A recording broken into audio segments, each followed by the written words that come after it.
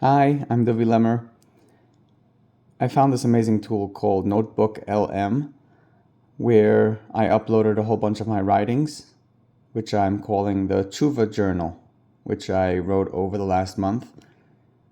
On NoteBookLM, you upload them and you get a podcast of two people conversing over my writings. I hope you could learn something. I know this is going to be long, but you'll learn something all along the way.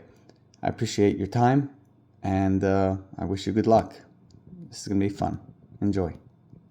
Ever been at that point, where you need to fix something, make things right, but the road ahead just seems like impossibly long?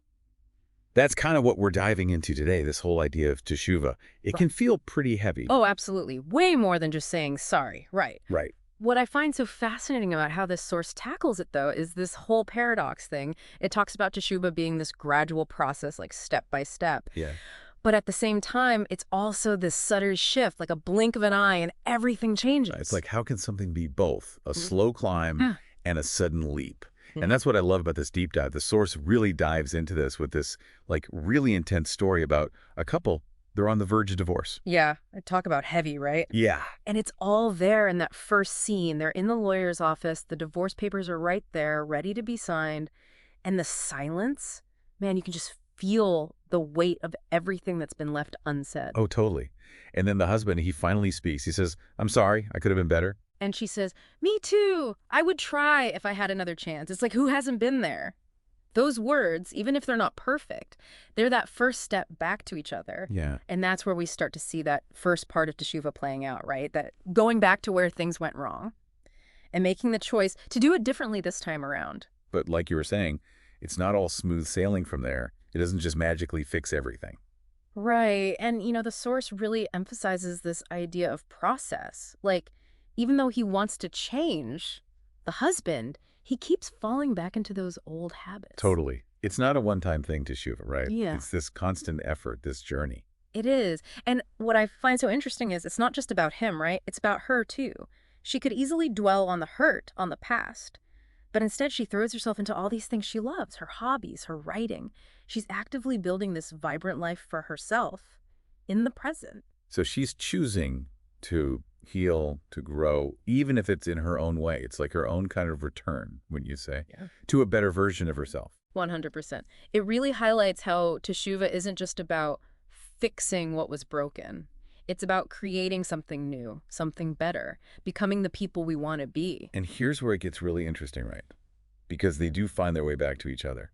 Yeah, but it's not the same, is it? Like, they've both grown so much. Not even close.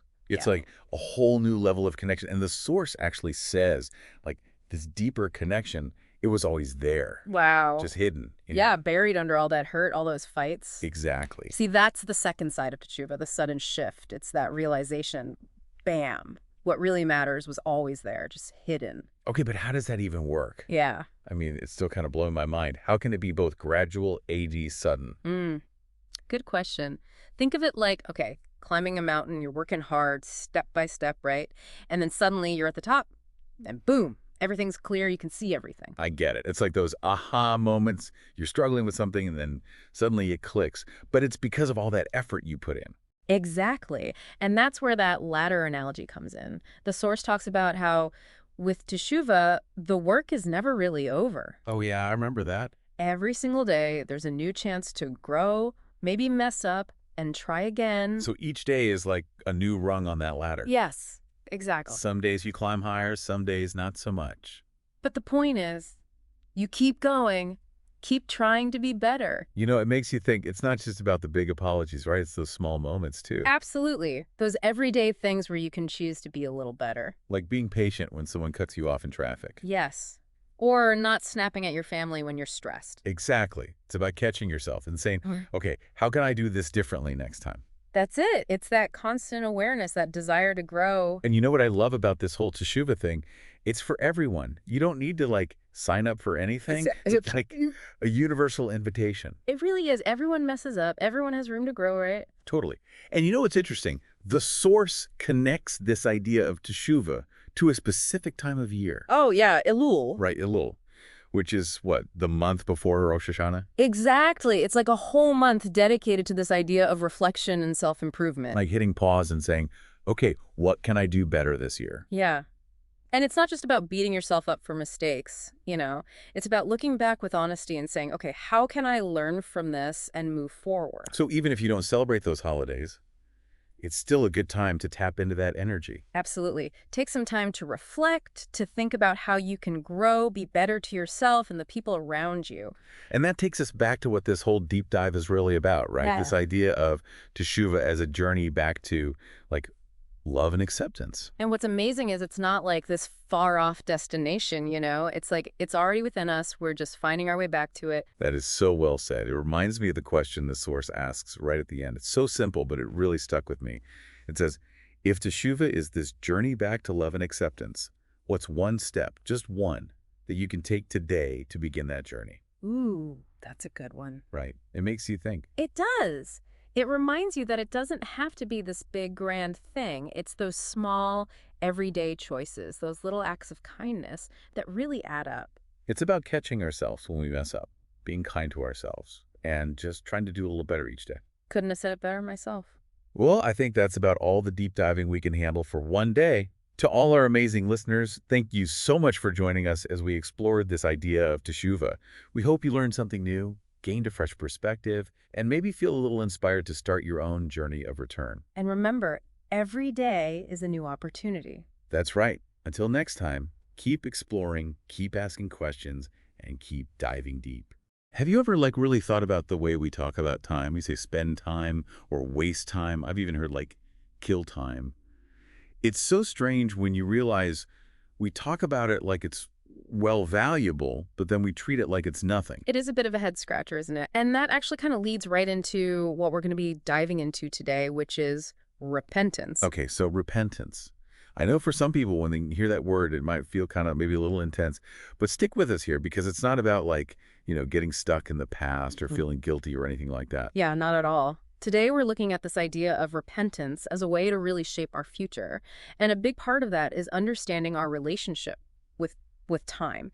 And to help us unpack all of this, we're diving into some excerpts from Rabbi Duvi Lemmer's teachings. So Rabbi Lemmer talks about time in a way that's really, well, it's almost like you can feel it. Like I'm thinking about the line where he says, tick-tock is the beat of the heart, click-clack are the steps of our heels. It's just very immediate. Definitely. And he's using these really everyday sounds, like rhythms we kind of tune out, right? Yeah. To highlight just how constant time is. It never stops moving forward, whether we're paying attention to it or not. And then he makes this connection to the Hebrew word for repentance, teshuva, which I learned actually means return. So it's not just about looking back at our mistakes or anything. It's more about actively returning to our best selves, in this moment right now. Exactly. It's like realizing we actually have a choice in how we're moving through time. Are we just getting swept along, or are we going to grab the wheel and, actually steer towards something we want to create? I like that a lot. He even compares it to getting ready for a job interview. Like you would just show up unprepared, would you? You'd bring your A game. And Rabbi Lemmer is saying, hey, we should be bringing that same energy to every moment. And this is where I think understanding that idea of teshuva as a return is so important. It's not this one-time thing. It's this constant process of getting back into alignment with our values, our goals, who we really are. And every single moment gives us a chance for that return. Okay. I love that idea in theory. Yeah. But if I'm being honest, it feels kind of overwhelming. Life is just so distracting. So how do we even begin to remember all this in the middle of, I don't know about you, but I can totally relate. It's I start the day and I'm like, okay, let's do this. And then bam. Yeah. Emails, errands. I swear I blinked and fell into some Twitter hole for an hour and suddenly it's dinner and I haven't exactly returned to much of anything besides the fridge. You're definitely not alone there. And Rabbi Lemmer actually talks about this. He says that a lot of times we only really stop and think about life when we're kind of forced to, when some big problem pops up or you just can't ignore that feeling inside anymore. Oh, yeah. It's oh, sorry, universe should have dealt with that stack of bills before it turned into a full-on crisis. Exactly. But he's not trying to make us feel bad about it. He just wants us to realize that self-reflection, it doesn't have to be a reaction to a problem. It can be a habit, something we do to avoid those metaphorical piles in the first place. Okay, that makes sense. Yeah. But where do we even start? So Rabbi Lemmer uses this metaphor that I love. He compares our belief system, which is basically all the thoughts and beliefs and things we tell ourselves that kind of run our lives. He compares it to a car engine. Okay. I think I like where this is going. So he's saying just like an engine needs to be taken care of if you want it to run right, our minds and hearts, they need some attention too. You can't just expect them to work perfectly without a little love. We need to like pop the hood and take a look inside. So how do we check the oil on our beliefs, so to speak? I'm kind of scared to see what's going on under the hood, honestly. Well, that's where the hard work comes in. And also the reward, because it's not about beating ourselves up for having negative thoughts. It's more about like trying to understand where they're coming from. Rabbi Lemmer asks this really good question. What is the heart calling out for? What's that voice saying?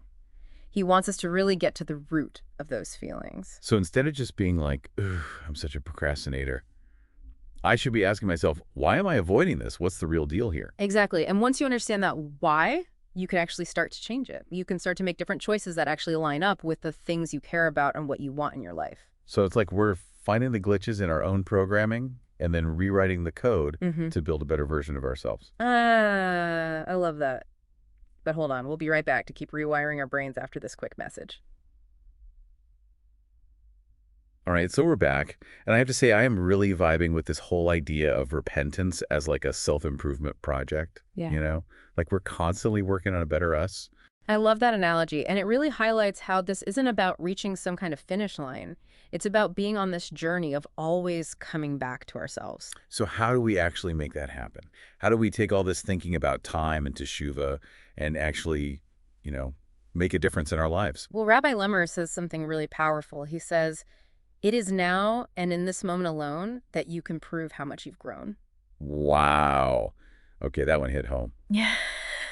Because I know I can get really stuck in my head, you know, thinking about the past or worrying about the future. But he's saying, nope, it's all happening right here, right now. Exactly. It's like he's telling us to stop focusing on who we were and start focusing on who we're choosing to be. Like right now, in this moment, every choice we make, even the little ones, they're all chances to come back to ourselves. It's like that saying, the best time to plant a tree was 20 years ago. The second best time is now. We can't change what's already happened, but we get to choose what we do next. And there's something really empowering about that, right? It takes the pressure off. It's not about being perfect all the time. It's about those little moments where we choose to come back to our best selves. Absolutely. So it's not about beating myself up over that candy bar I ate earlier. It's about making a healthier choice at dinner. It's all about progress, not perfection. Exactly. And you know what happens when we do that? When we get better at paying attention to our choices and making sure they match up with our values, Rabbi Lemmer says, when we repent, we start understanding the value of time and how we are meant to use it properly. We start feeling like time is running out, and we start to see that we actually get to decide what we do with it. So it's like by figuring out how to be present in this moment, by choosing to return to ourselves again and again, we kind of, I don't know, it's like we unlock this new level of control over our lives. It really is. And it all comes back to that question Rabbi Lemmer asks, our true essence in reality, who you are, is exactly what you're doing. So what are we choosing to do today? How are we choosing to spend our time? Those are the questions that really matter. That's such a good place to leave it. I hope this deep dive has given everyone listening a better understanding of repentance, but also a sense of hope. The future is unwritten, and it's ours to create. Beautifully said. Thanks for joining us on this journey. Until next time. Hey there, welcome back. Ready for a deep dive into something kind of unexpected? We're tackling regret this time, but not the kind that keeps you up at night. Yeah, it's funny, right? We're practically taught to avoid regret like it's the plague. Totally. Yeah. But this source we're looking at, it's like, hold on, what if regret was actually your secret weapon? Seriously, this source is saying that regret, when used right, can be like seriously powerful. And get this, it's coming at it from both like a philosophical angle and a religious one. Okay, so first things first, the source dives into this concept, Teshuva. Teshuva. Yeah, ever heard of it? Rings a bell, but I definitely need a refresher. Me too. So it's this Hebrew word basically means repentance, but like it's way more dynamic than just saying sorry. So, like, deeper than just feeling bad about messing up. Exactly. It's like imagine you totally flake on a promise to a friend. Now, you could just apologize, right? But Teshuva, it's about understanding why you flaked. Was it a one-time thing, or is there a pattern of overcommitting, like getting to the root of it? Okay, so it's like taking responsibility, but then also some serious self-reflection on top of that. Exactly. And this is where it gets interesting. The source talks about time being our most valuable resource. And Teshuva, it's about using that time wisely, not by beating yourself up over the past, but by actually like using those oops moments to grow. Oh, I like that. So instead of letting regret just eat away at us, we can actually use it as fuel for change. Totally. But the question is, how do we actually do that? How do we mine those past experiences for gold without getting stuck in a loop of self-blame? That's where reflection comes in. But there's a cat. It's not about just replaying all your mistakes on repeat and feeling terrible. Think of it more like reviewing game footage, not to relive the losses, but to analyze your moves and like strategize for next time. Okay, I can get behind that. So it's Yeah. about learning, not punishing ourselves. Right. Yeah. Every experience, even the messy ones, they hold valuable lessons.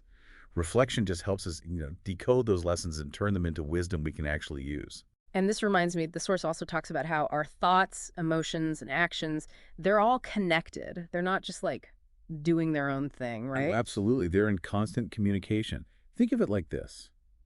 A thought pops up, right? Hmm. Maybe it's something like, I'm not good at anything. That thought triggers a feeling. Maybe it's sadness, maybe it's self-doubt, and those feelings, they influence how you act. You might avoid taking risks, hold yourself back from going after what you really want. It's like a chain reaction, but not always a good one. And sometimes those chain reactions can lead us down some, let's say, interesting paths. Exactly. The source actually uses the example of, like, say, giving in to a craving for junk food, even though you know it makes you feel terrible afterward. That craving, that's an intense emotion, and if you don't know how to manage it, well, it can totally override your best intentions. Oh, 100%. It's like that feeling of being totally caught in the grip of something, and logically it's not the best move, but the emotion is so strong you just kind of get swept away with it. And that's where this idea of regret comes back in. Because the source is saying that breaking free from those negative cycles, it actually hinges on regret. Okay, hold on. Back up a second. Not just avoiding those actions in the future, but like genuinely regretting them. That seems kind of intense. It can be, but stick with me for a sec. Think about it like this.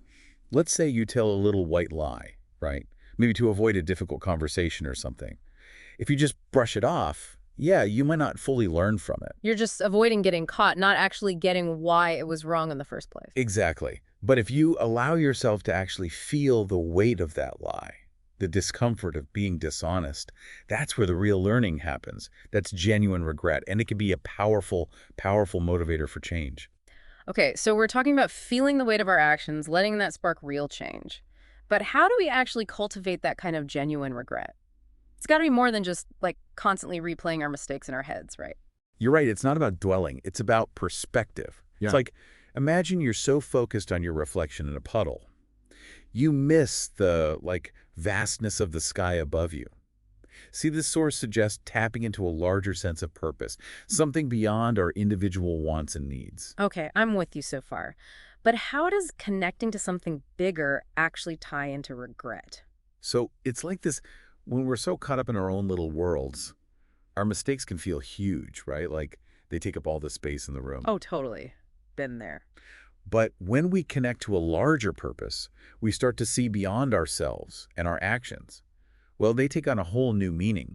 It's less about, ugh, I messed up, and more about, hold on, my actions, they actually impacted others. It's like zooming out and seeing the ripple effects. Exactly. And that's where regret shifts from self-judgment to, Right. genuine understanding. It becomes less about, I'm bad, and more about, okay, I see how I could have done better by myself and by others. That makes a lot of sense. But finding that larger purpose, that feels like a whole other deep dive. Yeah. Any practical tips from the source material? It's different for everyone, but the source talks about connecting with nature, exploring spirituality, dedicating time to a cause, things like that. It could even be as simple as striving to be more ethical, more compassionate in your daily life. So it's about finding what resonates, what makes you feel connected to something bigger than yourself. Exactly. And as we align with that purpose, our emotions start to shift too. We tap into this different kind of energy, one that's associated with success, not just regret. Oh, this is interesting. So we're not just quieting the negative emotions, the guilt, the shame, all that, but we're actually trying to cultivate positive ones too. Think back to that chain reaction we were talking about, thoughts, feelings, actions. The same principle applies to positive emotions. When we focus on things like joy, gratitude, peace, they become driving forces for good in our lives. So instead of mess up, feel bad, repeat, we're creating this new cycle of learn, grow, feel good, repeat. And that's how we can finally break free from those old, nagging regrets. You got it. It's not that the memories just vanish, but our relationship to them changes. They lose their power over us. It's like by feeding the positive, we starve the negative. Those old feelings, they just lose their grip because we're not giving them any attention anymore. And as we shift from fixating on regret to stepping into this space of, as the source calls it, success, well, that's when something really incredible happens. Okay, stop right there. That's what I really want to unpack. What does that look like? What happens when we actually make that shift? When we stop living in the land of shoulda, coulda, woulda, and actually start living in the present, in the state of success. So we've cultivated that genuine regret. We're connecting to a larger purpose, and we're shifting our focus from dwelling on the negative to really leaning into those positive emotions. What's next? What does actually living in this state of success look like? How does it feel? It's about presence, like really being in each moment. Imagine waking up without that weight of yesterday's mistakes just dragging you down. Instead, you're energized, you're focused on growth and connection, on living in alignment with that greater purpose we were talking about. Okay, yeah, that sounds amazing. It's just wild to me how a concept like regret, which, let's be real, we usually think of as a totally negative thing, can actually be the catalyst for such a positive transformation. It really is a powerful shift. And this source, it makes it crystal clear that staying stuck in regret, it doesn't do us any favors. Carrying around a backpack full of rocks is just going to slow you down. The real magic happens when we can take those rocks, those past experiences, and use them to build something. Build a staircase to something better. Yeah, totally. So it's not about just forgetting or pretending those mistakes never happened, but it's also not about letting them define us. We take the lesson and then we let go. We move forward. Exactly. Allow those experiences to shape you, refine you, but don't let them be the thing that holds you back. You are not your past mistakes. Speaking of learning and growing, we have to talk about that poem at the end of the source material. It's incredibly powerful, but honestly, I'm still wrapping my head around it. Oh, it's beautiful, isn't it? The imagery is so vivid, and it really speaks to that whole cycle of, stumbling and rising, making those mistakes, and then finding our way back. Yes. Those lines about, fruits of the tree falling, it's thrown out to the hall, feeling distant and small, they really got to me. They just perfectly capture that feeling of isolation we can get hit with after we mess up, that sense of being, unworthy or disconnected. Absolutely. But even in that, brokenness, the poem still points to this deep longing for healing, for reconnection. Remember those lines, how it talks about yearning for the warmth so far out, gets stuck in question and doubt. It's that struggle of trying to find our way back, but it's there. Yes. And then it's the clouds part, and we get those lines about hope, about returning to love. Climb the cliffs and the hills, his heart up it fills with emotions of spiritual wills, God's love within instills. It's like saying no matter how far we fall, there's always a way back to wholeness, a way back to love, a way back to ourselves. And that's really what it's all about, isn't it? This idea that no matter what we've done, no matter what those past mistakes are, we always have the capacity to learn, to grow, and to reconnect to that place of love and purpose within us and in the world. This has been an amazing deep dive. I always learn so much from these conversations, and this exploration of regret, repentance, and this unexpected path to success has been incredible. Thank you so much. It's been my pleasure.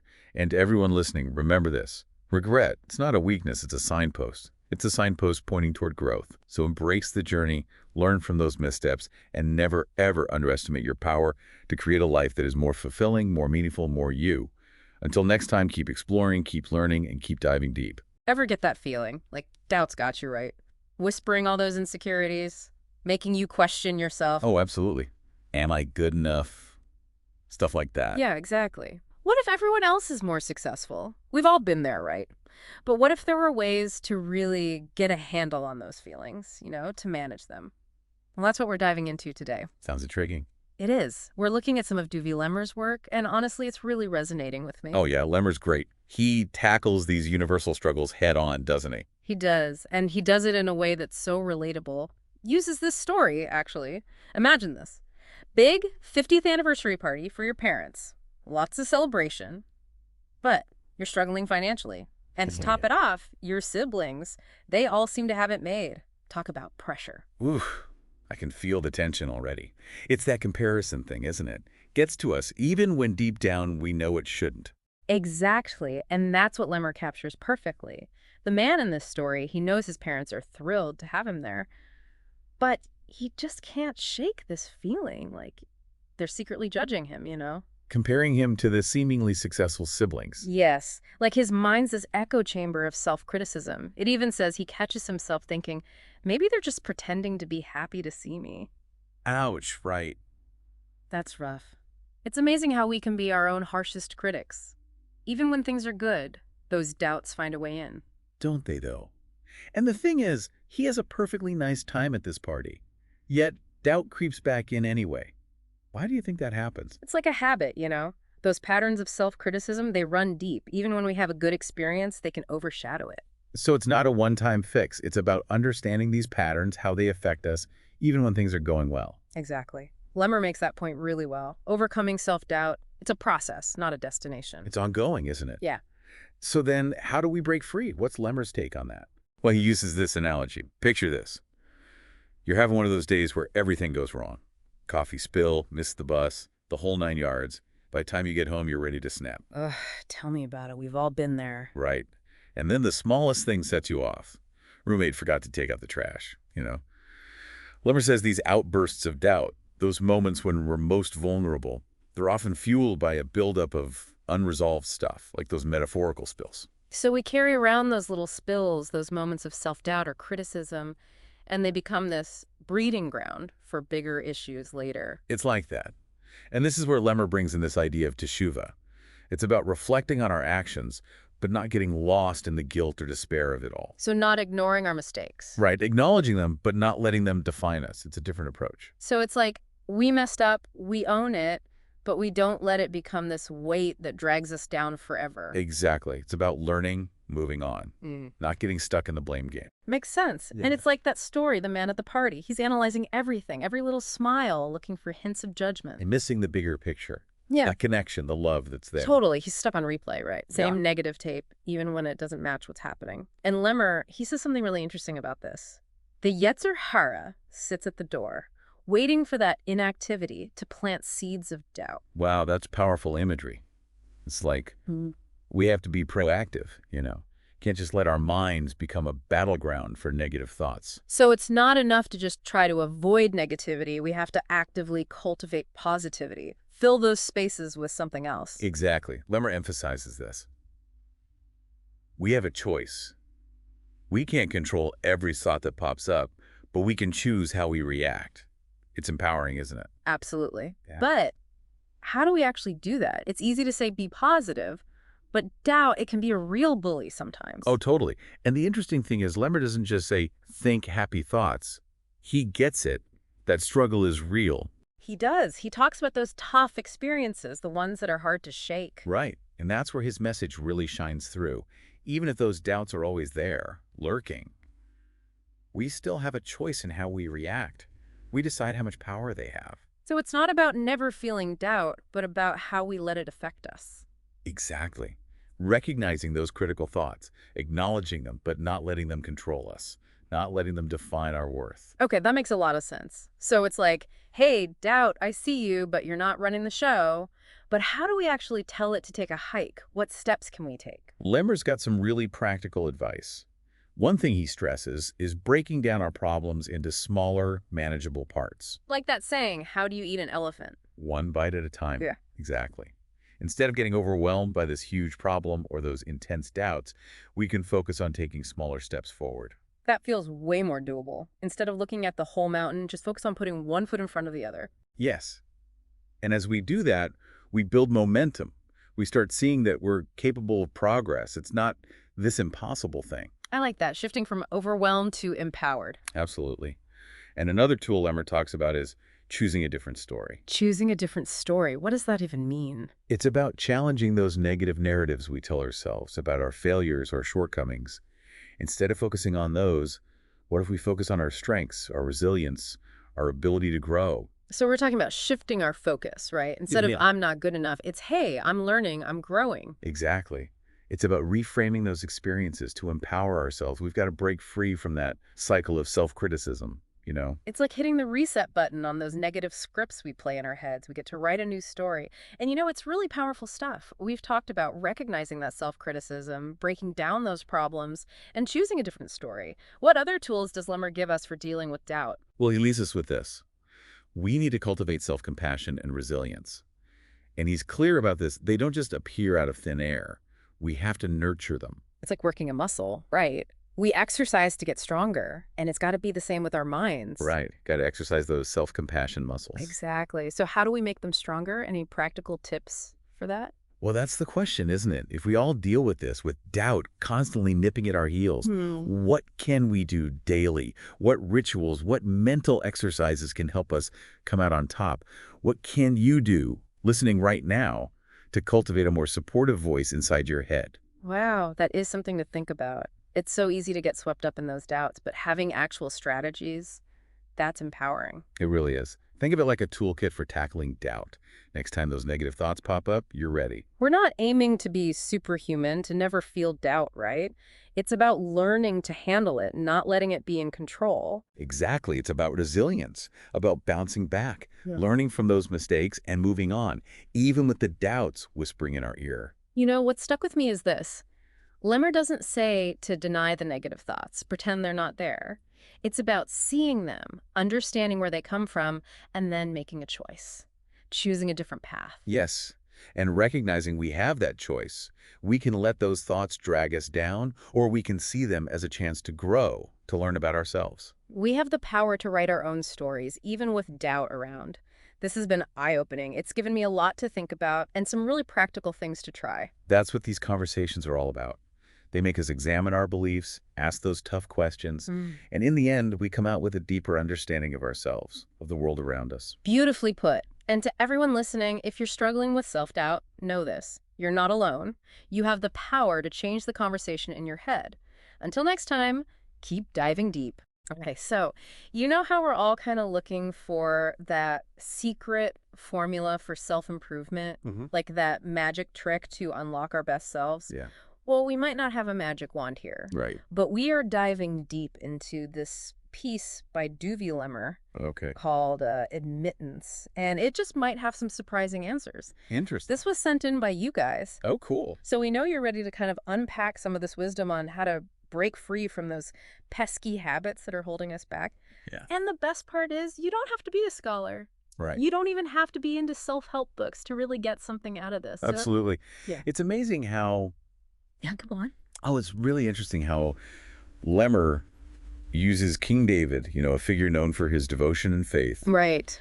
to illustrate this struggle that I think we all face. Yeah. That pull between our comfort zones Yeah. and our deepest desire. It's so true because it's like we think we want to grow and change, but then there's that a comfy couch of familiarity just calling our name, Exactly. and it talks about this thing with King David being drawn back to the synagogue, even when he considered other options. And it's like, shouldn't he be above that?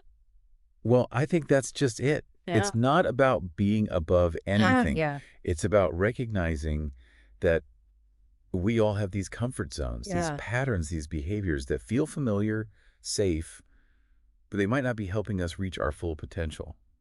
And I don't think Lemmer is saying that these zones are bad. Right. King David's faith was obviously very important to him, but it's when those zones become more about comfort than growth. Right. And so we've got these comfort zones. Maybe we're a little too comfy, but the first hurdle is admitting it, Yes, right? absolutely. And there's this line, it made me laugh out loud, but it also hit a little too close to home. Good. He says, "What does my heart feel necessary to have in its comfort zone?" Wow. In other words, what are the things I always desire? Ouch. It's so true, isn't it? Yeah, it's so true. It's like he is looking right into our souls with that question. Yes. And the brilliance is in that simple question. How often do we actually stop and ask ourselves, Is this truly serving me? It's so true. We avoid those questions because admitting that something needs to change can be well uncomfortable. Totally. And it's not enough to just admit it. It's about taking ownership, like making that conscious choice to step up and do something about it. Exactly. He uses this example of someone constantly being reminded to take out the trash. Oh, yeah. It's like, how often do we wait for someone else to tell us what to do instead of just taking initiative? Right. And it's easy to blame outside things, right? Today, oh, it's because of my job or my kids or the universe. Oh, yeah, all the time. But this really pushes us to look inward. Yeah. You know, It's like that saying, you can't control the waves, but you can learn to surf. that's a good one. Like, you can't always control what life throws our way, but we can control how we respond, how we choose to show up. Exactly. Think about it in your own life. Maybe it's that work project you're putting off or that difficult conversation you're avoiding. Yeah. The first step is recognizing you have the power to change that. Okay, so we've identified our comfy little zones. Yes. We've owned our roles in creating them. Now for the million-dollar question, how do we actually break free? Right. Because let's be real, it's easier said than done. Oh, absolutely. Yeah. But the source offers some really practical advice here.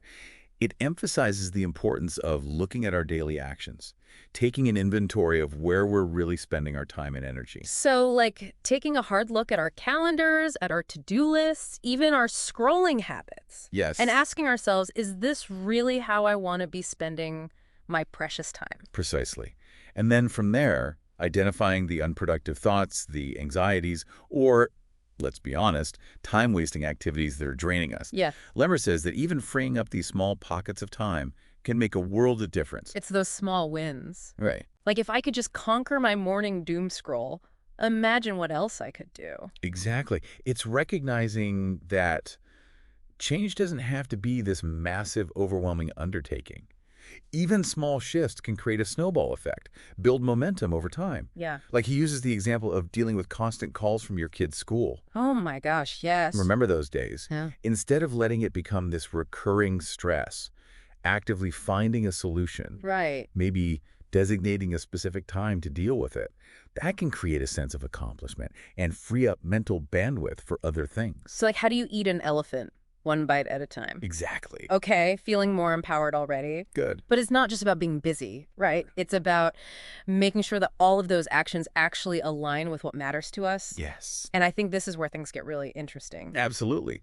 Because he talks about this really powerful idea of admitting our relationship status with ourselves as this foundation for growth. I love that. And this really resonated with me because it's not about blindly following external rules or expectations. Right. It's about aligning our actions with our values and our aspirations. Yes. Like, instead of asking, what should I be doing? It's like, what do I truly want my life to look like? Yes, And then are my actions reflecting that vision? exactly. It's about bridging that gap Yes. between our aspirations and our daily reality. Okay.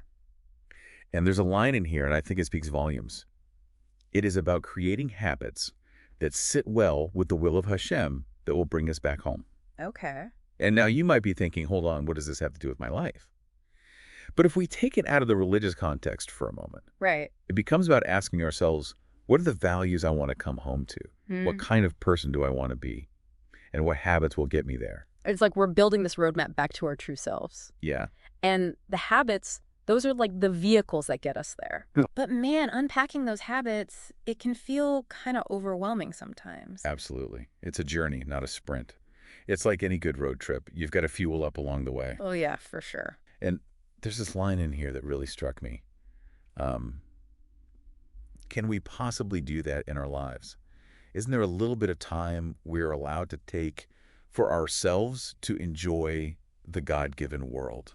Okay. It made me realize it's not about denying ourselves pleasure or rest, Right. but it's about finding that balance between pushing for that growth and allowing ourselves to recharge. That is so key Yeah. because it's like we can't run on fumes all the time.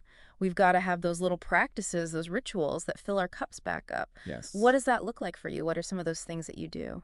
You know, for me, it's carving out time in nature.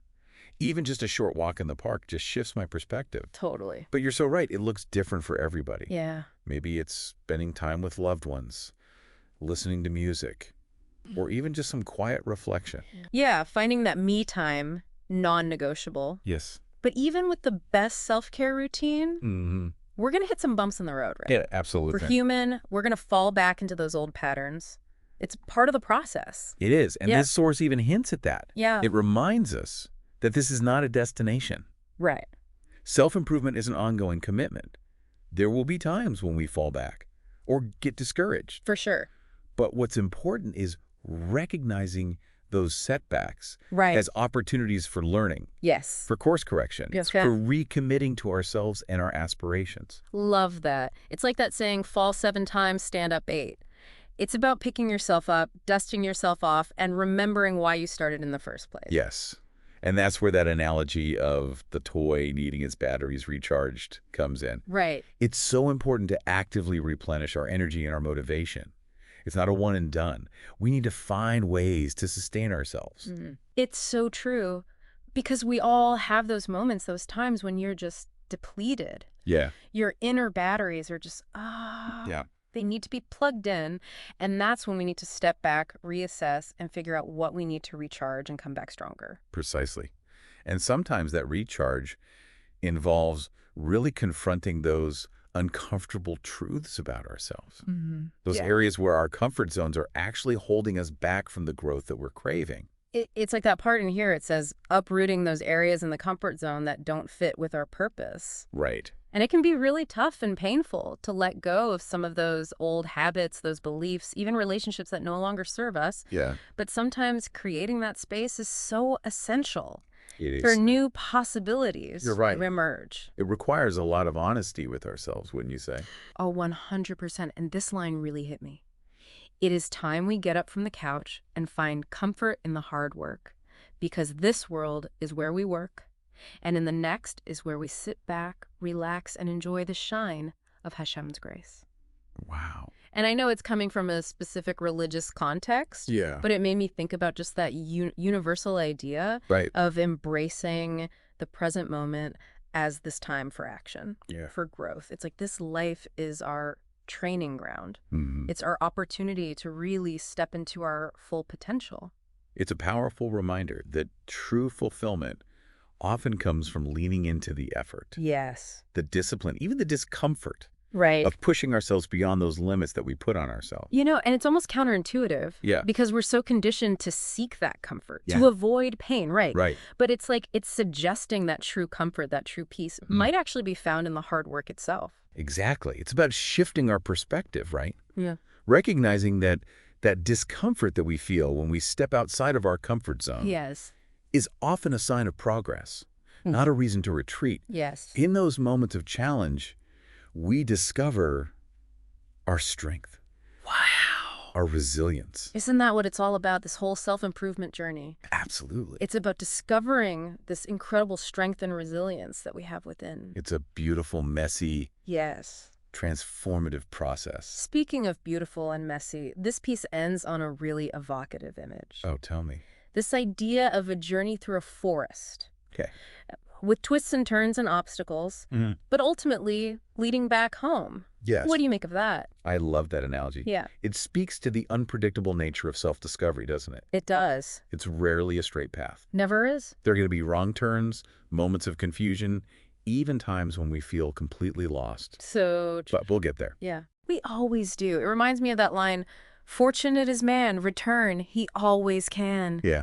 No matter how far we stray from the path, no matter how many wrong turns, we always have the capacity to find our way back. We do. Back to ourselves, to our purpose, to that metaphorical home we're searching for. It's like we're all on this grand adventure of becoming. It really is. And those moments when we feel lost, Yeah. they lead to the most growth. You said it. And this whole returning home thing Mm. that he keeps coming back to, that really stuck with me. It's powerful, but it's also like really personal, you know? Totally. What does home even mean when we're talking about self-improvement? Hey. It's different for everyone. Exactly. Yeah. Is it a specific goal, values you want to live by? Maybe it's healing from stuff in the past or having deeper relationships. It's a question we got to answer for ourselves. What feels like home to you in your own life with the things you want? That's such a good question for everyone listening. Right. What does returning home look like for them? What kind of hard work brings them closer to that feeling of peace? Because let's be real, this journey, It's beautiful, it's messy, but it ain't always easy. It's not. Takes guts to face those comfort zones, the ones that aren't doing us any favors anymore. Takes commitment to keep showing up for ourselves, even when we mess up. Yeah. And it takes being willing to put in the work. You know, knowing the good stuff, the real fulfillment, that's usually on the other side of the tough stuff. So well said. This whole deep dive has really given me a lot to think about, especially that idea of admitting our relationship status with ourselves. Yeah. Simple idea, but so powerful when you actually let it sink in. Isn't it? It's about owning our choices, what we do, our habits. Real change comes from inside. It's about bridging that gap between who we are now and who we're trying to be. And that gap, sometimes it feels huge. Like, how do we even start to bridge it without freaking out or getting discouraged? One step at a time. It reminds us, even small changes, they cause ripples. It's about finding the spots where we're stuck and asking, what's one tiny thing I can do today just to move in a better direction? It's those small wins adding up, right? Exactly. Choosing a walk over scrolling, finally having that hard conversation we've been putting off, making time for that thing we love that we've been neglecting. All of it. It's about our daily actions matching our values, what we want out of life, even if it's just one tiny step at a time. This has been such an insightful deep dive into self-improvement. We talked about how seeing our own comfort zones is the first step to breaking free from those patterns that hold us back. We talked about owning our choices, our actions, and how when what we do every day matches what we believe in and what we're aiming for, it brings a deeper sense of purpose, of fulfillment. But most importantly, we learned that self-improvement, this journey, it never really ends. It's constant, this process of growing, learning, changing. There will be bumps, for sure. But by embracing the tough stuff and honestly, finding some joy in the process, we can create lives that really show the best versions of ourselves. So to our awesome listeners, thank you for sending in this awesome piece and for joining us on this deep dive into self-discovery. Remember, real comfort, it's not in staying stuck. It's in being brave enough to become the best versions of ourselves. Keep looking at those comfort zones, keep pushing those boundaries, and never stop going for that incredible home that's waiting for you. Ever get that feeling? You know that one where you're just kind of going through the motions? Oh, absolutely. Like you're on autopilot, doing all the things you're supposed to do, but that inner spark, that drive you had as a kid, it's like someone hit the dimmer switch. It's incredibly common, honestly. We get so caught up in the daily grind that, yeah, it's easy to lose sight of the why behind it all. Right. Exactly. Like we've traded that childhood sense of wonder, that pure, unadulterated will to make things happen. For, well, to-do lists, deadlines, the whole adulting package. It's a trade-off, that's for sure. Which is why, honestly, this whole deep dive into Duvi Lemmer's work really grabbed my attention, because he talks about reclaiming that innate will, that powerful force we maybe didn't even realize we'd lost touch with. And it's not just about reclaiming it. It's about understanding it on a whole other level. He kicks things off with this really interesting concept that true fulfillment, like real deep down fulfillment, it comes from aligning ourselves with a will far greater than our own. A divine will, as he puts it. Okay, see, now that's intriguing, because we often think about will as this very individual thing, right? Like my will versus your will, a constant battle of desires. Right, exactly. Like it's some kind of tug of war. But Lemmer, he wants us to zoom out. Look at the bigger picture. He uses the analogy of a king. A king. Yeah, think about it. A king operates with absolute authority, unwavering purpose. There's no, oh, should I, shouldn't I? It's just, this is the decree. This is how it is. Okay, I see where you're going with this. So it's like our individual wills are important, sure, but there's this other level, this almost universal will that we can tap into. Exactly. And to kind of illustrate this point, Lemmer does something really unexpected. He compares this divine will to the pure, unfiltered desires of a baby. Now, that's an interesting comparison because, I mean, we don't usually think of a baby's cries as powerful. But they are, though. That's true. When a baby wants something, they let you know. Exactly. And they get things done. They're not bogged down with all those layers of shoulds and shouldn'ts that we deal with. It's a primal expression of will. They need food. They need comfort. They go for it. No hesitation. It's true. Nobody hesitates more than an adult. No. So we're born with that innate connection to our desires, that pure will, but then I guess life happens. Life happens. We grow up. We learn to say please and thank you instead of just grabbing for what we want. We learn to play nice. Exactly. And we start internalizing societal norms, expectations, even limitations. Lemmer calls this programming. It's like we're born with this basic code, our inherent will, and then life starts throwing all these updates and patches at us, shaping how we operate in the world. So it's like our parents, our teachers, our culture, they're all contributing to the code. Exactly. And this programming, it's not inherently bad. It helps us function in society, teaches us important values like empathy, cooperation, all the good stuff. There's a but coming, isn't there? Of course, there's a but. The catch is that this programming can also lead us down paths that no longer serve us. We develop habits, beliefs, reactions that might have been useful at one point, but now they're holding us back from reaching our full potential. Almost like we've downloaded an outdated operating system, you know? Like it might have worked great back in the day, but now it's full of glitches, running slow. And you can't access all the cool new features. Exactly. Preventing us from accessing all the amazing stuff we actually have within. And you know what's wild?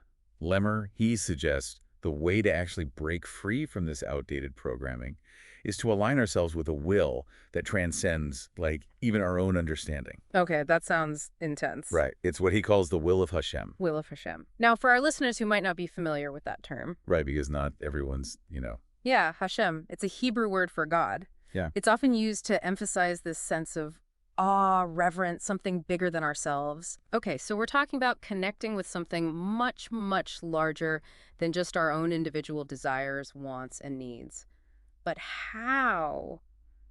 How do we even begin to grasp that? It feels kind of overwhelming, even a little intimidating, if I'm being honest. No, it's totally understandable to feel that way. Like if you've been operating within, the confines of your own limited perspective for so long, the idea of like aligning with this universal will, it can seem like, whoa, hold on a second. Too much, too fast. Right, exactly.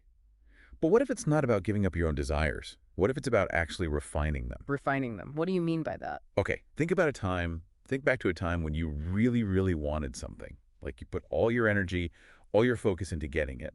And then when you finally got it, it just wasn't as fulfilling as you expected. Oh, been there, done that. Got the t-shirt, didn't fit. Exactly. Yeah. And it's like, why? Why did that happen? And maybe you realized, oh, I was actually chasing after somebody else's idea of success, or I was trying to fill a void with something external, but it didn't actually address what was going on inside. It's like chasing a shiny object, but then when you finally catch it, you realize it's just a cheap trinket. Exactly. And that's our limited perspective, right? Yeah. Shaped by all that programming we were talking about. And it can lead us down all these paths that they ultimately leave us feeling kind of empty. Right, like, is this it? Exactly. But when we start to align ourselves with this higher will, we start to see through all those superficial desires. We connect with something much deeper, much more authentic. So it's less about denying our wants, and it's more about understanding the why behind them, like peeling back the layers and being like, okay, what's really driving this? Yes. And this is where Lemmer offers this really, really powerful concept.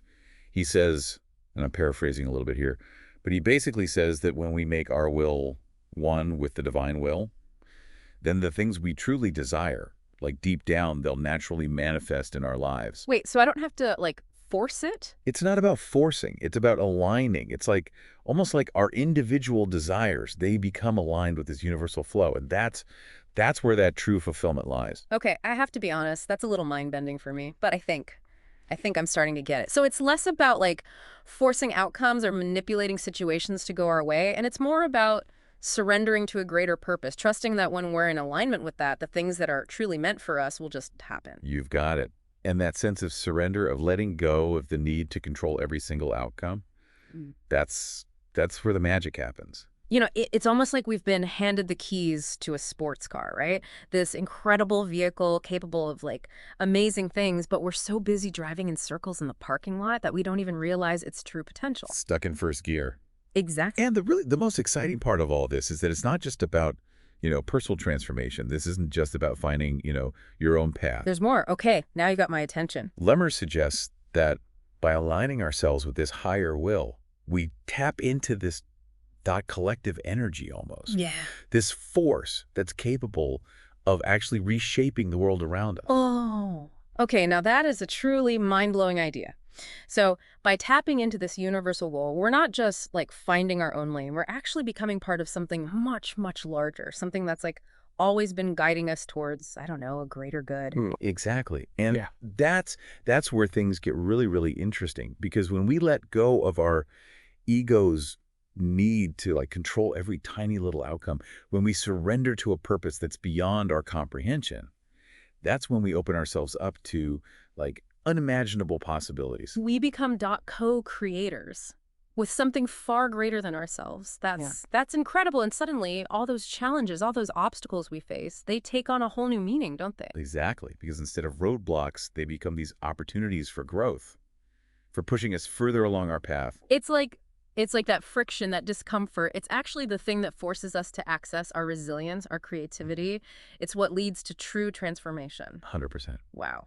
This deep dive has been quite a journey. We've explored some really profound ideas about reclaiming our will, reprogramming our internal code, aligning with a higher purpose. As we kind of wrap things up here, what's the one takeaway you hope our listeners really hold on to? You know, if there's one thing you remember from this whole conversation, let it be this. You are not a finished product. Like, you are a work in progress, always evolving, always growing. And you have this incredible capacity, this incredible power within you to change, to grow, to align with a purpose that truly, like, sets your soul on fire. What a powerful message. And to our listeners, we challenge you. Remember a time. Think back to a time when you acted purely on your will, when you accomplished something that maybe seemed impossible at the time, simply because you dared to believe it was possible. That spark, that drive, it's still within you. Keep it alive. Just imagine tapping back into that unfiltered sense of purpose, that unshakable belief in your ability to create real change. What doors would you open? What impact would you make on the world? The possibilities, honestly, they're limitless. Welcome, everyone. Ready to dive into a concept that's a little mind-bending. We're talking about the idea that instead of just living our lives, we're actually shaping our own reality. It's exciting stuff, and a bit daunting when you really think about it. Right. And for this deep dive, we're turning to Lemmer's Reality 7 ELO 5784. It sparks some really interesting conversations for us. What grabs you right away about Lemmer's work is how built it is. He's not just saying we have a little influence here and there. He's saying our will actually shapes our realities, just like, the divine will is believed to have created everything. Whoa, okay. Let's break that down. We hear about positive thinking and manifesting, but Lemmer's going way deeper, right? Definitely. For him, it's not wishful thinking. There's a real mechanism behind it. And to get it, we got to understand how he defines will. It's this force from deep inside us. Our choices, sure, but also the desires we don't even say out loud. So it's aligning everything, what we do, think, even secretly want, with the reality we want to live in. Exactly.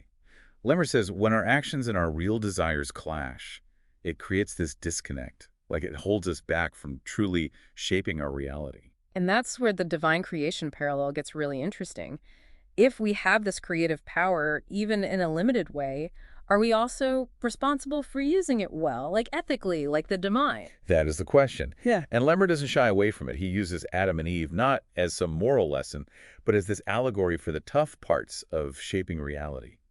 Think about Eden. It was perfect, in total alignment with divine will. So when they went for the forbidden fruit, that shiny object, they messed up that alignment. Like, their desires and the divine plan weren't in sync anymore. Exactly.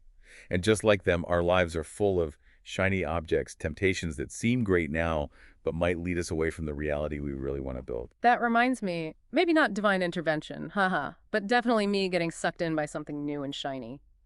I was convinced I needed the newest phone, even though mine was fine. Oh, we've all been there, wanting the latest thing even when what we have is perfectly good. Right. But the new phone didn't change my life, just my desires outran what I actually needed.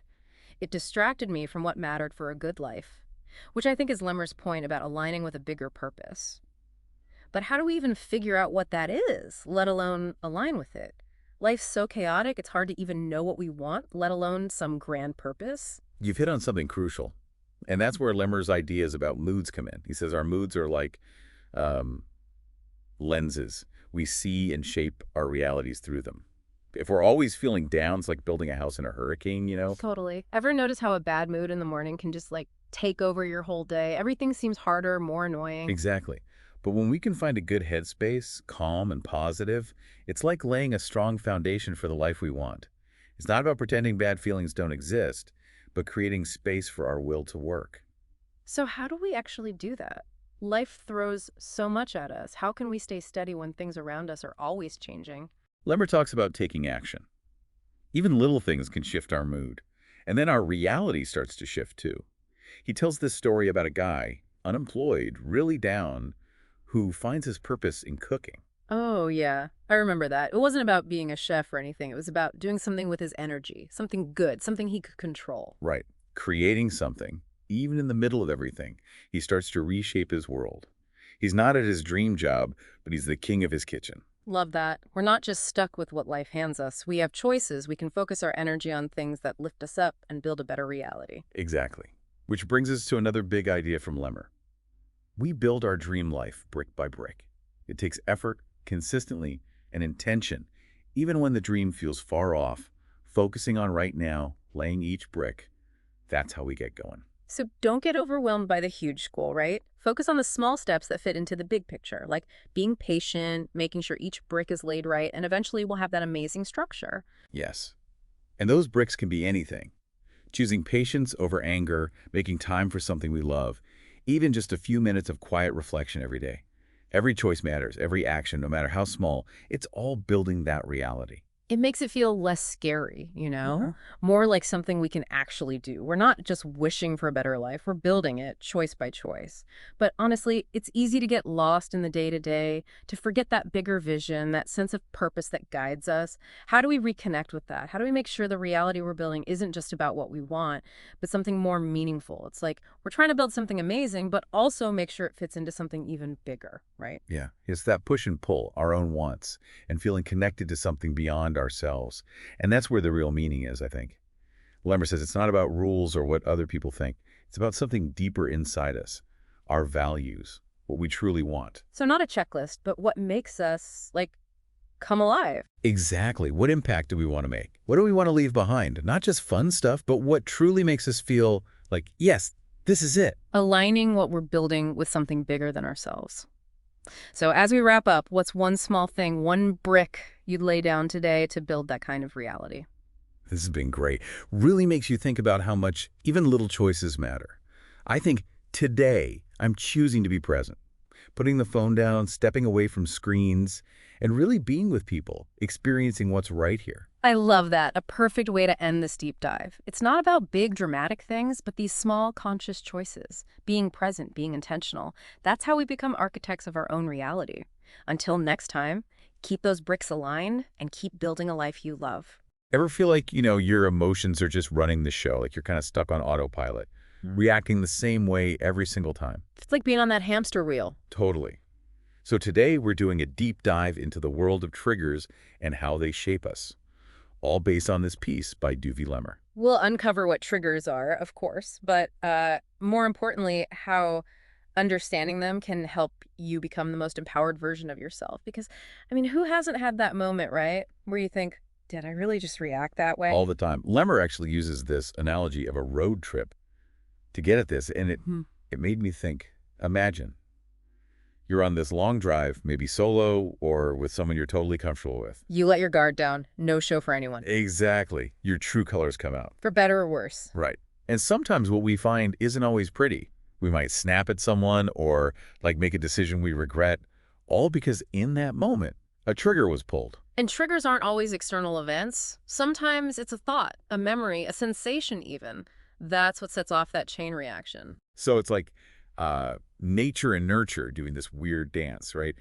Lemmer talks about watching kids in a classroom. Some are all about order, structure, while others are bouncing off the walls. The nature part, that inborn temperament. But then there's nurture, how we're raised, our past, our environments. He gives this example of parenting.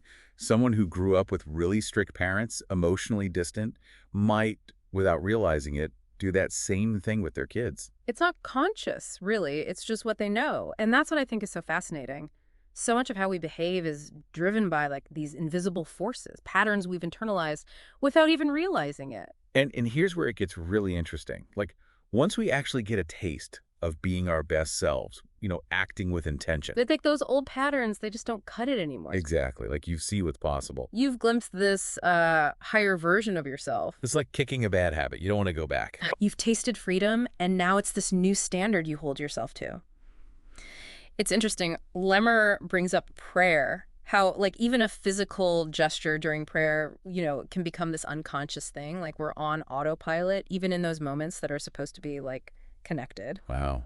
It's a powerful image. Yeah. Makes you think about all the other places where we're kind of stuck in robot mode, Yeah. just reacting without thinking. Which is why, understanding the nature and nurture thing is so important when we see those ingrained patterns. It's Yeah. like, okay, now we can make different choices. Right. So how do we do that? Go from feeling controlled by these triggers to actually like being the one in control. That's where those trigger taming steps come in. Lemmer lays out 4. They're like a roadmap from reacting to responding. Okay, I'm ready. Step 1. Self-awareness.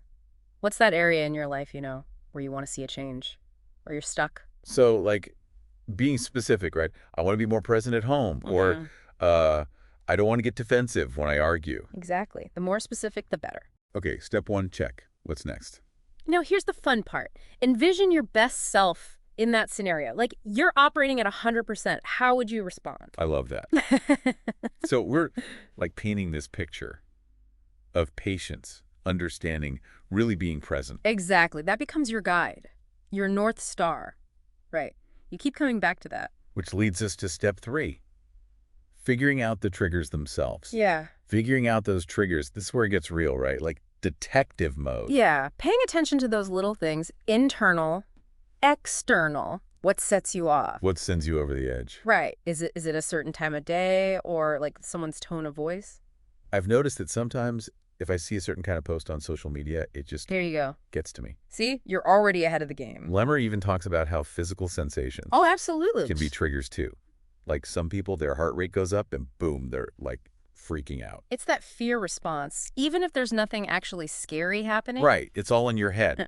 It's about like recognizing those physical cues and then saying, okay, my body's doing this thing, but what's the real deal? Instead of just like getting swept away. Exactly. So step 4, that final step. The how-to. How do we like actually calm those triggers down? How do we respond like that ideal version of ourselves? So this is where I think those little practices are huge. Mindfulness, breathing, just taking a beat, Before you react, it's like hitting the pause button. Exactly. Lemmer says, make those triggers irrelevant. I love that. It's not like we're pretending they don't exist. No. But we're changing how we relate to them. We're acknowledging them, but choosing a different path. But we're not erasing the past or anything. It's more like, I don't know, building a muscle of awareness, of choice. I like that. And like any muscle, it takes time, right? Practice. And be kind to yourself along the way. It's not going to happen overnight. It's a journey. This has been seriously so eye-opening, for me at least. Me too. I hope our listeners, are like taking notes. And remember, understanding your triggers, it's not a finish line. It's something you keep working on. And the more you practice these steps, the more you'll see those old patterns kind of dissolving. It's amazing how that works. And you'll find yourself responding to things with more grace, more understanding, even a little humor. Which we all need. Yeah. Exactly. That's what they're going for here, right? Living a more intentional life, one trigger at a time. Thanks for being here. This was great. And we'll see you next time on The Deep Dive, where we'll explore, I don't know, some other fascinating thing that hopefully helps you live your best life. Hey there, ready for a deep dive? Always. We're looking at a text on spirituality and personal development today, and I got to say, it's got me thinking differently about self-improvement. Oh, how so? It's about shame. Shame. Yeah, shame. But not just accepting it, but using it Just to grow. using shame to like level up. Exactly. The author says we usually run from it, but that means we miss its power. Okay, I'm curious. How do they explain that? Well, they use this example of a wrestler. All those months training, but the real test, the growth, it happens in the ring, facing the challenge. I think I see where you're going with this. Like, we can prepare all we want, but until we're in the arena facing what trips us up. The growth is just theoretical. Yeah. And there's this quote, hold on. The soul's sweat is the only water that grows the garden of our potential. Wow. It's about getting uncomfortable. That's what the real transformation is. I like that. It's like we admire people who've overcome huge obstacles, right? They didn't just think their way out. They learned by doing it. So this text is saying we all have that in us. And shame, weirdly enough, can be what gets us there. Interesting. But how do we do that? Flip the script on shame. Right. How do we go from hiding from it to like using it as fuel? Well, the text talks about the importance of clear goals, like really knowing where you want to go. And then it gets really interesting. It's about changing what they call our default settings. Default settings, you mean like on our phones? Laughters, not quite. Though it's not a bad way to think about it, it's more about our automatic thoughts and reactions to things. Okay, got it. Like, say public speaking makes you want to disappear. Your default is avoidance. But if your goal is to be a leader, you got to rewire that. And that takes time, right? Like Yeah. Rome wasn't built in a day. Exactly. The text makes it clear this isn't a quick fix. It's about persistence, even when it feels awkward or like you're failing. Because each time you face that shame and choose differently, You're rewiring those settings. so we're not just trying to feel less shame, we're learning to use it differently. It's a big change in mindset for sure. For sure. And it goes even deeper. The text also says part of this is about how we handle people who've maybe triggered some of that shame before. Oh, that's something I think we can all relate to. For sure. Doing the work on yourself. But then there's that moment when, you're trying to use it in those difficult dynamics. Yeah, it's like, okay, inner peace, time to shine, and then your childhood bully calls. Been there. Definitely. But the text gives this example of someone who seems to have figured this out, a great Sadic. A what? Sadic. Right. For those of us who don't know, what's a Sadic? Think of like a super evolved soul, Someone embodying wisdom and righteousness. Mr. Miyagi meets Gandhi. Okay, I get it. And the text asks, imagine the Sadic. What would they say is the key to becoming the best version of yourself? That's a good question. It's not just tips. It's like we're being asked to think like someone who's already walked the path. Exactly. And while we don't know exactly what they'd say, the text gives some hints. And it all ties back to this idea of shame as a starting point, that catalyst for growth. Okay, so we're harnessing shame, but how do we even do that? The text mentions saving up and putting in the work, which kind of threw me. That's where this whole shame as a bridge thing comes in. Not the destination, right? Think of it as energy. Uncomfortable, yeah, but we use it to fuel change instead of letting it stop us. So we go from shame spiral to shame-powered self-improvement. You got it. And the text uses Rabbi Akiva. He started learning Hebrew at 40. At 40, talk about starting from scratch. Right. Imagine the self-doubt. I bet there were times he wanted to quit. Totally. But he didn't. He stuck with it, put in the work, and became one of the most respected sages ever. Shows his growth isn't a straight line. And when we feel the most shame, can be when we change the most too. It's inspiring, Rabbi Akiva, Hebrew at 40. Maybe I can finally keep up with that meditation I've been trying. Find inspiration in weird places. Exactly. And remember default settings. We talked about rewiring those reactions. Tech says it takes constant work. Right. Like building a muscle. More you choose courage over fear, the stronger it gets. So it's not about never being ashamed, it's how we react when we are. Yeah. And that is where the real change happens. Every time we face that shame and act how we want to, even a tiny step, we reinforce that. So we're kind of rewriting how we live our lives, not letting shame call the shots. I like that. And that control thing, it ties into this idea from the text. Our thoughts, they're like advertisements for the world to come. Whoa, okay, now that's a concept I can get behind. I'm all about manifestation, but this is next level. Right. The text is saying our thoughts, they have power. We dwell on shame and negativity. We attract more of that. But if we focus on thoughts that match our goals, our values, what we want to be, We invite those experiences in. We shape our own reality. this is powerful stuff. But it's got to be easier said than done. How do we keep this up when life gets hard? That's the thing, isn't it? The text is very clear. It's not enough to just have these big realizations. The real work is day to day, small actions, consistently, even when it's hard, even when we feel that shame creeping back. So the test isn't avoiding shame, but facing it, Yeah. with kindness, with a willingness to learn, and then keep going. You got it. It's that inner strength. Yeah. Bouncing back, using those tough experiences to grow from. And the text has this amazing analogy for this. So shame is energy, and we're trying to think like it's tzaddik here. Yeah. But how do we actually use this? Like, what's the takeaway for someone listening who's dealing with shame right now? Yeah. Good question. And the text, it ends with this image of a child who's lost his mother, scared, calling out for her. It's easy to feel like that in our own lives, too. Totally. Especially when shame hits hard, you feel alone, like you're lost and there's no going back. But the text, it focuses on what happens next, not just the panic. It says he saves up all his strength from searching and crying, and with that final bit of effort, he calls out, and his mother hears him. Wow. So it's not about never falling down, never feeling lost. It's what you do with that last bit of strength. Shame isn't the end. It's the push to take another step. Yes, and think about the mother, right? She's always listening, always there, even when he felt alone. Like a part of us never stops listening either. We just got to reach out. That's amazing. Yeah. So back to the tzaddik, what they'd advise is to really just never stop searching. It's simple, but think about everything else too. The text talked about persistence, knowing hard times are part of something bigger, finding that inner peace. The tzaddik, they live that. It's almost like they'd say, of course you feel shame, it's human, but don't let it break you. Use it to make you stronger, to push you towards what you want. Exactly. We're seeing shame in a whole new light now, not something to fear, but something to learn from. Totally. So to everyone listening, next time you feel that shame, remember that lost child, the wrestler stepping into the ring, Rabbi Akiva at 40.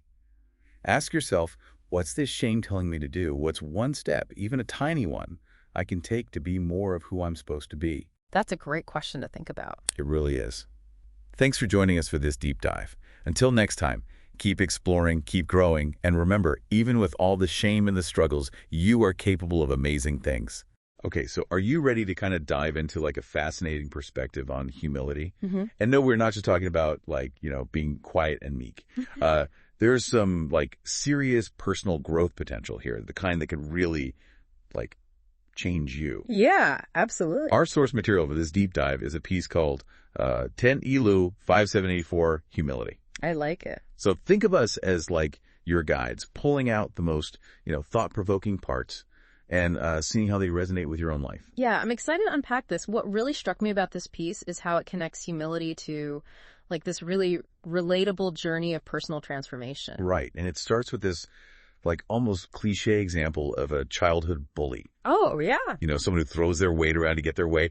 We all remember those. But here's where it gets interesting. The source digs deeper, asking us to consider the why behind that behavior. And that's what I appreciate about the author's approach. They don't shy away from, like, the psychology at play here.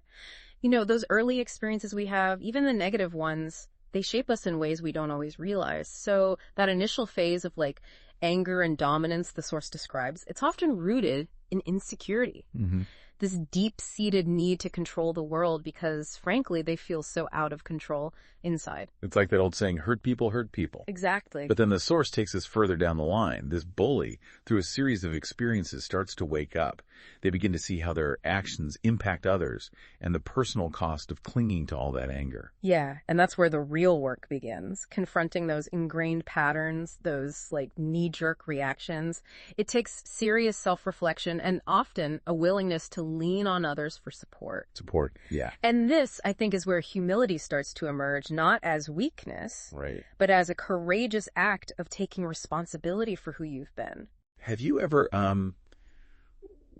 looked back at your own life and been surprised by like how much you've changed? Oh, yeah, I know I have. for sure. What's so powerful about this source is that it acknowledges these messy, sometimes painful phases of growth we all go through.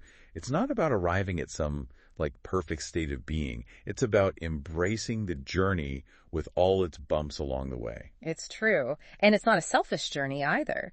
The source argues that this personal transformation often sparks a desire to help others who are struggling with similar issues. It's like this ripple effect, right? Ripple effect, yeah. Our own journeys of self-discovery can actually become a source of healing and support for the people around us. But the source doesn't stop there. It takes this whole concept of personal growth and then layers on this idea of a divine plan. Okay.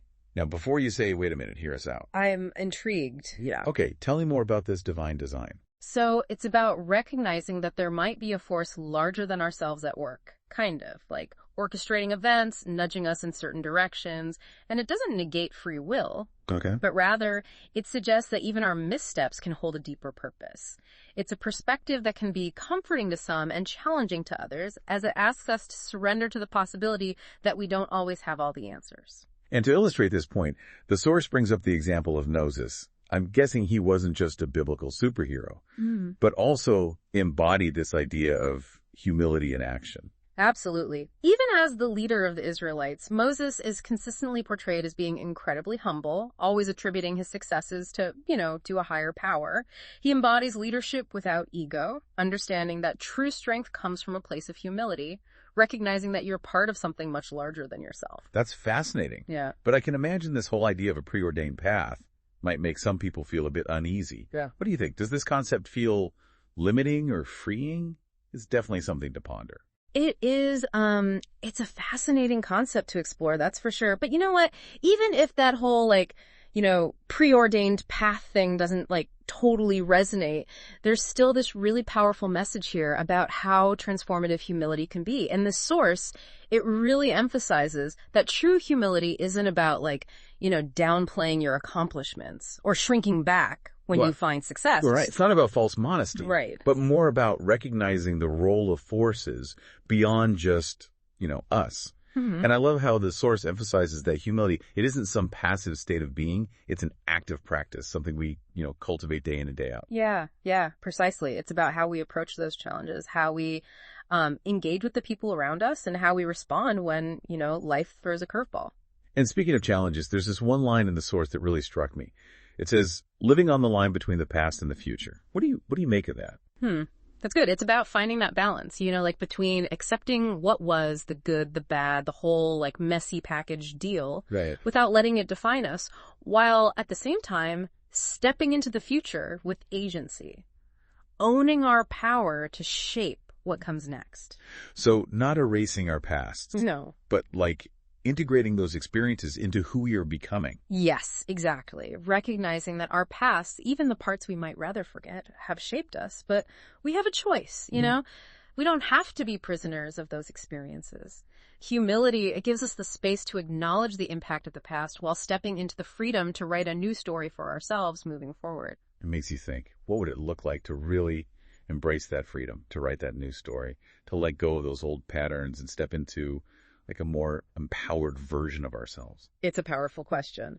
And it speaks to the heart of humility, this idea that we can always learn and grow, that there's always more to discover about ourselves and, frankly, the world around us. It reminds me of that saying, the only constant is change. And if we can, approach life with that kind of open, adaptable mindset, that's where the real magic happens. But, the source also acknowledges how tricky it can be to hold on to that humility, especially when we find success or recognition. It's easy to let our egos get inflated, to start believing we're solely responsible for our good fortune. Oh, it's true. It's a constant practice, isn't it, to keep ourselves grounded, especially in the face of achievement. And this is where I think, gratitude plays a vital role. That's so interesting you say that, because humility and gratitude, they do seem to go hand in hand, don't they? They really do. Absolutely. Because when we approach life with humility, we're more likely to see and appreciate the abundance that already surrounds us. We're less fixated on what we lack and more attuned to the good that already exists. Then that gratitude, that awareness of our interconnectedness to everything and everyone around us, that can be a powerful antidote to, ego and entitlement. It reminds us that we're all in this together, that our own well-being is inseparable from the well-being of others. Beautifully said. And it's in that spirit of interconnectedness that we often find our deepest purpose, our most fulfilling relationships. It's about recognizing that we're a part of something much larger than ourselves, and that our individual journeys are enriched by the contributions of, countless others. It's a beautiful paradox, isn't it? Yep. That in recognizing our own limitations, in celebrating the contributions of others, we actually open ourselves up to a world of possibilities, both for ourselves and for the collective. A beautiful paradox, indeed. But there's one final piece of this source that I think ties everything together so eloquently, and that's the poem at the end. Yeah, you're right. Like that poem, it really adds this raw and honest element to the whole thing. It does. For me, it speaks to the vulnerability that often comes with, this journey toward humility. It's about acknowledging our own imperfections, our need for connection, our longing for something bigger than ourselves. Yeah. It's the author's kind of giving us this glimpse into the heart of the human experience. Yeah. With all its complexities and uncertainties. Right. And maybe, just maybe, it's in those moments when we can really allow ourselves to be vulnerable, when we let go of the need to appear perfect, that real transformation can happen. That's such a powerful message. And it makes you realize that humility, it isn't about, striving for some like unattainable ideal of perfection. It's more about just embracing our humanness, flaws and all, and recognizing that those imperfections, they're often like the catalysts for our greatest growth. It makes you wonder, like, what if we looked at our imperfections not as weaknesses, but as these opportunities for, growth and connection? Yeah, that's a really interesting way to look at it. Yeah. And it kind of brings us back to this idea that humility is an active practice. It's not like a destination. It's more of a lifelong journey of like showing up every day with curiosity, compassion, and a willingness to learn, especially from our mistakes. It's about recognizing that we don't have all the answers. And that's okay. In fact, that's where the adventure begins. Okay, so to wrap up this deep dive, it seems like humility isn't about shrinking back or making ourselves small, but rather it's about creating space for something bigger than ourselves to emerge in our lives. Yeah. And whether you want to call that something greater, like a higher power or a sense of purpose or just like a deeper connection to everything around us. Yeah. It's that openness and willingness to step outside of just like our own egos. That's what allows us to live with more meaning, purpose, and even like joy. Yeah, it's like that image of a seed needing to, surrender to the darkness of the soil in order to sprout and grow. There's a beautiful surrender that's like inherent in any kind of meaningful transformation. It is, and it's a lifelong practice, right? Always something new to learn, another layer to kind of shed, another opportunity to choose humility over ego. So if every challenge is like a chance for growth, what's one area in your life where you're being invited to practice humility right now? What might that growth look like for you? Just something to ponder as we wrap up this deep dive. It's been great exploring these ideas with you. Until next time. Hey everyone, and welcome back. We're diving into a topic I think we can all relate to today, those incredible highs, and let's face it, those sometimes really tough lows we all experience as we grow. It's the human experience, right? Absolutely. And our guide for this deep dive is Lemmer and his piece Highs and Lows from 11 Ol 5784. I think you'll find his perspective really fascinating. Oh, absolutely. Lemmer really gets it. He doesn't sugarcoat anything, just dives right into the heart of the matter. He starts off with this powerful analogy comparing personal growth to climbing a mountain. Okay, I'm intrigued. I can already see where this is going. The tough climbs, those breathtaking views from the top, and maybe even a stumble or two along the way. Exactly. It's something we could all connect with, that feeling of pushing ourselves, striving to reach new heights. And Lemmer captures the feeling of those highs so well. It's those moments when we feel like we're unstoppable, like we can conquer anything. He paints such a vivid picture of that rush of motivation, that clarity of purpose. Like you said, you feel unstoppable. It's like standing on a mountaintop, looking out at a world brimming with possibilities. But then, of course, there's the flip side. Mm-hmm. Those lows we were talking about, they always seem to come, don't they? They do. They're inevitable, right? And they can be jarring, especially after experiencing those highs. He really gets that too, that gut punch of discouragement, that voice that creeps in and whispers, "This is too hard. Maybe this path isn't for you." Ugh, we've all been there, am I right? It's like taking a wrong step on that mountain path and suddenly you find yourself sliding back down. So frustrating. Absolutely. But here's where Lemmer's perspective takes a really interesting turn. He doesn't want us to see those setbacks as failures. Instead, he encourages us to reframe them, to see them as opportunities for even deeper growth. Okay, I like where this is going. Tell me more. Well, he focuses specifically on how these setbacks can actually strengthen our relationships. That's really interesting. What's the connection between those setbacks on our personal journeys and our relationships with others? He suggests that just like we have to work through challenges in our relationships with other people, those low moments in our personal journeys are actually opportunities to strengthen our connection to something bigger than ourselves, a higher purpose. So it's like those really tough conversations that can actually make a relationship stronger in the long run, right? You learn to communicate more effectively, to understand each other's perspectives at a deeper level. You come out on the other side even more connected. Exactly. And Lemmer highlights that to navigate those tough times, turning inward is crucial. It's about tapping into our inner strength and our faith. And this is where he gets really practical, which I appreciate. He talks about things like reciting psalms, engaging in prayer, or even just giving ourselves the permission to fully experience those emotions. We often try to avoid even the painful ones. It's about recognizing and embracing those sources of strength and resilience within each of us. And while those specific practices might really resonate with some, I think he also recognizes They might not be for everyone. Right. So for those who might not connect with those specific practices, what's the underlying message here? What's the key takeaway Lemmer's getting at? It's about figuring out what works for you, what helps you tap into that inner strength. For some, it might be prayer or meditation like Lemmer talks about, but for others, it could be something completely different. Like spending time in nature always makes me feel more grounded and centered. It's like finding those things that nourish your soul, those practices that help you recharge and reconnect. Exactly. And remembering that we're not alone in those struggles, We all go through those ups and downs. There's a certain strength within each of us. We just have to remember how to access it. And that kind of leads us to another point that Lemmer emphasizes, the power of perseverance. Right, because it's not just about weathering the storms. It's about keeping that momentum going, even when we can't quite see what's ahead. Exactly. Lemmer uses this great example of an aspiring entrepreneur who faced years, literally years, of setbacks. But they just kept going, kept pushing forward. It really highlights that idea that success isn't always a straight shot to the top, Makes me think of that mountain climbing metaphor again. It's easy to get overwhelmed, maybe even discouraged when you're just focused on the sheer size of the mountain, the distance to that summit. For sure. But as Lemmer points out, it's about shifting that focus. It's about looking at each step you take, each challenge you overcome along the way. Those small victories can be really powerful. It's like that saying, a journey of 1,000 miles begins with a single step. You don't just magically appear at the top of Everest, right? It takes time, dedication, and a willingness to keep putting one foot in front of the other, even when it's tough.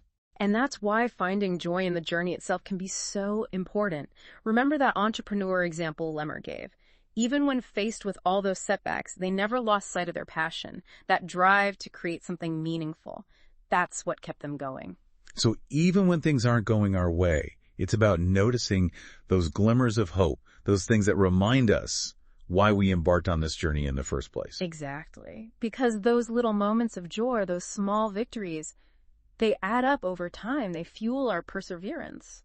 And I think that's a really powerful message, don't you? It really is. But let's pause for a second and think about this in a practical sense. What are some tangible takeaways our listeners can glean from all of this? If we're trying to distill Lemmer's wisdom into actionable advice, where do we even begin? Well, I think one of the biggest takeaways for me is that idea of celebrating the small victories, those milestones we hit along the way. Yeah. We don't have to wait to reach the summit to acknowledge how far we've come. It's so true. And something else Lemmer really emphasizes is that growth, it's not always a straight line upwards. Right. Is cyclical. There are going to be those highs, those plateaus, even dips along the way.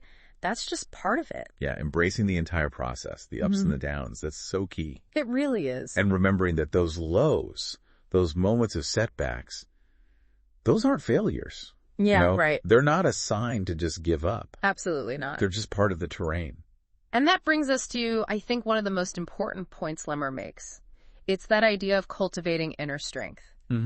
Because whether it's through faith, mindfulness, connecting with your own resilience, finding those practices, those things that nourish your spirit, that's how we keep going, even when things get tough. It's like packing the essential tools for our journey.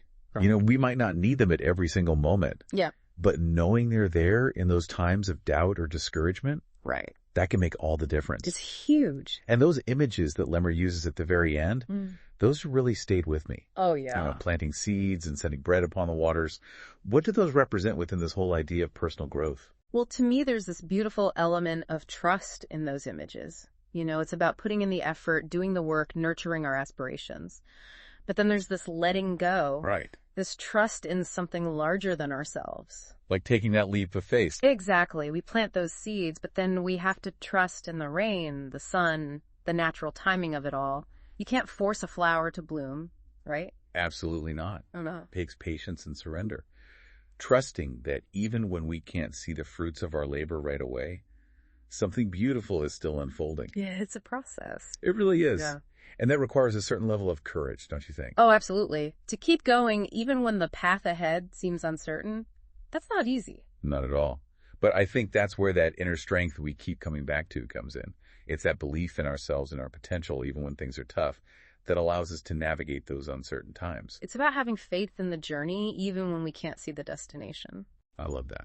So as we wrap up our deep dive into Lemmer's highs and lows, it leaves me with this question. What seeds am I nurturing in my own life? Mm. What matters enough to me that I'm willing to send my bread upon the waters and trust in the journey, even with all its unknowns? That's such a powerful question, and maybe that's the heart of it all. It's not just about reaching a specific destination or achieving a certain outcome. Right. It's about who we become along the way. It's about the self-discovery, the resilience we cultivate, the connections we make, the beauty we find within ourselves and in the world around us. It's about embracing every step of the journey, highs, lows, and everything in between. Because ultimately, that's what shapes us. This has been such a thought-provoking conversation. And to our listeners out there, thank you for joining us on this deep dive into the highs and lows of growth. Keep exploring, keep questioning, and keep embracing the journey. We'll see you next time. Ever get a whiff of something and you're suddenly like, whoa, back in time. Oh, yeah, like Proust and his Madeleines. It's amazing how powerful those sense memories can be. Totally. And today we're diving into the power of association, how our brains make these wild connections between like everything. And for this deep dive, we're looking at this piece about, get this, the Jewish tradition of Elul. Elul. Okay, I'm not familiar with that one. So it's this time for reflection, forgiveness, kind of prepping for the high holidays. But what's interesting is how this piece connects it to the way our minds work. You know, like they describe the mind as this network of pipes. Pipes. Yeah, pipes. And our thoughts, our emotions, they're flowing through these pipes all the time, creating these pathways. And get this, the Hebrew word for mind is moch, right? And forgiveness is mechila. Huh. I see where you're going with this. They share a linguistic root. Like baked right into the language is this link between looking inward and letting go. Wow. That is fascinating. It makes you wonder how much our thinking is shaped by stuff we don't even realize. Totally. And what happens when those pipes get, like, clogged? Ah, yeah, the clogs. That's where things get interesting and kind of messy. Right. Like, have you ever had a song come on the radio and suddenly you're back in, like, high school? All the time. Or a certain smell takes you back. It's like our brains are wired for these instant replays, whether we want them or not. And sometimes those replays aren't so fun. Exactly. That's where the challenges come in. So we're talking about these, like, mental shortcuts our brains make. But what happens when those associations take a turn for the not so great? Right, because it's not all sunshine and roses, is it? Right. The piece actually brings up this example. Someone goes through chemo, right? And then even years later, they can't even look at, say, mashed potatoes the same way again. Oof, yeah. Makes sense, though. It's like your brain just links that food to the whole experience, good or bad. I knew someone who couldn't stand the smell of lavender after a really rough breakup. Just totally put them off it. Exactly. It's those emotional associations. And the thing is, we often don't even realize they're there, running the show in the background. So how do we break free? Is it even possible? Because it sounds kind of powerful, this whole association thing. It is powerful, but we're not totally powerless. It's like this. First, you got to become aware of the pattern, right? Like what thought takes you down which rabbit hole. So it's like paying attention to those mental connections, becoming a detective of your own mind. Precisely. And then, and this is huge, you don't let your mind just automatically go there. You interrupt the pattern. Easier said than done, maybe, but I'm listening. So we notice, we interrupt, then what? Then you introduce something new. Replace the old negative association with a positive one. The piece uses this image of like consciously choosing what you plant in your mental garden. I like that. So it's not about like erasing memories or pretending bad stuff didn't happen. It's more about rewiring how we respond to it. Exactly. You're basically creating new neural pathways, new connections. Like, let's say a certain place triggers anxiety. What if you start associating that place with something positive? Maybe you listen to your favorite music there, or meet up with a friend. So you're basically training your brain over time to take a different route. Exactly. It's not always easy, and it takes practice, but you can actually shift those deeply ingrained patterns.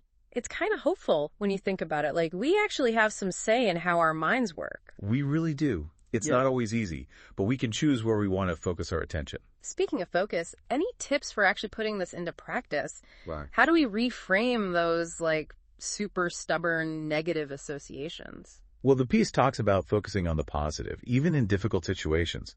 Like, let's say you had a terrible commute traffic, was a nightmare. Ugh, the worst. Right. But instead of letting that ruin your whole day, what if you tried to find one good thing about it? Maybe you discovered a new podcast while you were stuck in traffic. Or you had some time to think. Shifting perspective. I like it. Anything else? This one's big, too. Mindfulness. Just noticing those negative thoughts without judgment. letting them drift by like clouds. So not getting swept away by every little thought that pops up. Exactly. You observe it, you acknowledge it, but you don't let it control you. This whole deep dive has been pretty mind-blowing, honestly. Who knew the Jewish tradition of Elul could teach us so much about, like, hacking our own brains? Right. It shows how interconnected everything really is and how much power we have to shape our own experiences just by understanding how our minds work. Totally. So to wrap this up, I think the biggest takeaway for me is your mind is like this garden, right? Yeah. And you get to choose what you plant there, what you nurture. So choose wisely. Pay attention to your thoughts, because those thoughts, they become your reality. Ever feel like the more you're going for something, the more you run into walls? Yeah. Like the universe just has it out for you. What if that resistance, though, isn't a stop sign, but more like, I don't know, a signpost? Like it's pointing you towards something deeper. Oh, interesting. Deeper trust, maybe, and a totally different kind of success. And that is what we are diving into today with this piece about, well, it's about faith and growth. The interesting thing about this source is that it's not really just about religion, even though it uses that language. It's more about the human experience, like we all set out to achieve something big, something meaningful, and we all hit those limits in the process. For sure. It's speaking to that part of us that wants more, that's always striving. And the source, it gives us this roadmap, almost these 4 stages of trust. And each stage, it's not just a description. It's a stepping stone, like an actual journey, Okay, love it. No sugarcoating though, right? So, stage 1. Basic belief. Set the scene for us. What's this first step, this tentative step toward trust? What's it really about? Okay, so imagine this. You get that there's something out there bigger than you. Some people call it a higher power. Some people call it the universe. Yeah. Maybe it's just life itself. Right. You sense it's there. Yeah. But you're not quite ready to, let it take the wheel. Right. Like, I trust you with the big picture stuff, but I got this. Exactly. The source had this great example. We pray for rain, but we still take cover when the storm hits. Like we trust in that higher power for the rain, but for the immediate safety stuff, we rely on ourselves. So it's a starting point. We're acknowledging there's something out there beyond us, but we're still holding on tight in the areas where we think we have control. Which, let's be real, that's most of us, right? We like to think we're in control. But, well, life happens. And that brings us to stage 2, facing our limits. What's going on here? You ever see those old adventure movies where the hero finds a hidden temple, but then, bam, booby traps everywhere? Oh, yeah. Stage 2 is like that. The source used this really vivid image, actually, of 10 armed robbers breaking into your house. Whoa. Talk about a wake-up call, right? Yeah. It's that thing when life throws something at you, and it might not be 10 armed robbers. Hopefully not. But it's something that makes you realize that control you thought you had. Yeah. It's kind of an illusion. Yeah. 10 armed robbers, that definitely qualifies as facing your limits. But yeah, we've all had those moments where you're just like, okay, I am not running the show here. Exactly. It's humbling, for sure. But it's a turning point in this whole trust journey. Yeah. Because once you admit you're not in control of everything, it opens up a new way of being. It lets you ask for help, maybe surrender to something bigger. But, it's not always easy. And that is where, my friend, things get really interesting. Because now we're going into stage 3, and they call this one, get this, the really hard stuff. What's so hard about it? So in stage 2, we started to see our limits in places where we felt, kind of powerless anyway. But stage 3, this is where we hit that wall of the things we thought we did have control over. Okay. Like your career, money, relationships. Right. You hit those roadblocks, your old tricks don't work and you're just lost. Yeah. I'm feeling this, and we're just talking about it. It's real, right? Yeah. The source even talks about financial stress, those sleepless nights. We've all been there. Oh, yeah, for sure. And it's not about judging yourself for getting stressed or anxious or whatever. It's just admitting that's part of being human, especially when it's those areas where you feel like your security, your worth, even who you are is on the line. It's like we think we've got these parts of life figured out, and then, bam, universe throws a curveball, and you're like, wait, what was all this then? And that questioning, that feeling of being totally thrown, it's not comfortable, but that's what makes you grow. It forces you to look at how much you need control, and maybe, just maybe, there's a better way. So we're feeling the pressure, the old ways aren't working. What are we supposed to do? That's the question, right? Yeah. And this is where it gets really wild, because it's not about doing more. It's about surrendering, letting go of that control thing and letting something bigger guide you. Surrender! That's a loaded word. To be honest, it can sound kind of scary, passive even, like giving up. Yeah, I get it. But what if surrender was not passive? It's like the bravest thing you can do. Oh, okay. What if it's about choosing to trust, even when you don't have all the answers?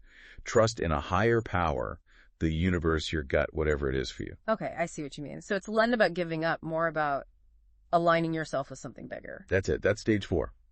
Total surrender and unexpected rewards. And it even talks about this Sadiq idea. It's like a person who really lives that trust. Okay. They may not be wealthy, like money-wise, Right. but they just have this contentment, this magnetism that draws support to them. So not necessarily rich in a material way, but this richness of spirit that just brings good things. Yes, because what they do lines up with this deeper purpose. It's like the universe just supports them. Like they're tapped into this abundance that we can all reach when we get out of our own way. I love that. Tapped in. But let's be real, getting out of our own way, that's the tough part. Yeah. And the source, it says straight up, on this journey through trust, you'll hit resistance. Why? Why not? Just smooth sailing from here. This is where that resistance as a guide thing comes in. What if those tough moments aren't punishments, but they're actually chances to get better at trusting, Right. to refine your way, prove you're serious about this growth? You say you trust? Okay, let's see it. I can get behind that. So instead of those roadblocks making you quit, they're like little tests. Tough love from the universe. It's a mindset shift, for sure. Big time. But it can change how you experience everything. Because when you come at challenges with trust, knowing they're not happening to you but for you, you find strength you didn't even know you had. Okay, resistance equals resilience. I'm liking this. But what does this resistance look like day to day? Does the source get specific? Oh yeah, super specific. It's almost spooky. Like if you're trying to trust abundance more, you might actually have money struggles. Oof. Yeah, been there. Right.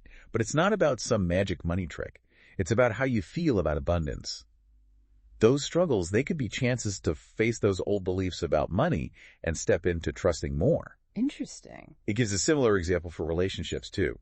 Sometimes the rough patches actually push you to be more real, more connected. So instead of thinking this is a sign to give up, it's what's this teaching me? Exactly. What actions could I take from a place of deeper trust? Like it's pointing out your blind spots. Exactly. And when you start seeing those challenges as chances, even gifts, it changes everything. It doesn't magically make them go away, but you're different about them. Right. You're not just reacting. You're choosing how to show up. Yes.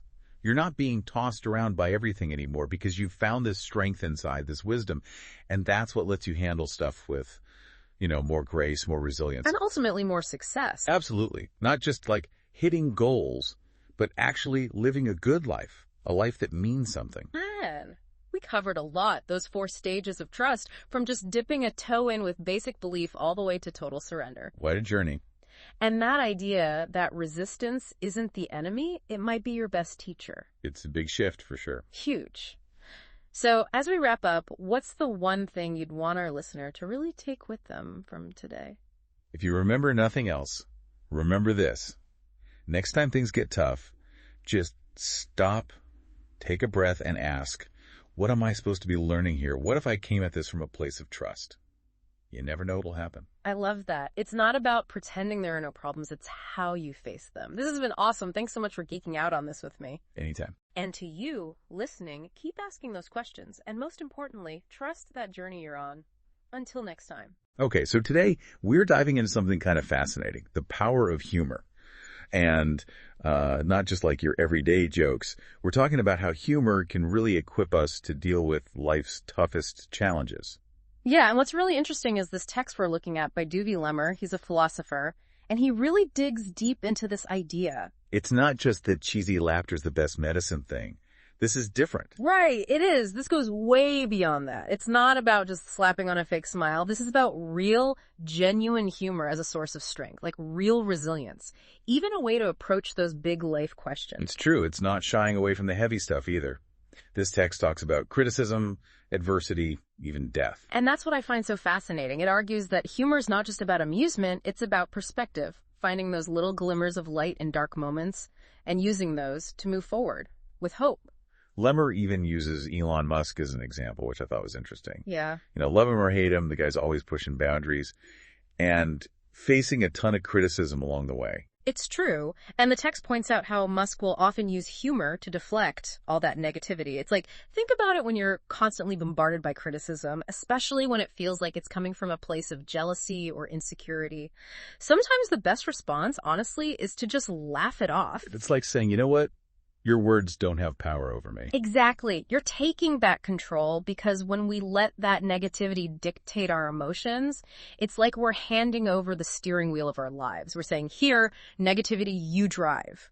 But humor can be a way to grab that wheel back, to reclaim your power. That's interesting, though, because sometimes laughing off criticism can be misinterpreted, right? Oh, absolutely. Like you're not taking it seriously or you're being arrogant.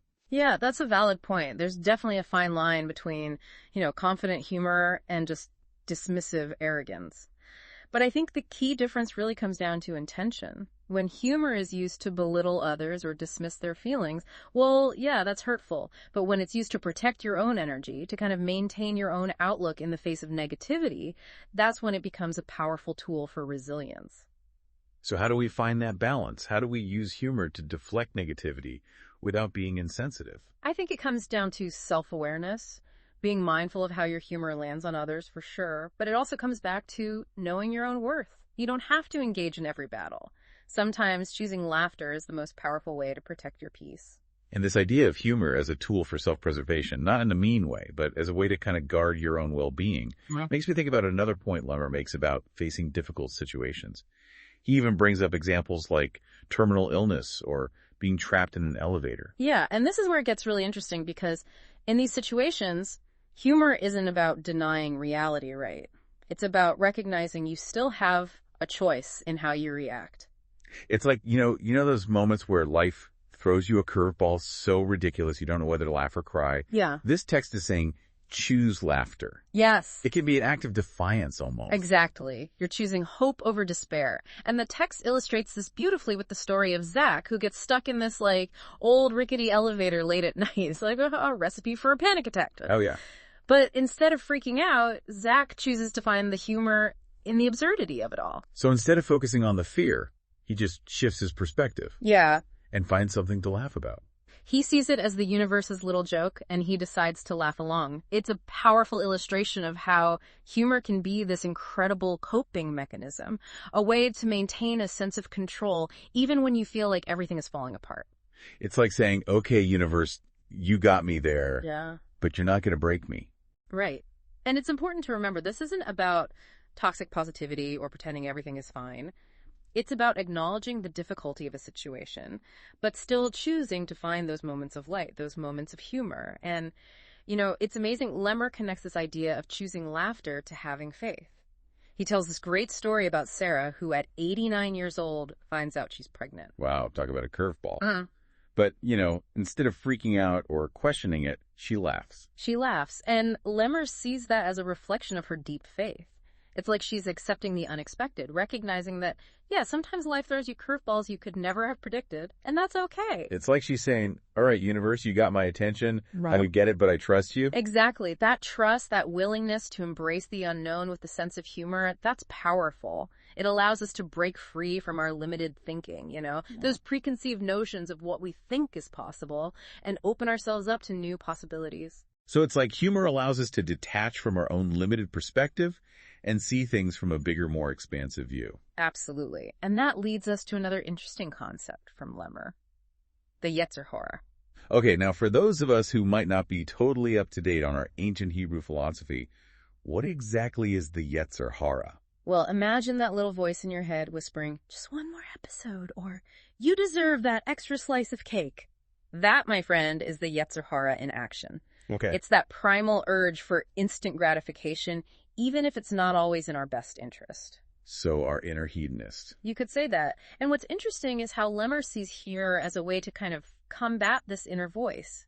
He argues that laughter can help us detach from that allure of immediate gratification and maintain a more balanced, even spiritual perspective. So it's like humor gives us just enough distance to recognize those desires for what they are, maybe even laugh at ourselves a little in the process. Exactly. We start to see the absurdity of always chasing that quick fix of pleasure. And that laughter, that ability to look at ourselves with a bit of self-deprecation can be incredibly freeing. It's like saying, okay, Yetzer Hara, I see what you're doing there, and I'm not playing your game. You got it. And that's a powerful place to be because when you can laugh at your own weaknesses, you're less likely to be controlled by them. You gain perspective, you feel more in control of your choices. So humor isn't just about lightening the mood. It's also a tool for self-awareness, for recognizing our patterns and tendencies without being so hard on ourselves. Exactly. And that self-compassion is key.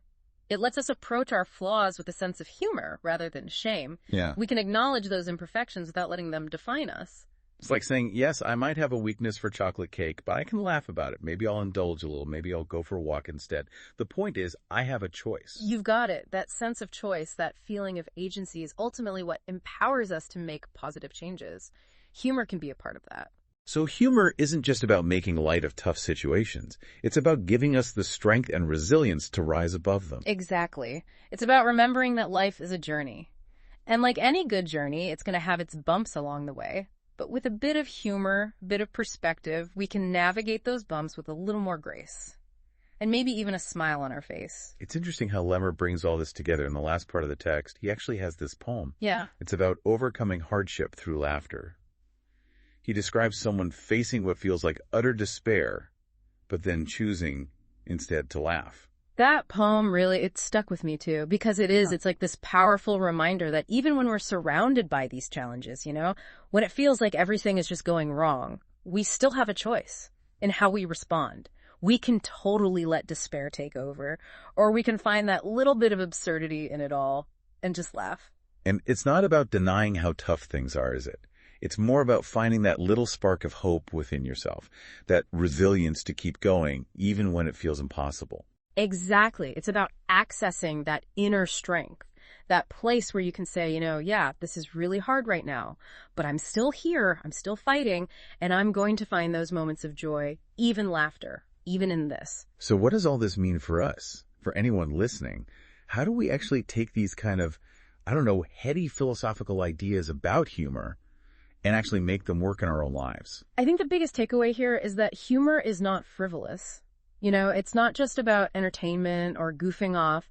It's actually a powerful tool that we have for dealing with life's challenges, for building resilience, for staying positive when things get rough. It's about finding those moments of lightness, even in the middle of darkness. Exactly. And those moments, they can be found in the most unexpected places. It might be the absurdity of a situation or a random act of kindness from a stranger, or even just, honestly, just choosing to smile when you just don't feel like it.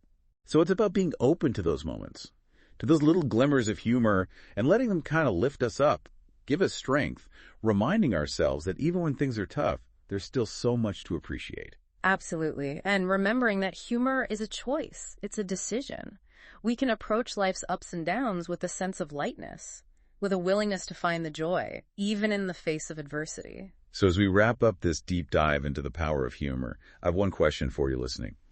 How can you use humor to shift your perspective, to face your own challenges with that renewed sense of hope and that resilient spirit? Sometimes laughter truly is the best medicine. Welcome to the deep dive. Today we're diving into something, intensely personal and honestly something we've all probably dealt with at some point. Yeah. Secrets. We've got this text that just goes deep on secrets. Like the weight of keeping them. Right. The struggle to just be honest. Yeah. And how we can even find peace after keeping something hidden for so long. It's so interesting how this source, approaches secrets, Yeah. It's not even just about, the secret itself. Right. It's about how we guard those secrets. Almost like they're, precious or something. Yeah, it's like this weird possessiveness. Right. We're protecting it from everyone. It makes you think, why do we even do that? What is it about holding something back that makes it feel, so important to hide?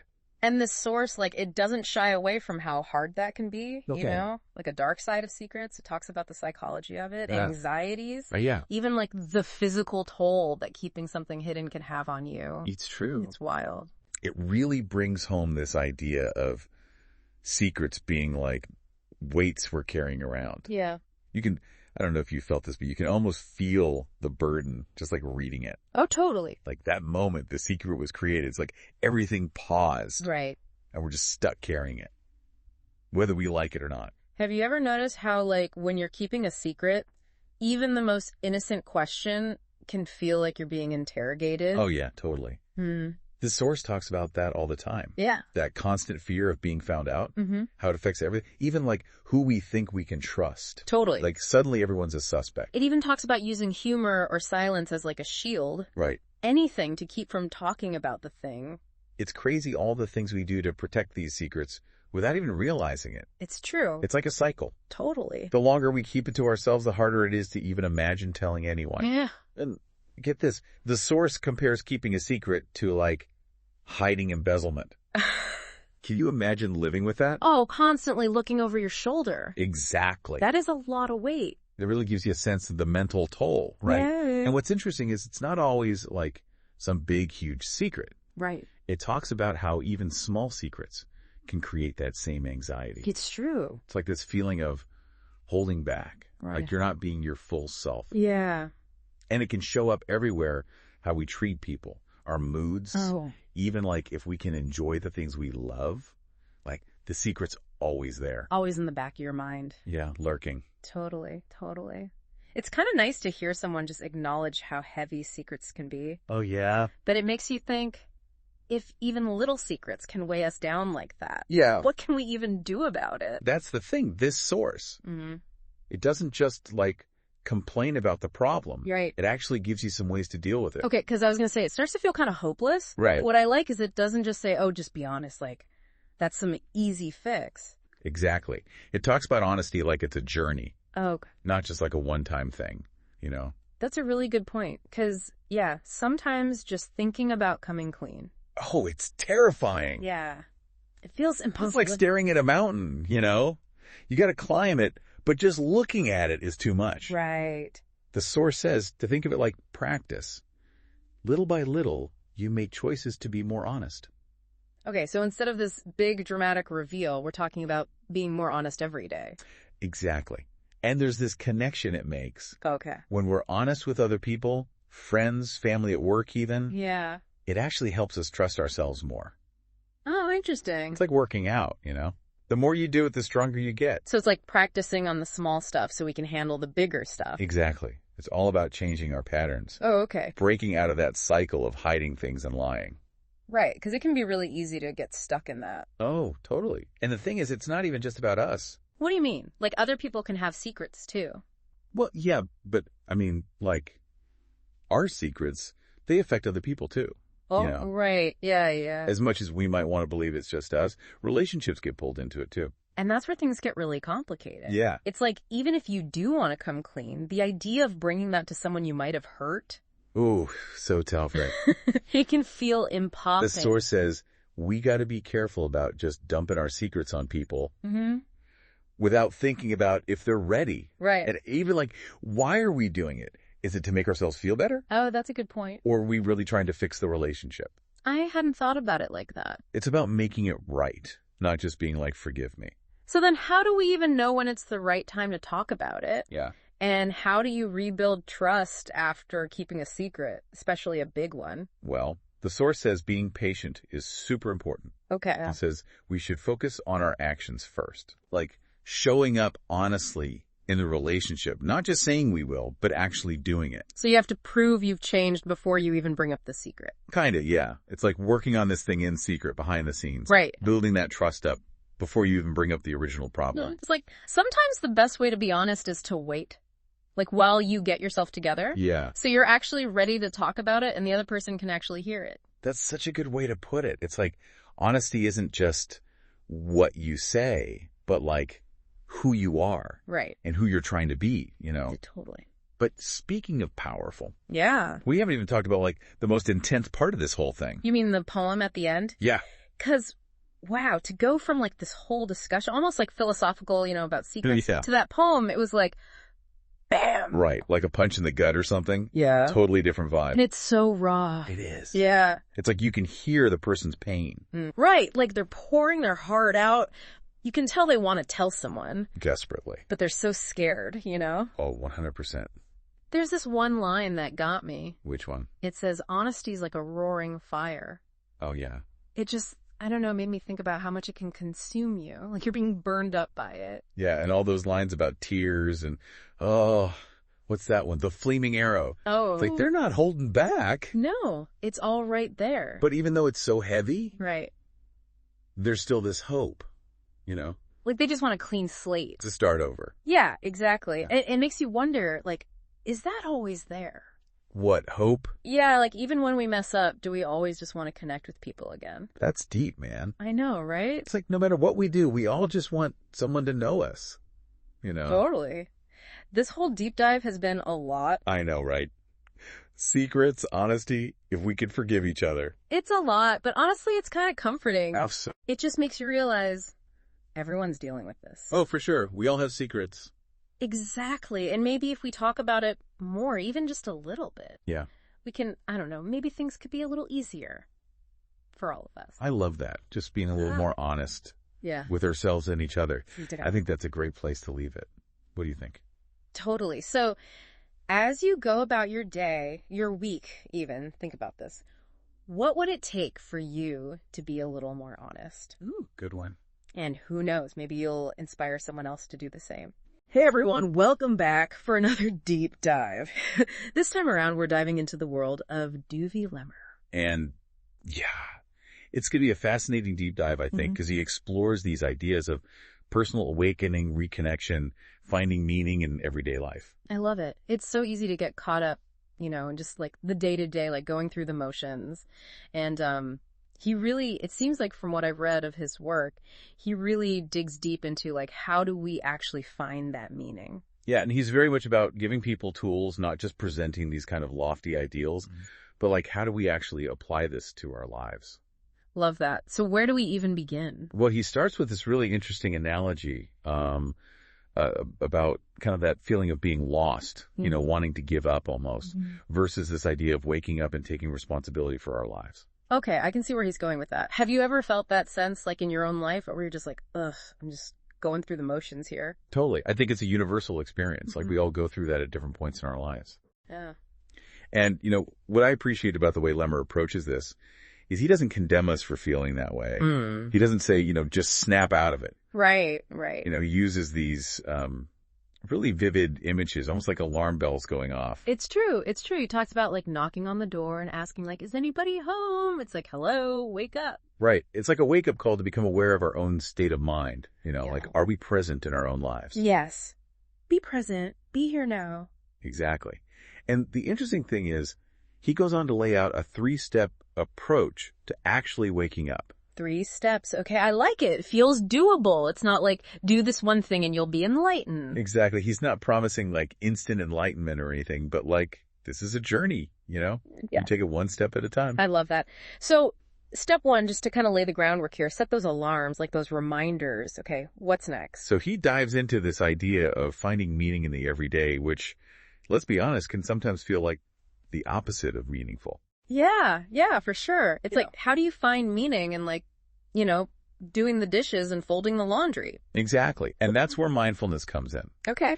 And he does a really good job of grounding mindfulness in practical examples. I like that because sometimes mindfulness can feel kind of like woo-woo. Exactly. But he's like, no, let's bring it down to earth, like something as simple as eating. Okay. He challenges us to slow down, really savor each bite. Okay. Experience the taste, the texture, even like the purpose it serves. Don't just consume it, appreciate it. Exactly.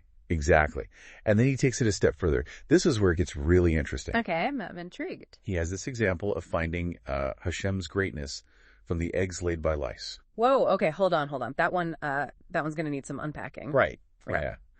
For our listeners who might not be familiar, can we clarify what Hashem refers to? Yeah, absolutely. So in Judaism, Hashem is another name for God. Gotcha. Okay, so with that context, this example becomes even more intriguing. How can you find something so, like, profoundly meaningful in something that most people would consider insignificant, maybe even repulsive? It's a great question, and it really gets to the heart of what Lemmer is talking about, which is this idea of shifting our perspective. Okay. It's about cultivating this woken state of mind where we can see those sparks of wonder in the most unexpected places, like even in something like the eggs laid by lice. So it's not necessarily about the thing itself, it's about how we're choosing to see it. Exactly. It's about approaching life with a sense of curiosity, a sense of appreciation, even for the things that we might normally overlook or even find disgusting. Okay.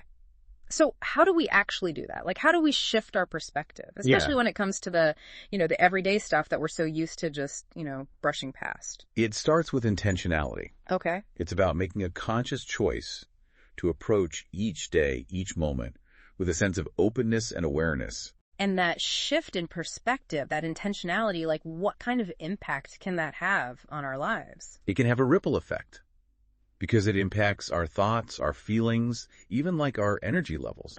It can really change the entire tone of our day, Absolutely. And like you were saying, it's about more than just like, forcing ourselves to be happy all the time. It's about finding that deeper meaning, even when things are tough. Exactly. And Lemmer actually addresses this head on. He uses this really powerful analogy of a strained friendship to illustrate this idea of disconnection and the longing for something more. Oh, I can relate to that. Like when you have that friend that like you used to be so close with, right? And then like life happens and you kind of drift apart. Exactly. And there's this awkwardness, this distance, and you miss that connection you used to have. Totally. It's like you're both kind of tiptoeing around each other, not sure how to get back to that place of closeness. Right. And what I find so fascinating about this analogy is that Lemmer doesn't just apply it to like our relationships with other people. Oh. He extends it to our relationship with ourselves and even our relationship with the divine, with Hashem. Okay, now that's interesting. How does a strained friendship, like how does that work as a metaphor for our relationship with like ourselves or with, God? Well, think about it this way. When we're not living in alignment with our values, when we're not honoring our needs, when we're not being true to who we really are, we can feel disconnected from ourselves. Right. Like we're out of sync with our own hearts. Totally. It's like that inner critic that creeps in, that voice that's like, you're not good enough. You're not doing enough. Yes, exactly. And it creates this distance within ourselves. Right. And then when it comes to our relationship with the divine, especially if we've experienced pain or disappointment in our lives, it can be easy to feel distant or disconnected from that source of love and support. Yeah, it's like, where were you when I needed you? Exactly. And it creates this longing, this yearning for closeness, for that sense of belonging and unconditional love that we all crave deep down. We all want to feel loved and accepted for who we are, flaws and all, and to know that we're not alone in the universe. So what does Lemmer suggest we do about it? Like, how do we even begin to rebuild those relationships, especially when it feels really hard? Well, he gives some really practical advice here. He talks about the importance of recalling the good times. Like intentionally thinking about the positive aspects of those relationships. Exactly. It's about shifting our focus from what's missing to what we cherish. So instead of dwelling on the negative, the distance, we focus on the positive. Yes. And he even uses this really vivid image of that Friday night feeling to illustrate this point. Oh, like that feeling of warmth and connection and joy. Exactly. It's about tapping into those positive emotions, those positive associations to rekindle that sense of connection. It's like hitting the reset button on our hearts, you know? Exactly. And it's not just about nostalgia. It's about recognizing that even in the midst of a disagreement or a period of distance, those positive feelings and memories are still there. Right. It's about choosing to focus on them, to let them guide us back to a place of connection. I love that. Because it's so easy to get caught up in the negative, to focus on what's wrong, what's missing. Yeah. But this is about making a conscious choice to shift our perspective. Exactly. And this practice can be incredibly powerful, not just in our personal relationships, but also in our relationship with ourselves and with the divine. So it's about remembering those moments of grace, those moments of connection to nourish our souls. Exactly. And to remind us of what's truly important. I love that. It's so simple, yet it's so profound. And it reminds me of the importance of gratitude, Right. Taking the time to appreciate the good in our lives, even when things feel tough. Absolutely. And, speaking of appreciating the good, Lemmer also talks about the importance of celebrating our wins, no matter how small. He's a big proponent of acknowledging our progress. Yeah. Rather than striving for some unattainable ideal of perfection. Oh, I love that because it's so easy to get caught up in the hustle and bustle of life and forget to celebrate those small victories. Right. We're always on to the next thing, always striving for more.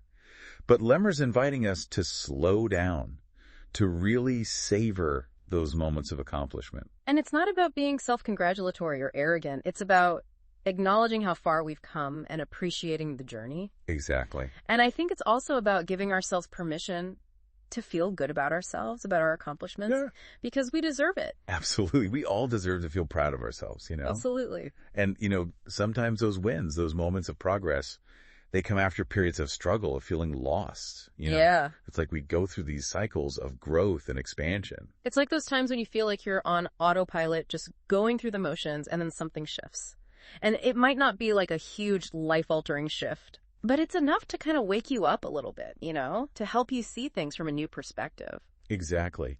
And what's fascinating is that even when we feel like we're not making progress, our minds are still working behind the scenes, processing our experiences, integrating those lessons. Like our subconscious is always working, even when we're not consciously aware of it. Precisely. And Lemmer talks about this in the context of hindsight. Okay. He doesn't see hindsight as a source of regret, but rather as a powerful tool for growth. I like that because it's so easy to get stuck in regret, to beat ourselves up for the mistakes we've made. Totally. But Lemmer's saying, hey, let's shift our perspective here. Let's use those experiences as opportunities for learning and growth. It's about recognizing that we did the best we could with the knowledge and awareness we had at the time. Exactly. And that even though we might have made some mistakes along the way, those mistakes don't define us. Right. They're part of our story, but they don't have to dictate our future. Exactly. It's like we're all in this together, right? Yeah. Exactly. And that sense of community, that feeling of not being alone on this journey, it's such a powerful antidote to that feeling of isolation. For sure. It reminds us that we're all connected, like we're all part of something so much bigger than ourselves. Right. And it's often through those connections, those relationships, that we experience the greatest growth and transformation in our lives. I totally agree, because it's like we need each other to reflect back to ourselves both the light and the shadow, the good and the bad. Absolutely. And it's embracing all of it, like all parts of ourselves and all parts of this human experience that we find wholeness. Precisely. And, speaking of wholeness, Lemmer has this beautiful quote about the transformative power of unity. He writes, when all pieces come together and when all brokenness forms one beautiful story, this is Hashem Echad. Hashem Echad, that's beautiful. What does it mean exactly? It means God is one. And it speaks to that core Jewish belief in the unity and oneness of God. But it also has this deeper resonance with what we've been talking about, like even in our imperfections, even in our brokenness, there's this inherent beauty, this potential for wholeness. It's like, we're all these individual instruments, right, with our own unique sound. And when we come together in harmony, it creates something so much greater than the sum of its parts. Exactly. And that's what Lemmer is inviting us to do, to become more conscious participants in this symphony of life, to play our part with intention, with passion, and with a deep reverence for the interconnectedness of all things. It's about waking up to the realization that, our lives are not just our own, right? Like, they're part of something much bigger, something truly awe-inspiring. This whole conversation has been so eye-opening. It really makes you think about those everyday moments and the potential they hold. It really does. Yeah. And, one of the most practical yet profound takeaways from Lemmer's work is his emphasis on taking action. Oh, absolutely. Like, it's not enough to just have these ideas swirling around in our heads, Right. We have to actually embody them, live them out in our daily lives. So true. It's like that saying, knowledge without action is like having a car but never driving it. So, as we wrap up this deep dive, what's one small step our listeners can take today to feel more awake and connected in their own lives? That's a great question. And honestly, I think the answer will be different for everyone. Sure. But if I had to offer one suggestion, it would be to simply pause for a moment and notice. Notice your breath. Notice the sensations in your body. Notice the sights and sounds around you. Just be present. Exactly. It's amazing how such a simple act can bring us back to the present moment and help us connect with that sense of wonder and possibility that Lemmer talks about. I love that. Just taking a moment to pause, to really be present. It's like hitting the reset button on our minds and our hearts. It really is. And from that place of presence, we can start to make more conscious choices about how we want to show up in the world, how we want to connect with ourselves, with others, and with something greater than ourselves. This whole conversation has been so enriching. Thank you so much for taking this deep dive with me and for sharing your insights with our listeners. It's been my pleasure. And to everyone listening, thank you for joining us on this incredible journey. Remember, every moment is a fresh start, a new opportunity to wake up to the beauty and wonder that surrounds us. Until next time, keep exploring, keep discovering, and keep waking up to the extraordinary gift of life. Ever think about how, helping someone else with their problems could actually help you too? You could find solutions to your own problems by helping someone else. Yeah. Wild, right? We're diving into that today. Yeah, it's a really interesting way to look at things. It all comes from this talk about... It centers around the Jewish calendar date of 17 Elul 5784. Right, 17 Elul 5784. And it's basically saying that, we should be looking at our everyday interactions, all of them, even the tough ones, as opportunities to learn and grow as people. It's not just about remembering the good times, it's about actively creating a future we want to remember. So it's not just reminiscing about the past. Exactly. It's like shaping the future we want to remember. Yeah. Okay, I'm intrigued, but I need an example. Okay, sure. So the talk actually uses this example of someone who is struggling financially. Okay. And they get a call from a friend who's dealing with the exact same thing. Oh, so not exactly the pep talk you're hoping for when you're feeling down, right? Not exactly the best. Last time. Yeah, if anything, misery loves company, but it doesn't pay the bills. Right. So how does this turn into a positive? Well, that's where things get interesting. What if, instead of adding to your stress, that conversation, with your friend who's going through the same problem as you, what if it, forces you to confront your own struggles? Oh, so it's less about commiserating and more about, uncovering solutions. Yes, exactly. By, talking through their challenges, you might end up processing your own issues from a whole new perspective. Sometimes the most helpful insights come from unexpected places. That's so true.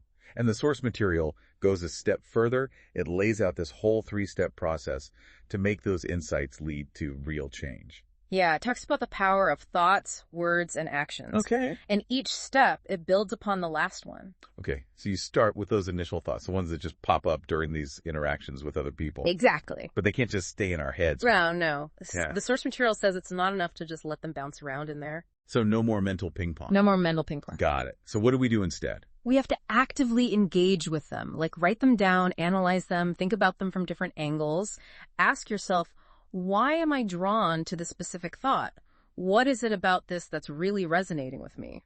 It's about giving those thoughts some space, right? Yeah. To become something more real. Exactly. And that's where words come in. Yes. Saying those thoughts out loud, it adds a whole other layer of power to them. I can see that. It's like taking them from your inner monologue and putting them out there in the world. Exactly. It helps solidify those ideas, gives them a more defined form. Okay, that makes sense. And the talk actually draws this really interesting parallel to prayer. Oh, interesting. I'm curious to hear more about that. And not necessarily in a religious sense. Okay. It's more about the act of taking those internal reflections and externalizing them, giving them a voice. And it's through this externalization that we can move towards taking real, tangible action. So it's one thing to have those thoughts and realizations, but it's a whole other thing to actually do something about them. Exactly. Right. Okay. This is where thoughts and words translate into action. It's where the rubber meets the road. Exactly. It's asking yourself, what actual steps can I take, no matter how small, based on these reflections and these conversations I've had? So we've had these really insightful thoughts, right? Right. And we've even said them out loud. What's next? What does taking action actually look like in this whole process? Well, it doesn't have to be this big, grand thing, you Right. know. The source material actually uses this really powerful analogy. It talks about planting seeds. Okay. So, just because we don't see results immediately doesn't mean our efforts were for nothing. Right, because it's easy to get discouraged when you don't see those instant results. You know what I mean? Absolutely. You put in all this work and then nothing. It reminds me of that quote from the source material. It says, all hard work brings profit, but mere talk leads to poverty. Yeah, that's a good one. It really highlights that we have to bridge that gap between thinking about something and actually doing it. But, like you were saying, doing doesn't have to mean this huge life-altering action. Right. It's really recognizing that even the smallest step, any effort, is like planting a seed. So we need to be patient and consistent with those actions.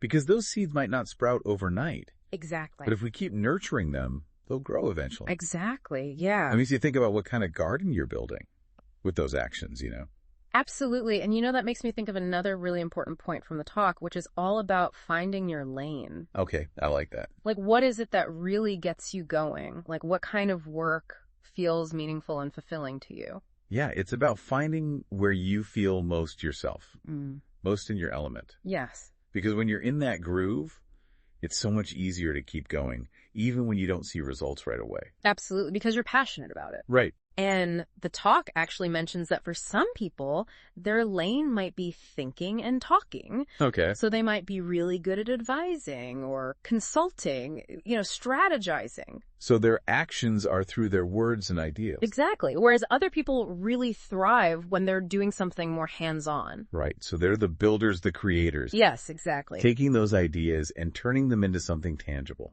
I love that. And it's just fascinating how different our lanes can be, Yeah. But the one thing they all share is this deep sense of purpose. Totally. And, it's important to remember that this whole process of figuring out your lane, it's ongoing. Right. It's not like you just find it one day and you're done. Exactly. It's a journey. And that's why feedback is so important. Oh, that's a really good point. Because it's so easy to get stuck in your own head. Yeah. And think you have it all figured out, Yes, totally. But getting feedback, even if it's not what you want to hear, can be so valuable. It can be. It can be hard to hear sometimes, but Right. the talk emphasizes how important it is to be open to critique. Okay. Even if it means you have to go back and change your initial plan. So you have to be okay with not having all the answers. Exactly. Because there's always room to learn and grow. It's like that saying, feedback is the breakfast of champions. Right. It's not always the best thing to stomach, but it helps you grow. Yeah, it's recognizing that this whole journey we're on, this self-improvement thing, it never really ends. It's a cycle. It is. It's a cycle of reflecting, taking action, getting feedback, and then using that to make changes and do it all again. It's not about being perfect right away. It's about being open to learning along the way. And, it all comes back to that idea that we actually have the power to make change happen. Yeah. In our own lives and in the world. Absolutely. I think it's easy to feel like just one person, like your actions don't really matter. Yeah, you can feel kind of insignificant. But this talk really challenges that, don't you think? It does. It reminds us that we're not just along for the ride. Each of us has something to contribute, a part to play, and it all begins by realizing the power in every interaction, every little moment in our day. Even those little moments, those conversations, those quick encounters, we have to approach them with intention. Really pay attention. Absolutely, because you just never know where that next bit of inspiration is going to come from. Right. And that reminds me that the source material also emphasizes how important it is to hear your brain think, I think is how they put it. It's not enough to just have these thoughts floating around internally. We have to give them a voice. You have to get them out there. Yes, express them through our words and our actions. Because it's when we share them, when those thoughts become something real. Exactly. Like we're sending them out into the universe. Exactly. And the talk takes it a step further. Okay. It suggests that this is how we tap into something bigger. Okay. It talks about prayer. Oh. Not in a religious context necessarily, but in the sense of aligning our thoughts and our words and our actions with something bigger than ourselves. So we're all connected. Yes, it's recognizing that we're part of something larger and that even the smallest actions can create ripples. That's a powerful thought. Wow, this has been a really interesting deep dive. Yeah. It's amazing how something as simple as an everyday conversation can have so much depth to it. I know, right. Like we have way more control over our experiences than we think. We really do. And even when things are tough, we can still be there for others. Be that support system. Exactly. And often when we do that, we find solutions and insights that help us too. It makes you wonder, what if we lived every day, every interaction, with that same awareness? Right. Imagine the things we could learn about ourselves and the people around us. What a great point to end on. That's all the time we have for today's deep dive. Thanks so much for joining us. We'll see you next time. Hey everyone, welcome back. Ready for another deep dive? Absolutely, let's do it. Okay, so today we're tackling prayer. But, and this is key, we're looking at it through a whole new lens. Yeah. We've got this incredible source, a reflection from the 18th of Elul, 5784, and it really flips the script on what prayer can be. It does. You know how we always talk about personal growth, about becoming the best versions of ourselves? Right, like who doesn't want a little more inner peace and wisdom? Well, this source connects that growth, that transformation, directly to prayer. And it starts with something we all deal with, those almost automatic reactions we have to challenges. Oh, you mean like when I get a stressful email and instantly want to chuck my phone across the room? Yeah. Asking for a friend? Exactly. Or think about, remember when we were kids and like hiding under the pillows if someone yelled? Oh my gosh, yes. I used to build blanket forts like it was my job. Right. It's like we develop these ingrained responses to anything that feels tough. And the source points out, even as adults, we still have those patterns. Maybe not hiding under the pillows. Though I won't lie, some days that sounds pretty tempting. Right. But seriously, the source is getting at something deeper. It's about recognizing those triggers, those things that set us off, and realizing it's a process. We don't need to be perfect, but we can start to make different choices. So it's less about beating ourselves up for having those knee-jerk reactions and more about noticing them, right? Exactly. Awareness is key. And here's where it gets even more interesting. This source connects our personal growth, this rewiring of our reactions, to our relationship with Hashem. Okay, hold on. That's fascinating. How does changing how I react to, say, a traffic jam connect to my relationship with, well, anything bigger than myself? It's about aligning ourselves with a higher purpose, and that's where we're headed next. Get ready for some big questions about the qualities we admire and how we can actually start living them out in our own lives. Aligning ourselves with a higher purpose. Okay, I'll admit, it sounds a little, I don't know, abstract. Like, how do we actually DO that? You're telling me. But this source, it gets surprisingly specific. It talks about these things called midot. They're like divine attributes. Okay, so midot. For those of us who maybe slept through Hebrew school, break that down a bit. What are we talking about here? So think about qualities like love, compassion, patience, right? Those core things we often see as, well, divine, right? Coming from a higher place. Okay, I'm with you. So the source is saying we can tap into those. Exactly. It even uses this phrase that says we should ask ourselves, what would Hashem do in a tough situation? So instead of losing my cool when someone cuts me off on the freeway, it's about trying to channel, patience. Like I'm some super zen driver. Well, hey, no pressure to be perfect. It's more about the intention, right?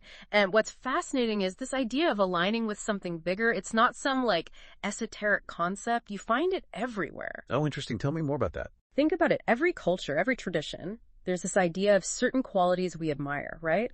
Maybe it's kindness, courage, honesty, whatever resonates with you.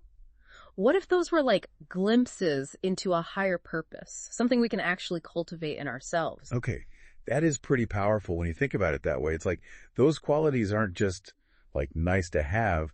They're pointing us towards something deeper. Right. And that's where the source takes this turn. It compares prayer itself to getting completely lost in a good story. Okay, now we're talking. Love a good analogy. Oh. So not just mumbling through the motions, but really getting in there, feeling it. Yes. It even quotes the Belzer Rav, who said understanding tefillah, that's prayer, is a path to prophecy. Hold up, prophecy. Okay, now you've got my full attention. It's a powerful statement, right? And it gets at this idea that when we truly engage with prayer, not just the words, but the meaning, something incredible can happen. Like we connect to something way beyond ourselves. So less about checking it off the to-do list and more about like uncovering hidden depths. Yes. And it gets practical. The source says, start small, pick one prayer, and go deep. It uses the example of Eidon Olam. It's beautiful, powerful stuff. Way less intimidating than trying to tackle the whole prayer book at once.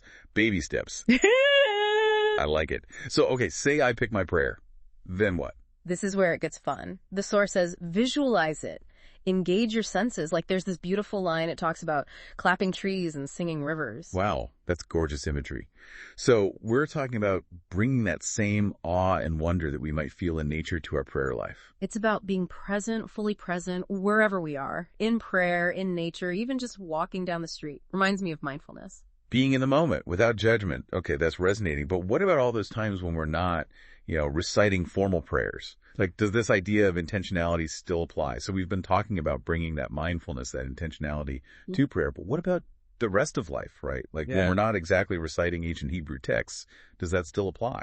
You bet it does. In fact, the source uses this very specific example, talks about blessings.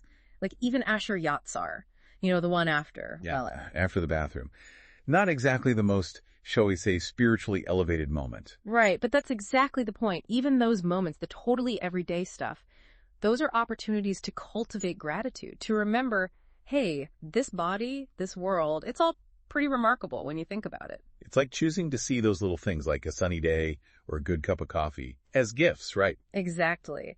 And the source ends on this beautiful note. It talks about how our words, when they're heartfelt, they have power. They're like a key, it says, to connecting with something higher. Wow, a key. Okay, that's a powerful image. So it's like we've been looking at this whole idea of prayer as a way to transform ourselves. You're right. But maybe it also has the potential to transform how we experience the world too. It makes you wonder, doesn't it? What if we brought that same level of awareness, that same gratitude to everything we did? That's a good one to sit with. And honestly, that's what we hope for with these deep dives, to leave you with more questions than answers and that desire to keep exploring. To keep asking those big questions and seeing the world, maybe even ourselves, a little differently. Exactly. So until next time, keep seeking, keep questioning, and keep diving deep. Ever get the feeling like there's more to something than meets the eye? That's how I'm feeling about this whole tefillah thing. Okay. Usually we just translate it as prayer, right? Yeah. But after reading this piece by Lemmer, I'm thinking maybe tefillah, it's more about connection, like a force for connection, and not just to to God or something bigger than ourselves, but to each other, even within ourselves. Yeah, I think that's a really interesting way to look at it, and it's something that Lemmer really emphasizes in his work. And what's so striking is that the word tefillah itself doesn't actually directly translate to prayer in that traditional sense. Oh, really? It actually, the root of the word connects back to Naphtali, one of Jacob's 12 sons. And that means? Connection. Wow. Okay, so that does kind of shift things, doesn't it? Suddenly we're not just talking about reciting words, but about actually bridging gaps. Yeah, exactly. And I think, finding that sense of belonging, right? That's really what Lemmer is getting at here. Yeah. And he, he takes this idea even further by introducing us to Rachel, right? Yeah. Jacob's wife. Mm-hmm. And he talks about how, here she was, surrounded by material wealth, love for her husband, but she deeply longed for children. Right. And for Lemmer, that really highlights this idea that even when our lives seem full, right? Mm-hmm. Even when we have all the things that we think should make us happy, that lack of connection, it can leave us feeling incredibly empty. It's like that ache.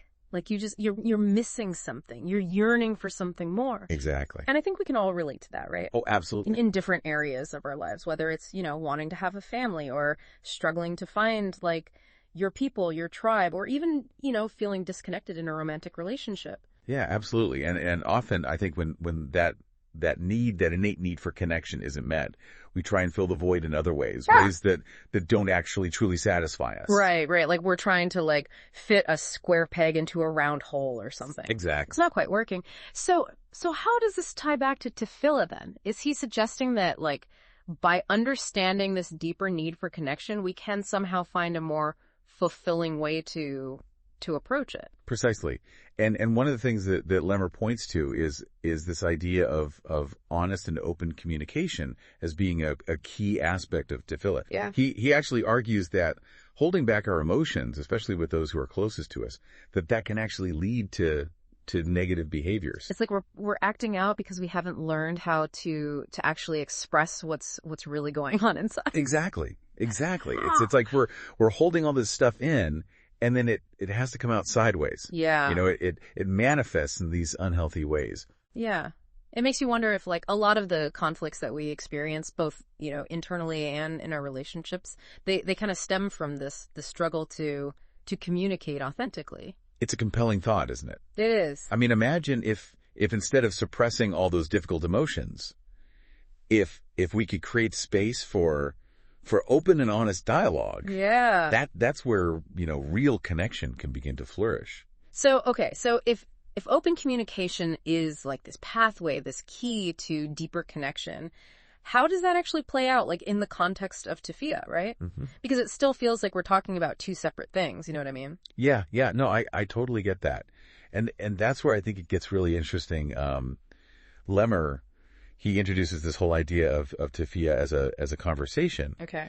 And he links it to the Hebrew word pele, Pele. which means wonder. Okay, see, now that's a connection I don't think I would have made on my own.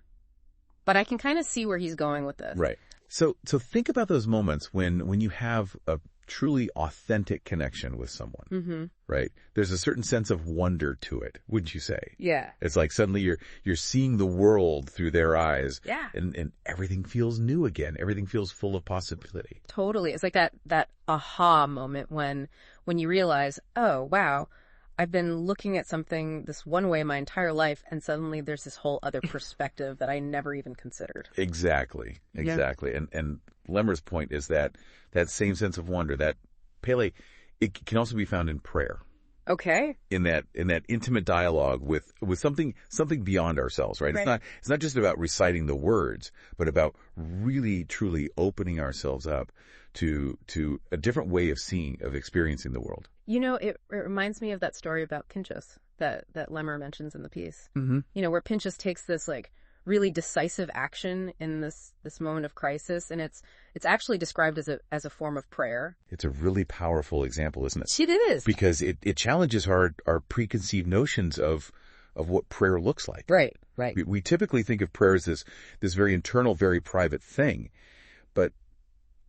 but here's Pinchas, demonstrating that tefillah, it can also be this embodied act, right? Yeah. This bold choice made from this place of really deep conviction and purpose. Yeah, it's like he tapped into that same sense of Pele, that wonder and that clarity, and allowed it to kind of guide his action. Precisely. And I think that's a really important point. Yeah. Because it suggests that tefillah, it's not, it's not limited to a specific time or place or even words, really. Right. It's about cultivating that inner space. Yeah. Of connection, of openness, and then allowing that energy to flow into everything that we do. So it's less about what we say or even what we do, but the intention and the energy behind it. Exactly. And when we approach tefillah as a conversation, right? Mm-hmm. As this back and forth, this dialogue between ourselves and something larger than ourselves, Mm-hmm. it naturally leads to this sense of being heard, wouldn't you say? Yeah, and that feeling of being heard, whether it's, by a loved one, by a therapist, or, even by a higher power, I mean, that in and of itself can be like incredibly healing, right? Absolutely. Sometimes it's not even about receiving like advice or solutions, but just having someone acknowledge like our experience, Yeah. our pain, our joys without judgment. Absolutely. There's a sense of relief, Yeah. of lightness that comes with being able to share our authentic selves even before any solutions are offered. Yeah. And I think that's something we often underestimate, Yeah. the sheer power of being truly seen and heard. Yeah. It creates this incredible foundation for deeper connection, for growth. Yeah, it's like we're finally able to like let go of that burden of carrying everything on our own. Mm-hmm. And speaking of burdens, Lemmer makes this really interesting point about the what he calls the reciprocity of connection. Mm-hmm. He suggests that allowing others to share our burdens, like to be vulnerable with us, it actually strengthens the bond between us. It's counterintuitive, isn't it? It is. It's like we often think we're protecting our loved ones, right?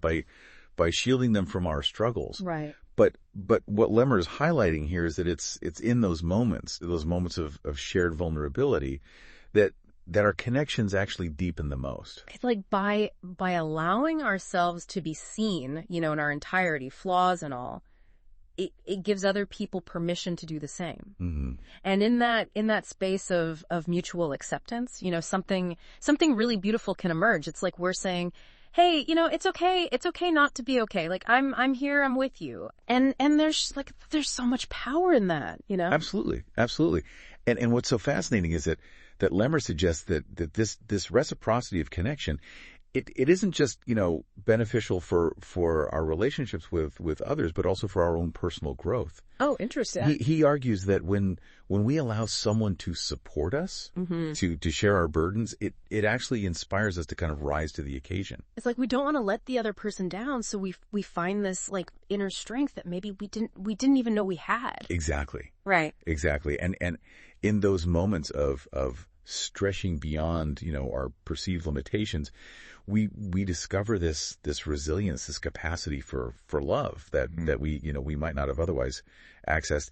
It's like the act of allowing someone to care for us. It becomes this catalyst for our own transformation. So it's not just about like receiving support passively, but allowing that support to fuel our own growth, our own evolution. Exactly.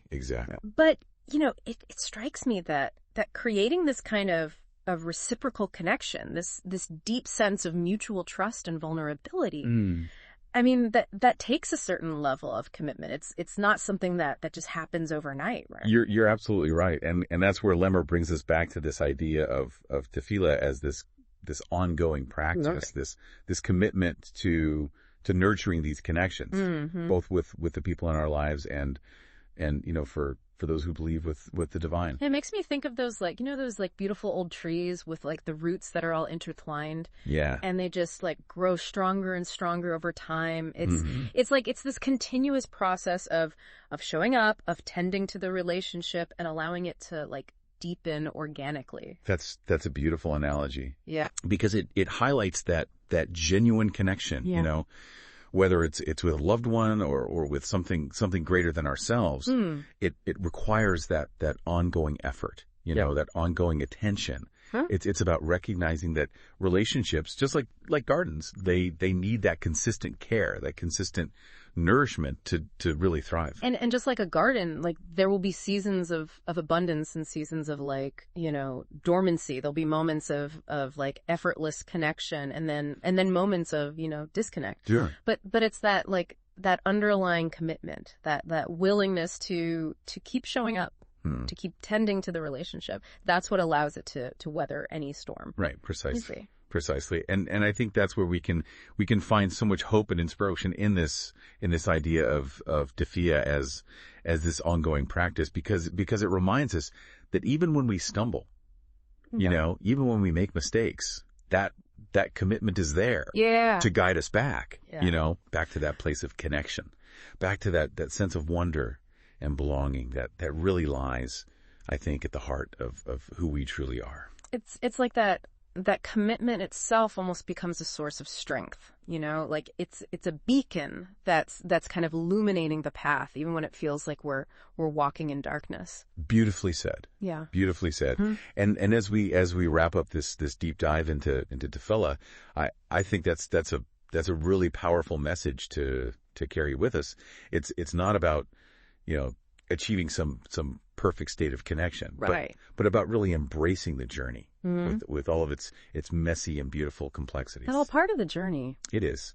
So as you go about your day, we invite you to kind of reflect on this. Where in your own life are you yearning for deeper connection? And how can you embrace this idea of tefillah, this art of open and honest communication, to cultivate it, It might mean having that difficult conversation that you've been putting off, or reaching out to a loved one you haven't spoken to in a while, or simply just being more present, more attentive in your existing relationships, whatever it looks like for you. We just encourage you to lean into that longing for connection, to find the wonder and the strength in shared vulnerability, and to remember that the journey itself is just as important as the destination.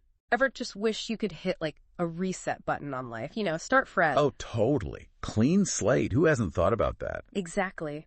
And that, my friend, is where our deep dive begins today. We're exploring this whole yearning for change thing, but get this, through the lens of prayer and gratitude. Interesting. Where are we drawing that from? Jewish tradition, actually. Yeah. But hold on, before you think not my thing, it's really about universal experiences, this deep human stuff. Gotcha. Like finding wisdom no matter where it pops up. Exactly. And what's fascinating is this source jumps right into it.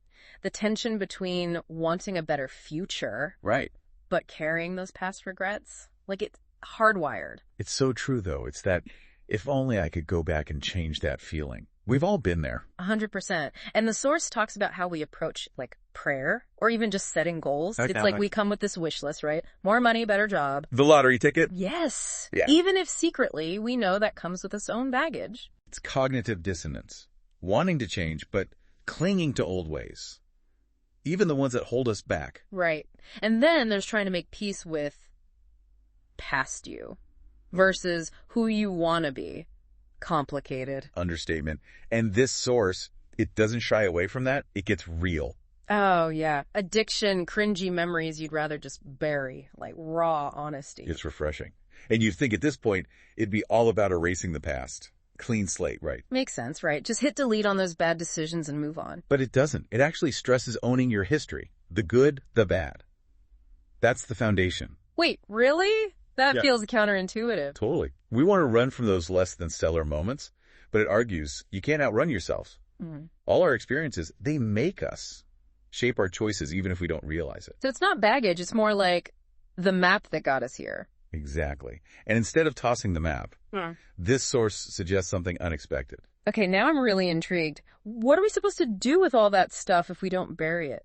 It says, try thanking God for those experiences. Hold up. Thanking. For the stuff I want to forget. That's a new one. Right. It's like, wait, I'm supposed to be grateful for that mess. But there's a logic here. Finding gratitude for struggles, it's not some new idea. It's got roots in philosophy, spiritual traditions. So this isn't just some random thought then. There's actual weight behind it. Right. Yeah. And when you really think on it, it makes a weird kind of sense. What if, instead of only seeing the pain, Yeah. we shifted perspective? Those tough times, what did they teach us? It's like that whole lemons to lemonade thing. But honestly, sometimes, can I just get a refund on these lemons? Totally. The source, it gets that. Transformation's hard. It's not about pretending everything's sunny. Or no toxic positivity. It's saying, acknowledge the sour, the bitter. Then the work begins. Squeezing those lemons, finding what's usable. Okay, no pretending, but also no wallowing in misery. This is nuanced. But how do we actually do that? Find the good stuff when it feels like all scraps. It's about recognizing, even in the rough parts, there's lessons. Resilience, compassion, that inner strength. And sometimes those lessons, they take time, don't they? Absolutely. It's not always a lightning bolt of aha. Sometimes it's looking back and realizing, learned something. Exactly. And this ties into, like, post-traumatic growth, a psych thing.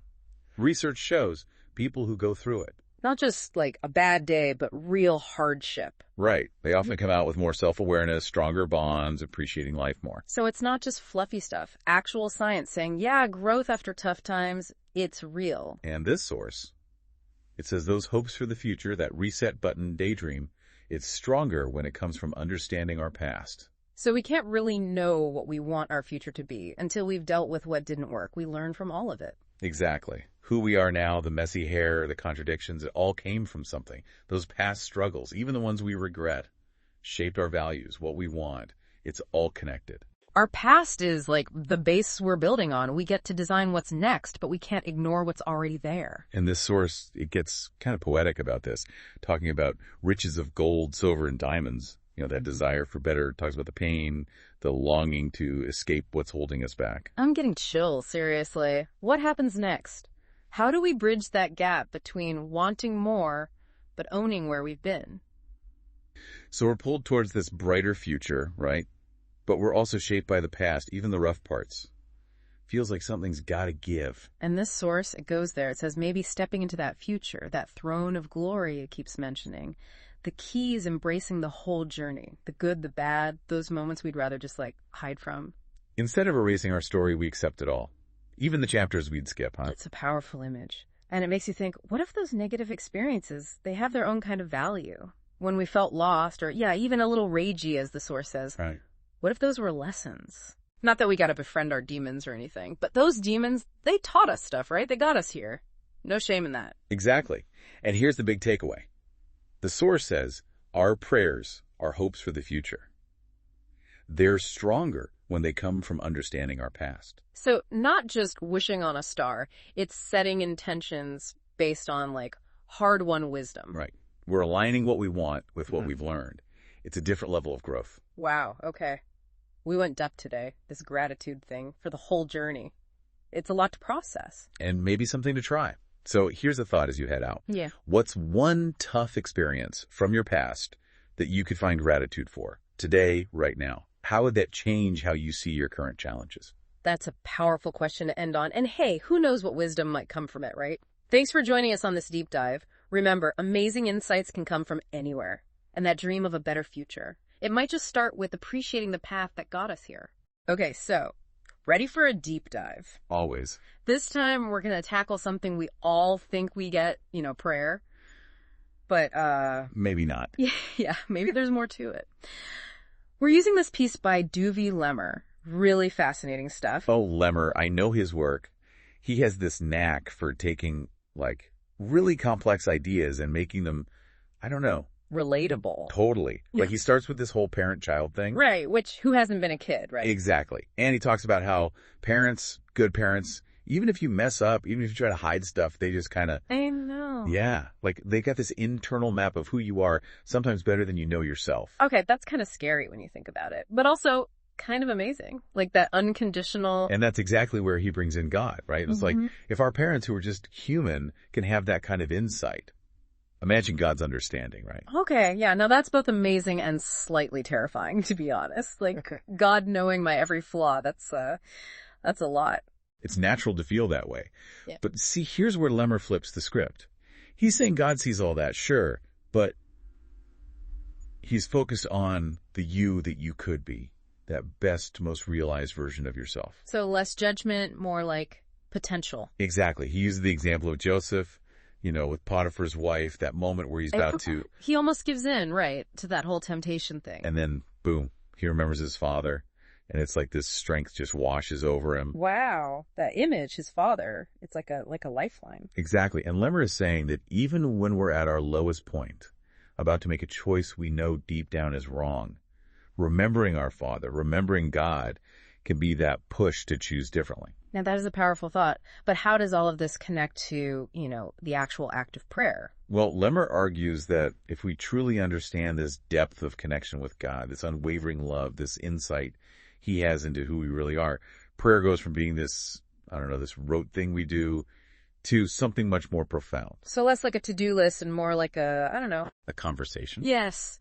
With someone who not only knows us better than anyone, but actually believes in us even when we don't. Precisely. It's imagine you're writing a love letter. You wouldn't just list off demands. Right. I hope not. Right. You'd express gratitude.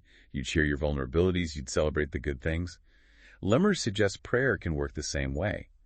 It's about acknowledging that bond, that unwavering love, and just letting it flow from that place of deep connection. Wow, okay, that makes those lines in the text about God feeling joy when we connect through prayer take on a whole new meaning. It's we're tuning into this frequency. We always had access to it, but maybe didn't know how to use. And if we could learn to tap into that connection through prayer, it could change everything.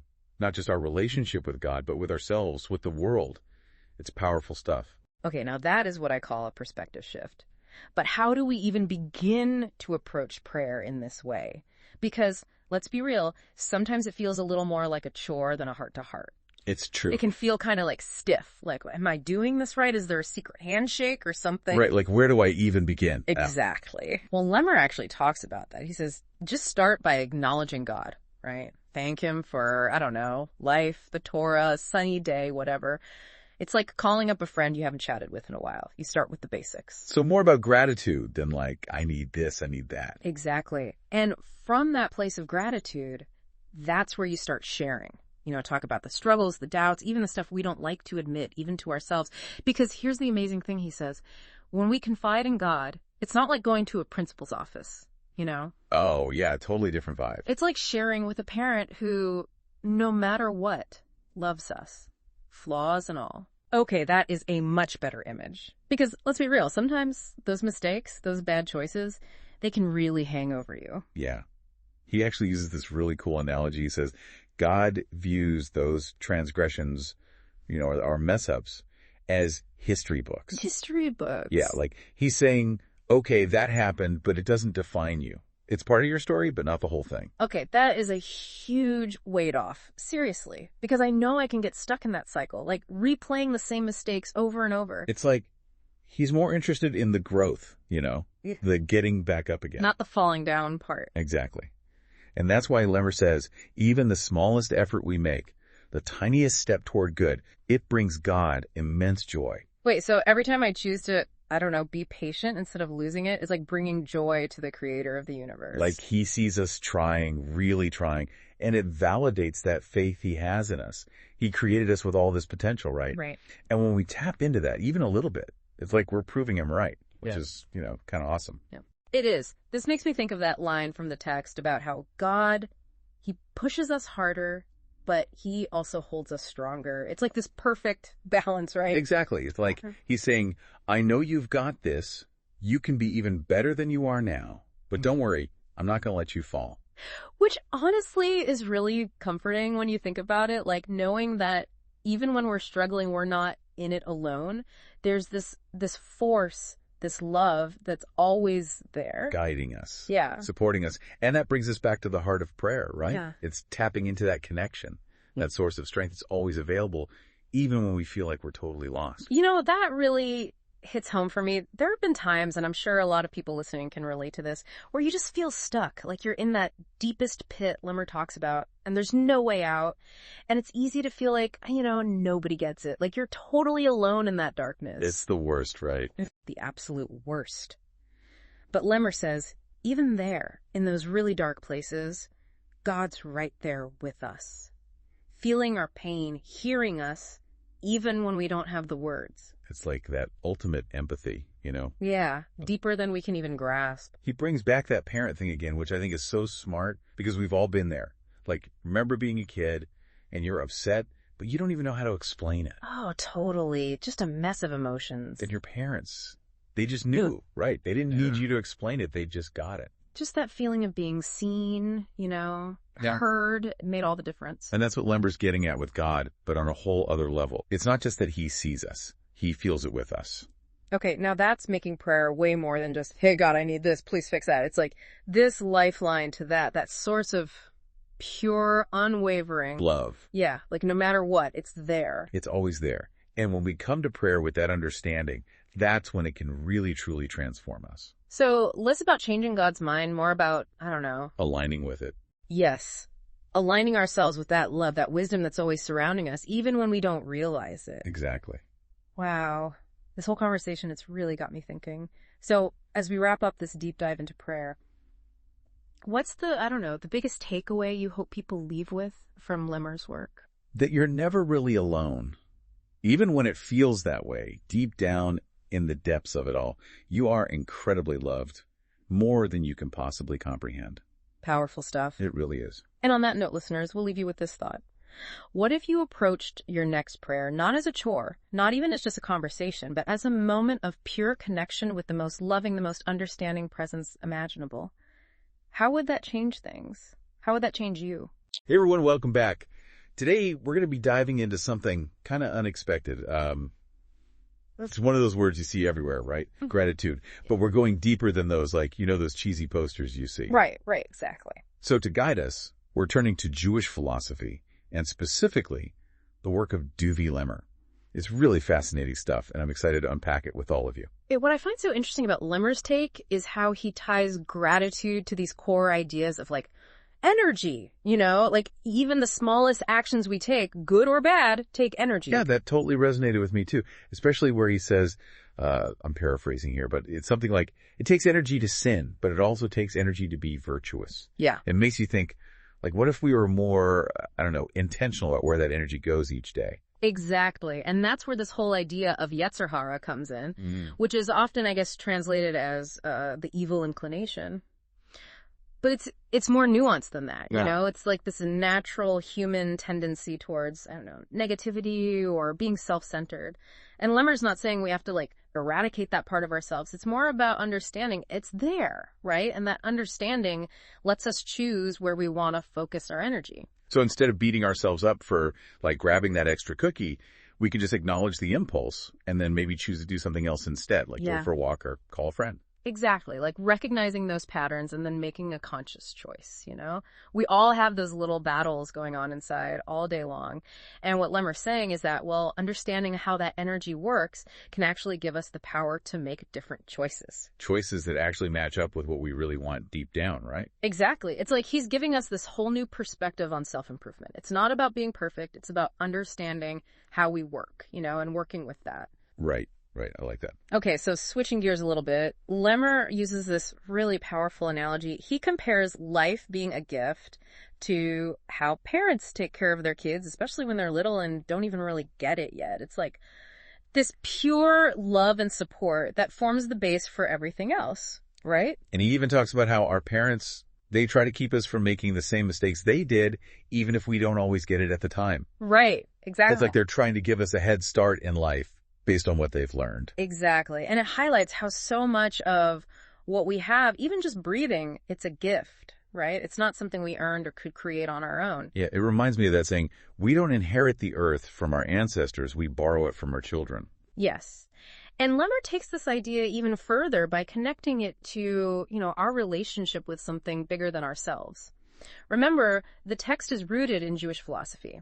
He brings up King David, who says in Psalm 27:10, "For my father and my mother have forsaken me, but the Lord will take me in." Mhm. Now, this isn't literally about parents abandoning their kids.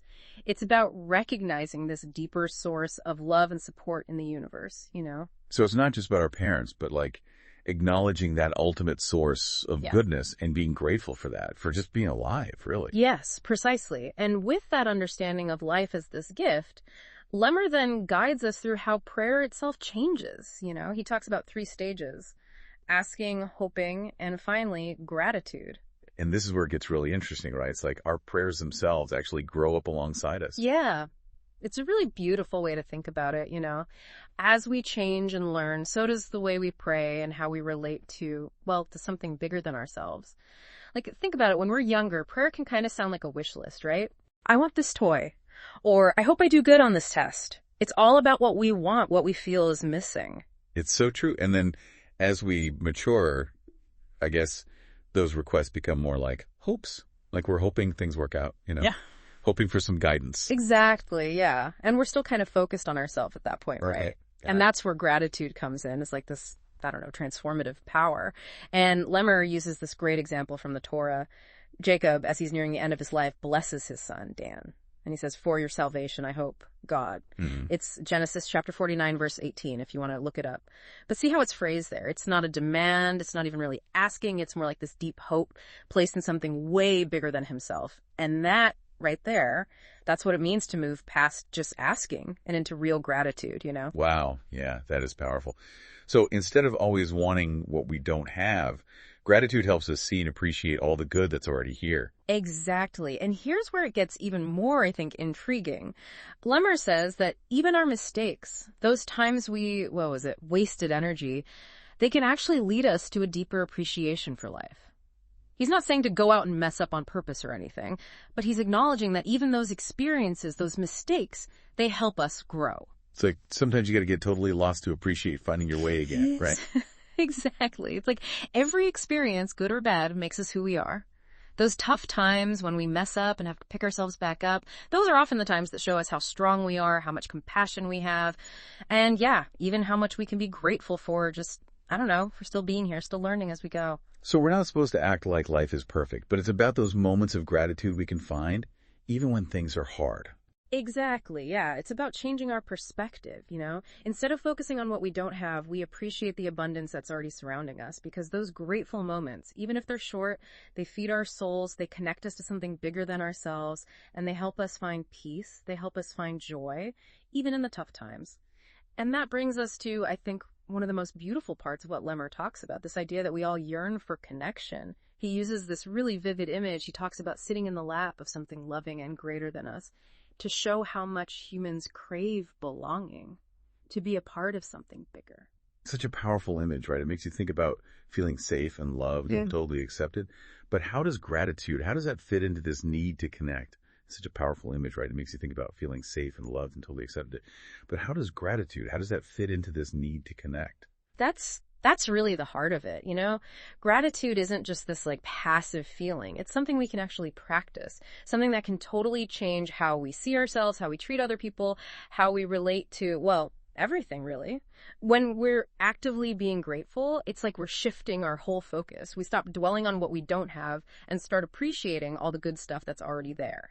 So it's not about pretending things are perfect or ignoring problems. It's more about making a point to notice the good, Mhm. like appreciating those little everyday miracles and remembering that even when things are tough, there's always something to be grateful for. Absolutely. Think about it. When you take a minute to really appreciate a sunset or, I don't know, hear someone you love laugh or even just enjoy a really good cup of coffee, it changes things. It brings you right into the moment and suddenly you're connected to something so much bigger than yourself, whether that's the beauty of nature or the love in your life or even, yeah, even just a good cup of coffee. It's like gratitude itself becomes this kind of prayer, a way of tapping into that goodness and love that Lemmer talks about. Exactly. We're not these isolated islands, right? We're all connected, sharing this crazy journey of life together. Yeah. And being grateful, that's what unlocks that connection, that lets us feel like we belong, like we're a part of something bigger. Wow.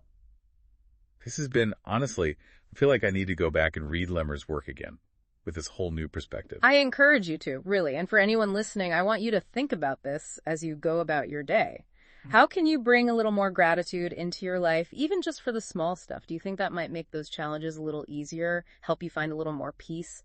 It's definitely something to think about for all of us. It really is. And on that note, we'll let you go ponder.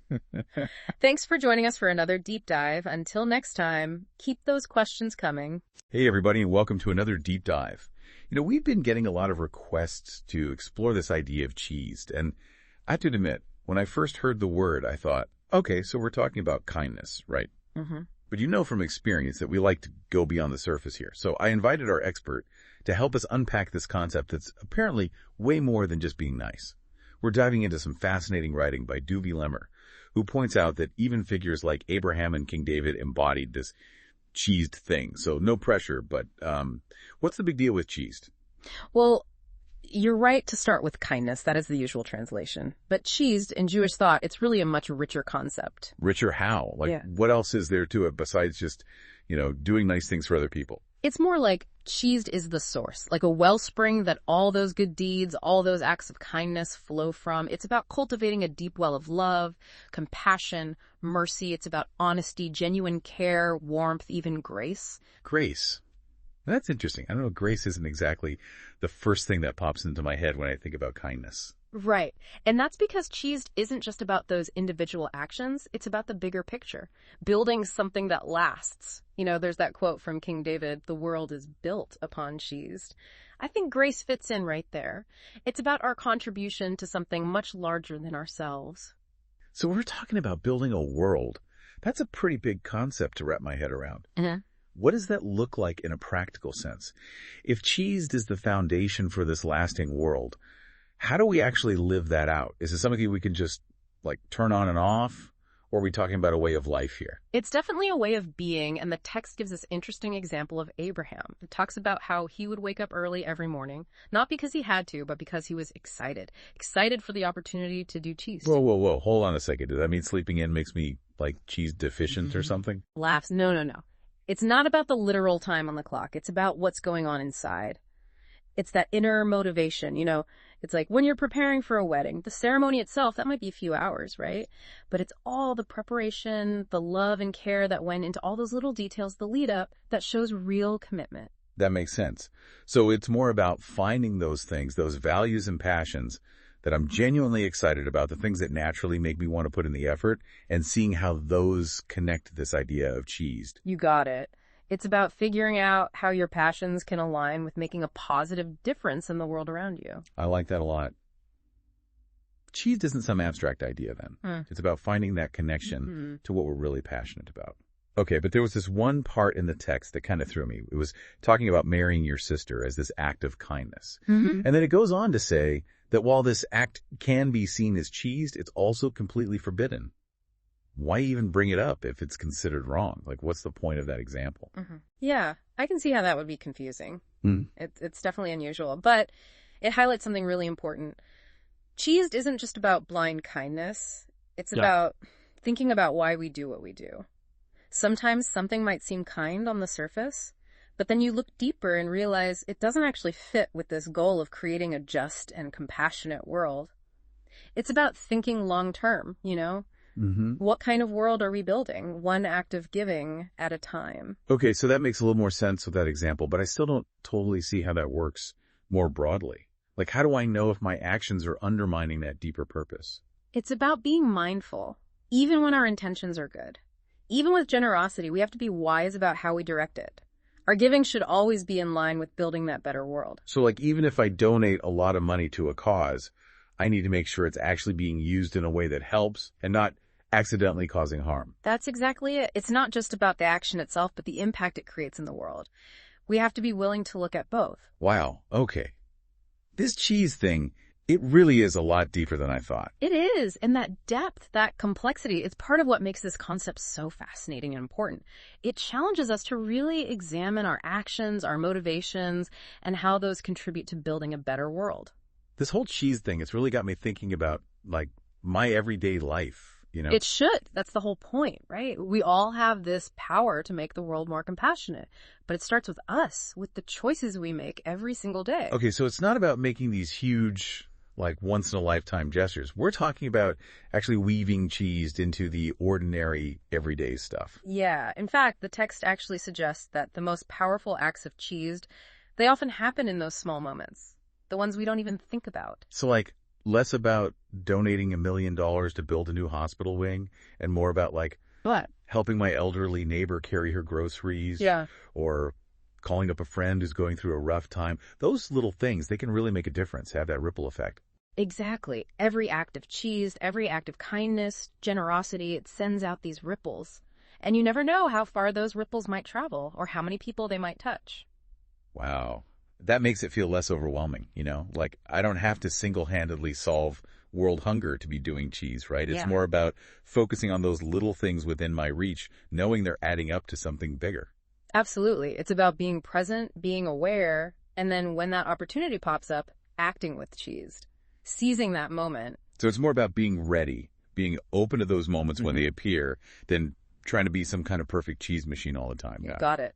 It's about approaching everything we do, every interaction, with that same spirit of cheese, with generosity and compassion. Okay, yeah, I'm starting to see this whole cheese thing in a whole new light.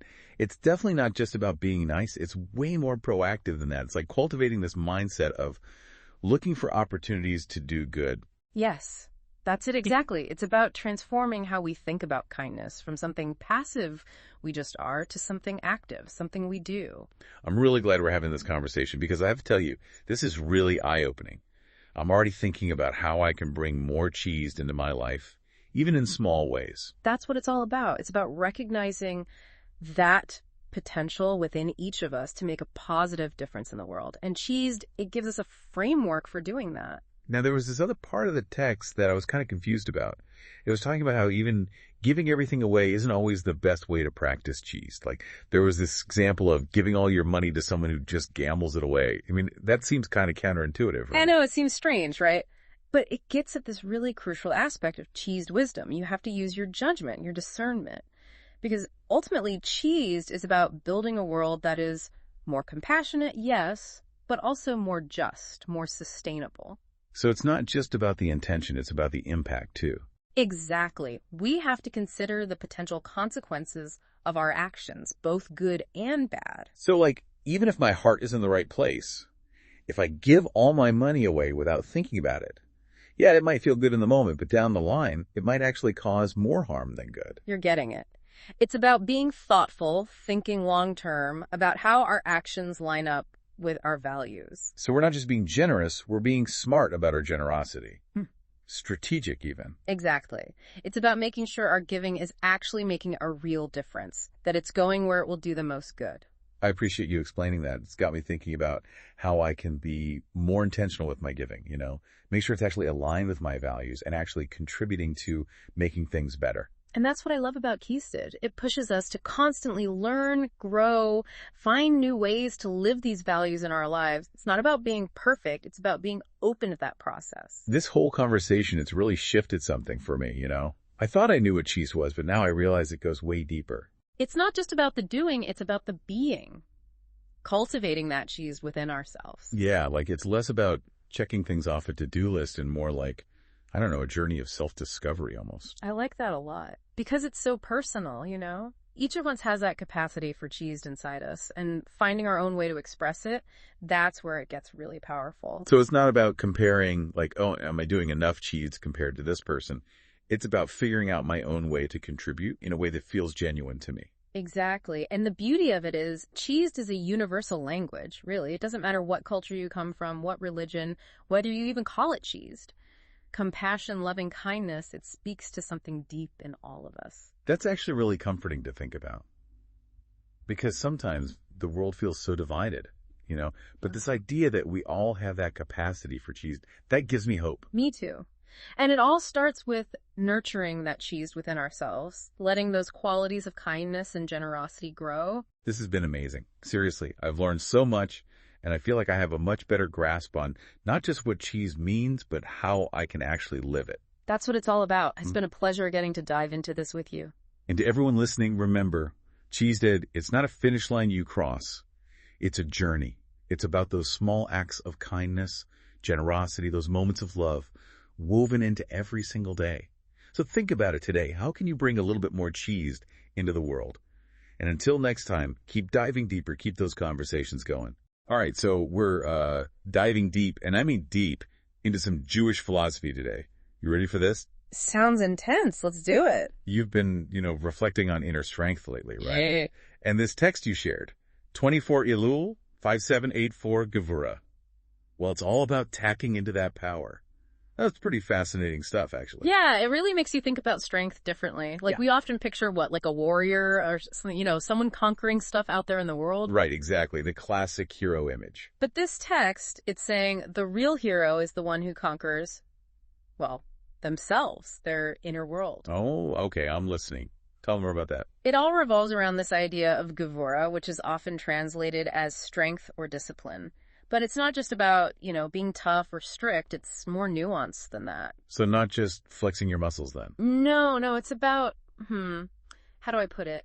It's about having the discipline to use your strength for what really matters. It's a focused strength. Okay, so less about brute force and more about, willpower then. Exactly. It's about recognizing that sometimes the bravest thing you can do is stay put, master yourself. That's where the real battle is, with what the text calls the Yetzer Hara. Hold on, what was that again? Yetzer Hara. Yeah, it's like this, imagine that little voice we all have inside us, the one that's always pushing for the easy way out, the instant gratification, even if it's not really good for us in the long run, Oh man, I know that voice way too well. It's the one telling me just one more episode before bed. Right, or you can skip the gym today, you'll make up for it tomorrow, all those little temptations. So Gevurah is about, telling that voice to shut it, even when it's tempting to give in. Exactly. It's about having the guts to say no to the easy thing and yes to what you know is right, even if it's harder. Okay, I'm starting to get this, but how does this Gevurah play out in real life, Got any good examples? Well, the text actually uses a surprising example, Isaac. Wait, Isaac, as in Abraham's son. The one and only. I wouldn't have thought of him as, the poster boy for strength and discipline. He's always seemed a bit overshadowed, Yeah. especially compared to Abraham. That's exactly why he's such a fascinating example of Gevurah. He represents a different kind of heroism. It's quieter, less flashy. He wasn't out there conquering nations, but he had this unwavering commitment to something deeper. What do you mean? Well, he dedicated himself to preserving his family's spiritual legacy, ensuring that all the wisdom and traditions, all of that would continue on. That takes a different kind of strength. So it's about focus then, choosing where you pour your energy, even if it's not the most glamorous path. Exactly. He focused his energy not on outward conquest, but on nurturing the spiritual growth of his family. Passing on the torch, you might say. Okay, so maybe not slaying dragons, but still a powerful legacy, and that definitely takes courage. I'm curious though. How do we actually, cultivate this Gevurah? Are there steps? A training montage? Well, funny you should mention that. Your notes here actually lay out a pretty clear path. Oh, really? Lay it on me. It all starts with awareness, recognizing when that little voice, that Yetzer Hara, is trying to steer you off course. So, noticing when I'm about to hit add to cart for the 10th time this week. Exactly. But instead of beating yourself up when it happens, we move to step 2. And that's letting go. Letting go of what? The guilt, the shoulda, coulda, wouldas, all those past missteps. We learn from them, but we don't dwell on them. Okay, so being kinder to myself, even when I mess up. I like the sound of that. What's next? This one can be surprisingly tough. It's saying yes to yourself. Oh, man, you're telling me. Between work, family, friends, sometimes it feels like there's no me left to say yes to. And that's exactly what Gevura helps you reclaim. It might mean setting boundaries, learning to say no to others so you can say yes to what you truly need. So it's less about like being selfish and more about being intentional. Exactly. It's about making choices that align with your long-term vision for yourself. So instead of getting swept up in the moment, I take a beat, I check in with myself, and then I act. Exactly. Whether it's finally starting that passion project or just, giving yourself permission to take a break. Gevura gives you that power. Speaking of, there was this great analogy in the text. Something about a fire. Oh, yeah. Was it the one about dousing the flames of... No, it was about focus. Like, if there is a fire burning, we can't simply turn on the fire hose and hope the water reaches the heart of the flame. You remember the rest. We must hold on to it and aim directly at the source until it is burnt out. Here you go. See, you've got it memorized already. Well, it definitely makes you think. Yeah. But how do I actually apply that to my life? Like, my to-do list alone feels like a 5-alarm fire these days. That's exactly where the analogy comes in. It's asking, are you scattering your energy everywhere? Or are you focusing it like a laser beam on what truly matters? Instead of feeling overwhelmed by a million little things. You pick one thing and give it your all. You direct your energy strategically instead of letting it fizzle out in a million different directions. This is making so much sense. But I gotta ask, it sounds like we're talking about a lot of discipline. Is there room for, joy in all this Gevura? That's a fantastic question. And it brings us to another key concept from the text, cheesed. Cheesed. That rings a bell. Yeah. Isn't that about, kindness, compassion? You got it. And here's the thing. Gevura and cheesed, they're not opposites. They're partners. Partners. So it's not about being, this disciplined robot all the time. Not at all. We need both to really thrive, strength and kindness. It's about finding that sweet spot, that balance. So it's more like a dance between firmness and flexibility. Beautifully put. We need both to move through the world with a little bit of grace, a little bit of resilience. It's a balancing act. This is making me rethink my entire approach to, everything. But before we get too carried away, it's making me rethink my entire approach to, everything. But before we get too carried away, I'm wondering, how do we know when to lean into that Gevura? When to be firm, versus when to embrace the softer side of cheesed? It's tricky, right? There's no magic formula. But that's where I think self-awareness comes in. It really is a balancing act, constantly shifting between these two powerful forces within us. So being present, tuning in to what each moment needs, and then responding with the right, blend of strength and compassion. You've got it. And that takes practice, of course. Sometimes the kindest thing you can do for yourself and for others is to set a boundary, to hold firm. Right. Because sometimes saying yes to everything is actually a form of self-sabotage. Exactly. And other times it's about showing up with that cheesed, that open heart, the willingness to just listen and offer support without, trying to fix everything. Man, it's like this whole inner landscape we're exploring. Yeah. So much complexity. But you're right. It all starts with awareness, which, let's be honest, is a lifelong practice in itself. Totally. It's a journey, not a destination, right? And like any good adventure, it comes with its challenges. Speaking of challenges, I've got to ask, what about that Yetzer Hara? That voice we were talking about earlier, the one that's always whispering those tempting little suggestions. How do we deal with that while we're busy cultivating our Gevura? Well, we've been talking about it as this, this thing to be mastered, to be overcome.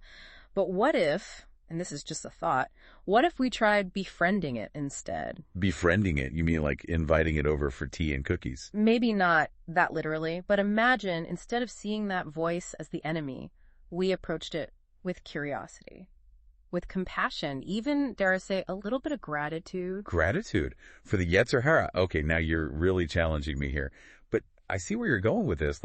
What if that voice is just trying to protect us in its own kind of misguided way? Exactly. It's part of us, right? So what if instead of constantly battling it, we tried understanding it, working with it? So approaching even our inner struggles with that Gevura mindset, that blend of strength and kindness. Wow, that is a powerful reframing. It definitely gives you something to think about. It certainly does. Well, folks, there you have it. Another deep dive, successfully navigated. We've explored this idea of Gevura, this inner strength that empowers us to live more intentional, more fulfilling lives. We've looked at how it plays out in everything from our relationships to our personal goals to those inner battles we all face. And we've learned that it's not about being perfect, but about progress, about showing up for ourselves with both kindness and courage. So, as we wrap up this conversation, I invite you to ask yourself, where in your life could you use a little more Gevura? What fires are you trying to put out with a scattered spray when you need that focused action? What choices can you make today to step more fully into your own strength? It's been a pleasure diving deep with you all. Until next time. Hey there. Ready for a deep dive into something truly enriching? We're diving into Tiferet today. You know, that Hebrew word we often hear as splendor or balance. Mm-hmm. And I know a lot of you listening, you're probably looking for a little more equilibrium in your lives, right? Right. But what if I told you that Tiferet, well, it's way more than just a simple sense of balance. Yeah, you're definitely onto something there. When you look at D.V. Lemmer's piece, he really gets at the heart of it, showing how Tiferet is so much more than just like a static state. It's an active journey, this constantly moving process of growth, self-improvement, all seen through the lens of these Jewish teachings. So it's not just about saying, okay, I'm done with that negative pattern, and then boom, we're good. Not at all. Tiferet, it's about taking action, really replacing those old patterns with positive action. It's about recognizing that deep down, we have the power to shape our own lives. Mm-hmm. It's about self-refinement. It's like that feeling of being stuck we all get sometimes, Yeah. Clinging to the past instead of actually, moving forward, right? Yeah. Tiferet, it's that nudge, that reminder to actively build something better. Absolutely. And those building blocks, just like D.V. Lemmer lays out so well, are cheese and Gevura. Okay, now this is where it gets really interesting. Now, I know a little about cheese, that loving kindness, that deep compassion. Right. But how does that fit into this idea of actively building a better self? It's easy to just think, oh, cheese, that's just giving, like boundless generosity, right? Yeah. But true cheese, it requires this wisdom, It's not just about giving a lot, it's about giving wisely, using that compassion to build, to create, to nurture real growth. So it's not about showering people with gifts or saying yes to every single request that comes our way. It's more about looking a little deeper, understanding what truly helps someone grow, and then acting on that. Exactly. Think of it like, like a kid who wants candy. You wouldn't keep giving a child candy, even if you see it's not good for them, right?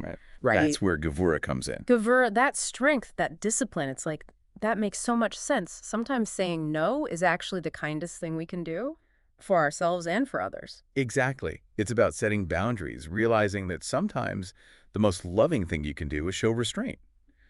Recognizing when our energy is actually helpful and when it might, feed a negative pattern.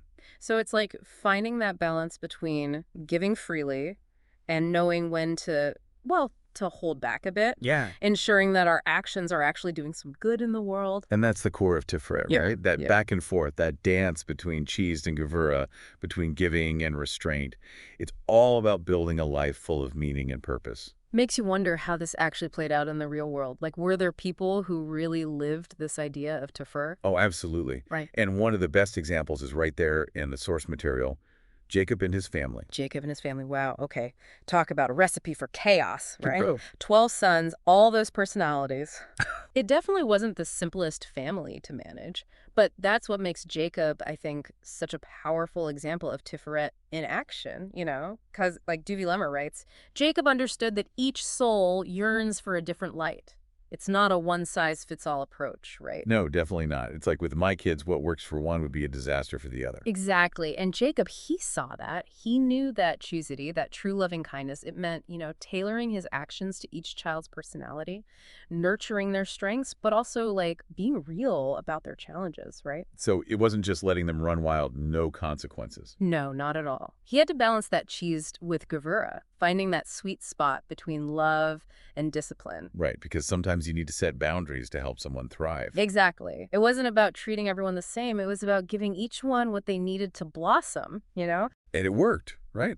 I mean, family drama aside, he built something that lasted.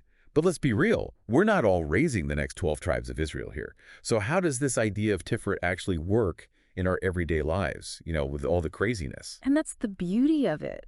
Tifra, it's not about these big sweeping gestures, It's about those small daily choices we make. It's recognizing that our lives are, well, they're multifaceted. We're not just one thing. We're workers and parents and friends and so much more. And sometimes those roles, they kind of collide, right? You've got deadlines, kids need you, friends want to hang out. Hmm. It can feel impossible to balance it all. Absolutely. And Tifra, it's not about magically juggling everything at once and doing it all perfectly. It's about being present in each moment, really present. Remember that example that Lemmer gives? Imagine your kid's school calls with some issue right when you're like drowning in deadlines. Oh man, I can feel the stress already. The temptation is to just think, I can't even deal with this right now. Right. But Tifra, it asks us to just, take a breath and ask, okay, what does this moment need from me? It's about giving our full attention, our care to each situation. We don't have to let the stress of one thing bleed into the next. It's like compartmentalizing, but in a healthy way. Yeah. We're not shutting down. We're just shifting our focus consciously. Yes. And that takes Gevura, that inner strength, staying calm, prioritizing, acting with real intention instead of just reacting out of panic. So we're not just like organizing our schedule or our to-do list. It's deeper than that. It's like we're cultivating a way of being, a way of navigating the world that acknowledges how complex life is without letting it overwhelm us. You got it. And that's where Tiferet, it goes even deeper than just managing your time. It's about really embracing your reality, accepting those challenges, your limitations, even those imperfections, and seeing them as part of a path. So like we're saying yes to the life we actually have, not the one we, wish we had. Exactly. It's about seeing that those challenges, those like imperfections we all have, they're not some detour, they are the path. And when we accept that, really accept it, that's where we can find, a really deep sense of purpose. It's funny, right? We started talking about balance, but Tiferet, it's so much bigger than that. It's about wholeness, wouldn't you say? You said it. It's recognizing that every part, the good, the bad, even the messy stuff, it all makes us who we are. It all builds our legacy. Just like Lemmer writes, when we balance things out, walk that middle path, take care of all our responsibilities the right way, that's how we build the greatest legacy we can. And that legacy, it's not just about achievements, right? It's how we choose to live, how we interact with the world. Absolutely. Living with Tiferet, it has this ripple effect. It changes how we are with our families, our communities, everyone we meet. It stops being about just us and becomes about being a force for good. So it's like we're not just organizing our day, we're actually shaping things little by little with every choice we make. Exactly. Think about Jacob again. His legacy, it wasn't just about his own growth, right? It was about the 12 tribes, the generations that came after him. He changed the course of history just by living Tiferet. Really makes you think, what kind of impact are we having? What will our legacy be? How are our actions, our cheese and our gevura shaping things? That's the question Tiferet asks us all. And the best part is, it's never too late to start building that legacy of balance and purpose and meaning. Wow. This has been incredible. I don't know about you, but I feel, inspired. Like I have a whole new way of looking at the challenges in my life, the good stuff too. It's been a pleasure diving into Tiferet with you. And to everyone listening, we hope this deep dive has, maybe sparked something in you too. That desire to find that balance, that Tiferet in your own life. And remember, it's not about reaching some finish line. It's a journey. Take it one step at a time, embrace it all, and you'll discover how beautiful it is to live in Tiferet. Ready for a deep dive into something really fascinating. You shared those writings about Netzach, and honestly, it really got me thinking. I mean, we're talking about ancient wisdom, but with some seriously practical applications for today, right? Ever felt that, laser focus when you're working toward a goal? That feeling that you're almost there, like you can taste victory. You get it, that's Netzach in action, that drive. It's one of those words. Like buzzing with energy, Totally. And it's Hebrew, so we're talking about layers of meaning here. On the surface, it's, leadership, victory. Think of like a conductor, menatziach in Hebrew, leading an orchestra to create something amazing. Or a hard-fought nitzakon that's victory. But it goes deeper, like way deeper. Netzach even hints at eternity, Lenetzach, Netzakim. It's about aligning yourself with a force that endures. Wow. Okay, I'm getting chills. And the source we're looking at, it takes this really cool angle with music. Like each part of us, our thoughts, the things we do, even what we say, it's all part of the music we're making with our lives. That's a great way to think about it. but how do we make sure we're not playing out of tune? Like how do we find that harmony? That's where the whole idea of preparation comes in.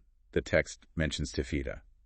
A lot of times, people just translate that as prayer, but it's much more active. It's about being totally present, ready to receive, prepared. Yep. You wouldn't just walk on stage with an instrument and expect to nail a performance without practice, right? No way. Not if you want it to sound good. Exactly. Netzach is reminding us that victory, true victory, it's not passive. It's about constantly honing your skills, making sure every part of you is playing its part. So it's not enough to just have the dream. You got to put in the work, the practice. Okay, that makes a lot of sense. But we all hit bumps in the road, right? I mean, life happens. So what's the difference between those who give up when things get tough and those who seem to just power through? What helps them turn those setbacks into, like, stepping stones? So, like, our mindset, that's got to be huge, right? When we're talking about getting past those obstacles, reaching those big goals. Huge. And this is where the whole visualization thing comes in, I think.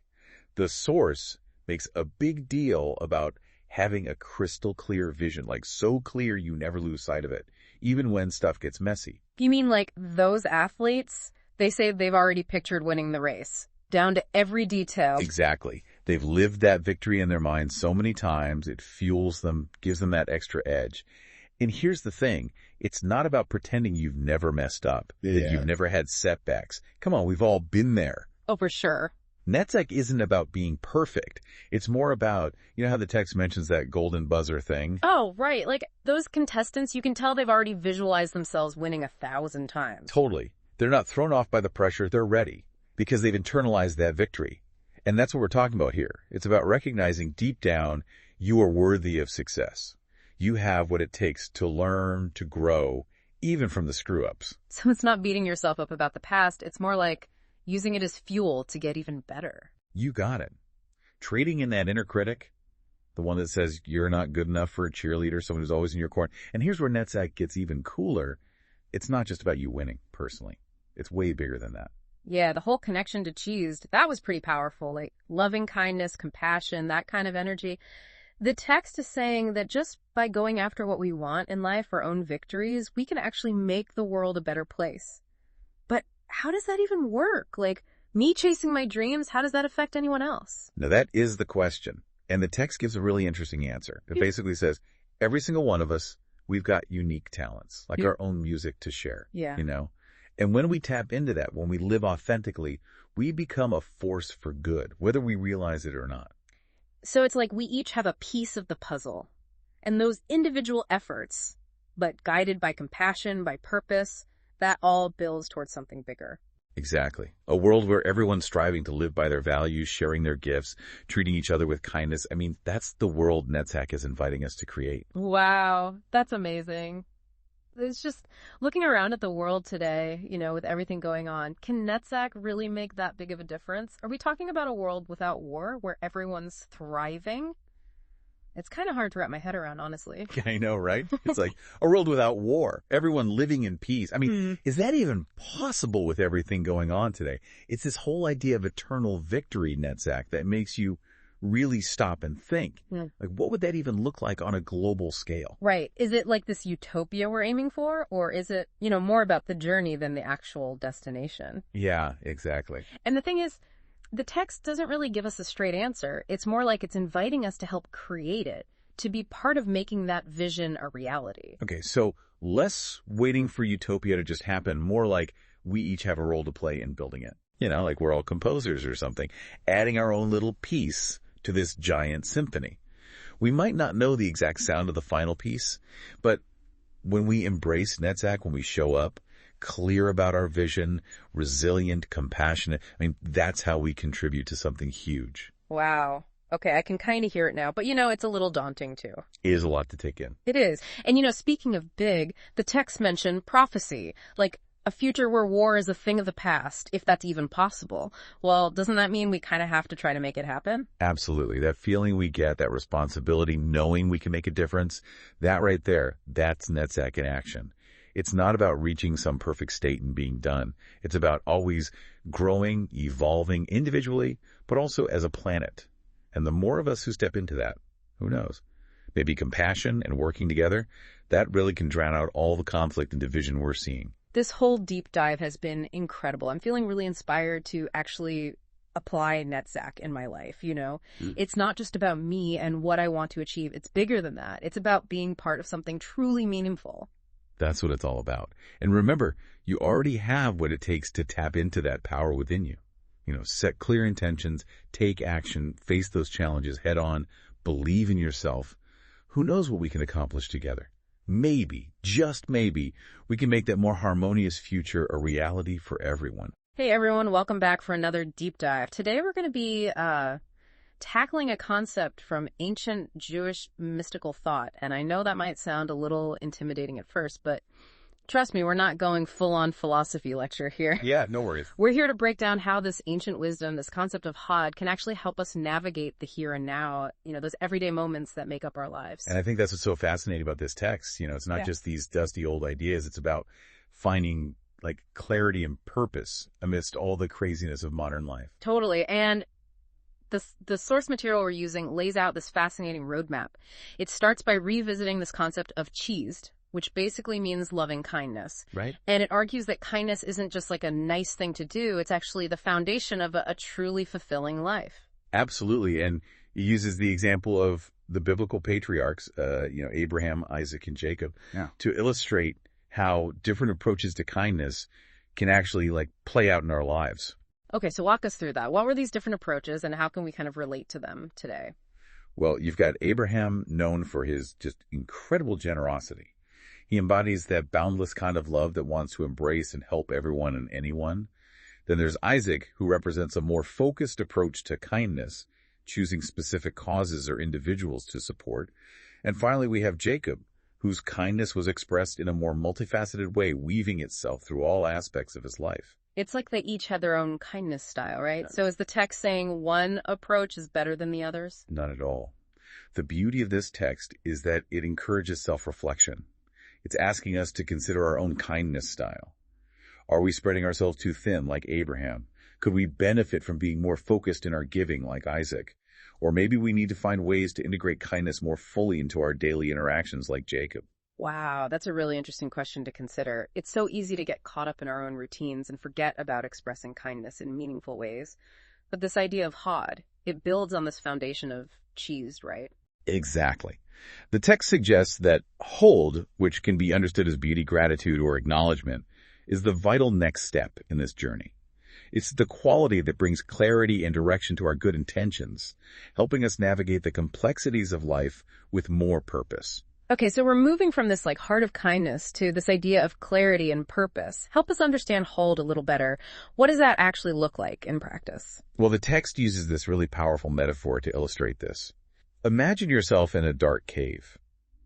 Your senses alone aren't enough to find your way right. Right. You need a torch to illuminate the path ahead. Hod is that torch. It's the inner illumination that allows us to see clearly amidst the darkness of uncertainty, make sense of our surroundings, and move forward with purpose. It's like those times in life when you feel lost or unsure which way to go. You hit a crossroads face, a tough decision, or just feel a bit adrift. That's when we need our own internal Hod to light the way. Precisely. And the text goes on to explain that cultivating Hod is deeply connected to gratitude and the willingness to acknowledge our own limitations. It emphasizes finding peace and even beauty within the reality of our circumstances, rather than chasing some idealized version of perfection. This idea of finding beauty in our limitations, in the reality of our circumstances, that really resonates with me. It reminds me of those times when I'm so focused on what's going wrong, I miss the good stuff right in front of me. Exactly. And that brings us to another crucial aspect of Hod that's highlighted in the text, this idea of literosum. It's about living with intention, savoring each moment, rather than constantly chasing after future goals. Okay, break that down for us. What does literosum mean in a practical sense? How do we actually live that out? Well, the text uses the analogy of a road trip. Imagine you're driving from one end of Israel to the other, let's say from Eilat, all the way up to Mount Hermon. If you're so fixated on reaching your destination, you'll miss all the incredible scenery, the interesting detours, the unexpected encounters along the way. It's like that saying, it's about the journey, not the destination. But it's so easy to get caught up in the destination, We're always striving, always looking ahead to what's next. Absolutely, and this is where literosum comes in as a powerful antidote to that always-on, future-focused mindset. It's about finding joy and meaning in the present moment, regardless of whether we achieve some grand outcome or not. And this ties back to cheesed, right? If we approach each moment with this mindset of literosum, then every interaction, every task, even the most mundane activities become opportunities to express kindness, to connect with others, to create something positive. Precisely, it's about recognizing the inherent value in each moment, in each encounter. Now, the text also delves into a story that I think beautifully illustrates both the challenges and the importance of cultivating Hod, the story of Aaron and the golden calf. Oh, right. That's a powerful one. For those who need a refresher, Aaron was a key figure in that Exodus story, known for his love of peace and his deep devotion to doing good. Exactly.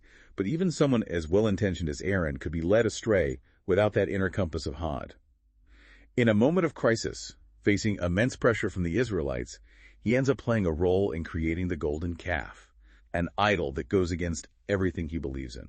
It's a reminder that good intentions aren't always enough, right? We can get so caught up in the chaos of the moment, so swayed by external pressures that we lose sight of our own internal compass. Exactly, and that's where the text emphasizes the importance of deriving our light, our sense of clarity and purpose, from a true source.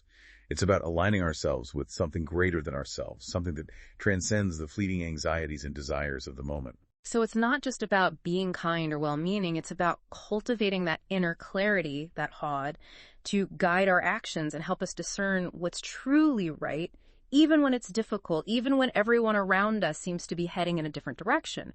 But how do we actually do that? How do we cultivate that kind of inner strength and clarity in the midst of a world that often feels chaotic and overwhelming? That's the million-dollar question, isn't it? We're all searching for that inner compass, that Hod to guide us, but how do we actually find it, in our daily lives? Well, the text offers some really practical guidance here. Remember how we talked about Hod being connected to gratitude and acknowledging our limitations? That really stuck with me. It's not just some feel-good concept, it's a practice. Yeah. Start by noticing the things you often take for granted. The simple pleasures, the acts of kindness from others, even just the fact that you're alive and breathing right now. Cultivating that sense of appreciation, that's a powerful step towards accessing Hod. It's like hitting the pause button throughout the day and just saying, wow, I'm grateful for this moment, for this breath, for this cup of coffee, for this conversation. Exactly. And then there's the aspect of acknowledging our limitations. We put so much pressure on ourselves to be perfect, to do it all, to have all the answers. Hod invites us to let go of that impossible standard and find peace with who we are right here, right now. It's about embracing the messiness of being human flaws and recognizing that we're always a work in progress. Precisely. And this brings us back to that beautiful concept of literosum, making each moment count. It's not about achieving some grand future goal. It's about approaching every interaction, every task, even the most mundane activities, as opportunities to learn, to grow, to connect. So if we can cultivate that gratitude, embrace our imperfections, and live with that literosum mindset, that's how we start to embody Hod in our own lives. That's the beauty of it. It's not some esoteric concept reserved for, mystics and scholars. It's available to all of us right here, right now. And that brings us back to the text's powerful closing question. If every moment is indeed precious, if it's an opportunity to live with Hod, how might we choose to act differently right now? What a profound question to sit with. It really makes you think, doesn't it? What would it look like to bring more Hod into this very moment, into our next interaction, into the rest of our day? That's something I'm going to be pondering long after this deep dive is over. Me too. Yeah. And I think that's the beauty of engaging with these ancient teachings. They offer this timeless wisdom that continues to resonate and challenge us thousands of years later. Absolutely. And on that note, we'll leave you with that powerful question to ponder. How can you bring more Hod, more clarity, purpose, and intention into your life starting right now? Thanks for joining us on this deep dive, and we'll see you next time. Okay, so something I've been thinking about. You ever notice how if you hear a story from like a bunch of people, it just, feels more real? Like if 10 people tell you the same thing versus just one person, does that like hold more weight for you? Yeah, no, I totally get that. It's like our natural instinct to kind of find strength in numbers, right? Yeah, totally, like instinctively. But it got me thinking about this yesod thing we're diving into today, because even with all those voices, they all have their own spin, their own little details. Oh, right, you're right. And it's like building something, a foundation, which is, when you think about it, kind of what yesod is, that bedrock. So we're not just talking about a physical foundation here, right? It's something bigger. Exactly. It's more like The core stuff. Yeah. The absolute basic building blocks that make you, well, you and our source. It really gets into this. It explains how Yesod is more than just your genes, your family line. It's all the stuff that was present when you were, conceived. Yeah, so like the thoughts your parents were having, their emotions, even some would say their spiritual leanings, all in that moment. It all goes into making this foundation. So wait, my parents' state of mind when I was conceived is like part of my Yesod. That's wow. It's pretty powerful when you think about it like that, right? Yay. And it actually ties back to what you were saying about all those storytellers. Yeah. Each person adds their own layer to the story. And it's kind of like that with our beginnings too. This whole mix of influences all going into that bedrock of who we are. Okay, so if everyone's Yesod has these same like basic parts, are we talking like thoughts, words, actions, that kind of thing? Yeah, you can think about it like that. Okay, but then what makes us all so different if we all have the same starting blocks? It's less about the blocks themselves and more about how we use them, how we build on that foundation as we go through life. The source makes a point of saying, even though those basic things might be universal, how they play out, that's what's different for everyone. I see. It's the choices we make, the paths we take. That's how we shape those raw ingredients into something that's uniquely us. So it's like we're all given this starter kit, this Yesod, and then it's up to us what we build with it. Exactly. And to see this in action, let's look at a story from the source material. The story of Yosef Hatzaddik. Are you familiar with him? Oh yeah, the name rings a bell. He's a pretty important figure, right? I can't quite place it. Yes, he is. And his story, well, it tells us a lot about the power of this Yesod. Without, getting into all the details, let's just say Yosef, he found himself in a situation that really tested him morally. He was tempted, big time, pressured to compromise what he believed in. And this is where his Yesod, that inner foundation, comes in. Yeah, exactly. And our source, it's interesting, it says that Yosef's struggle, it wasn't unique to him. Yeah. That anyone in that spot, they might have broken. We all have those times when doing what's right is just really hard, when we're pushed to our limits. Okay, so it's about how we react when things get tough. How we use that inner strength when it really matters. You got it. And that's where Yosef's strong Yesod shines through. Even with everything going on around him, he held on to his principles, to those values that were instilled in him from when he was a kid. So even faced with that kind of temptation, that deeply rooted foundation kept him grounded. It did. His story is a good reminder that even when we mess up, and we all do, the important thing is to remember who we are at our core. And that's where Teshuva comes in. Teshuva, can you break that down for me? Teshuva. It's all about the idea of return.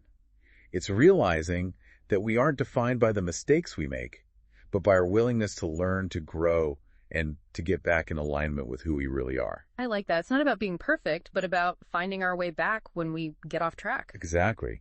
And, our source, it suggests that this whole idea of Teshuva, this ability to come back, it's tied to how strong our Yesod is. Like having a solid foundation to return to no matter how far we stray. Man, it's good to know there's always a way back, a chance to get right again. But I gotta say, this Yosef guy, his story, it's a little, I don't know, intimidating. Like, are we all supposed to be that strong, able to resist anything? Seems like a lot. Yeah, no, I hear you. It's easy to feel that way. But you've hit on something important. The source isn't saying we all got to be like superhuman, perfect all the time. It's not about that. So it's not about never messing up. It's about what we do when we do. Exactly. It's about using that inner strength, that compass we get from our Yesod to get through those tough spots that life throws at us. And that even includes the little everyday things that might not seem like a big deal. You mean like when that guy cuts me off in traffic and I just want to, Exactly. Or those times when the easy option, it just doesn't sit right with our values. Those choices, even the small ones, they're chances to flex that Yesod muscle, to make those foundational principles even stronger. Those moments, they show us who we really are. Okay, now I'm seeing how it all fits together. But there's one more thing. The source, it mentions Yosef being like a torch in the darkness. What's that all about? Powerful image, right? Yeah. Even with his own struggles, Yosef, he stayed true to himself. And that, his integrity, gave light to others, like his actions. They had this ripple effect, inspired the people around him. So it's like, by being ourselves, even when it's hard, we can be that strength for other people too. That's the idea. And this whole thing about being connected, it goes back to what we were saying about stories.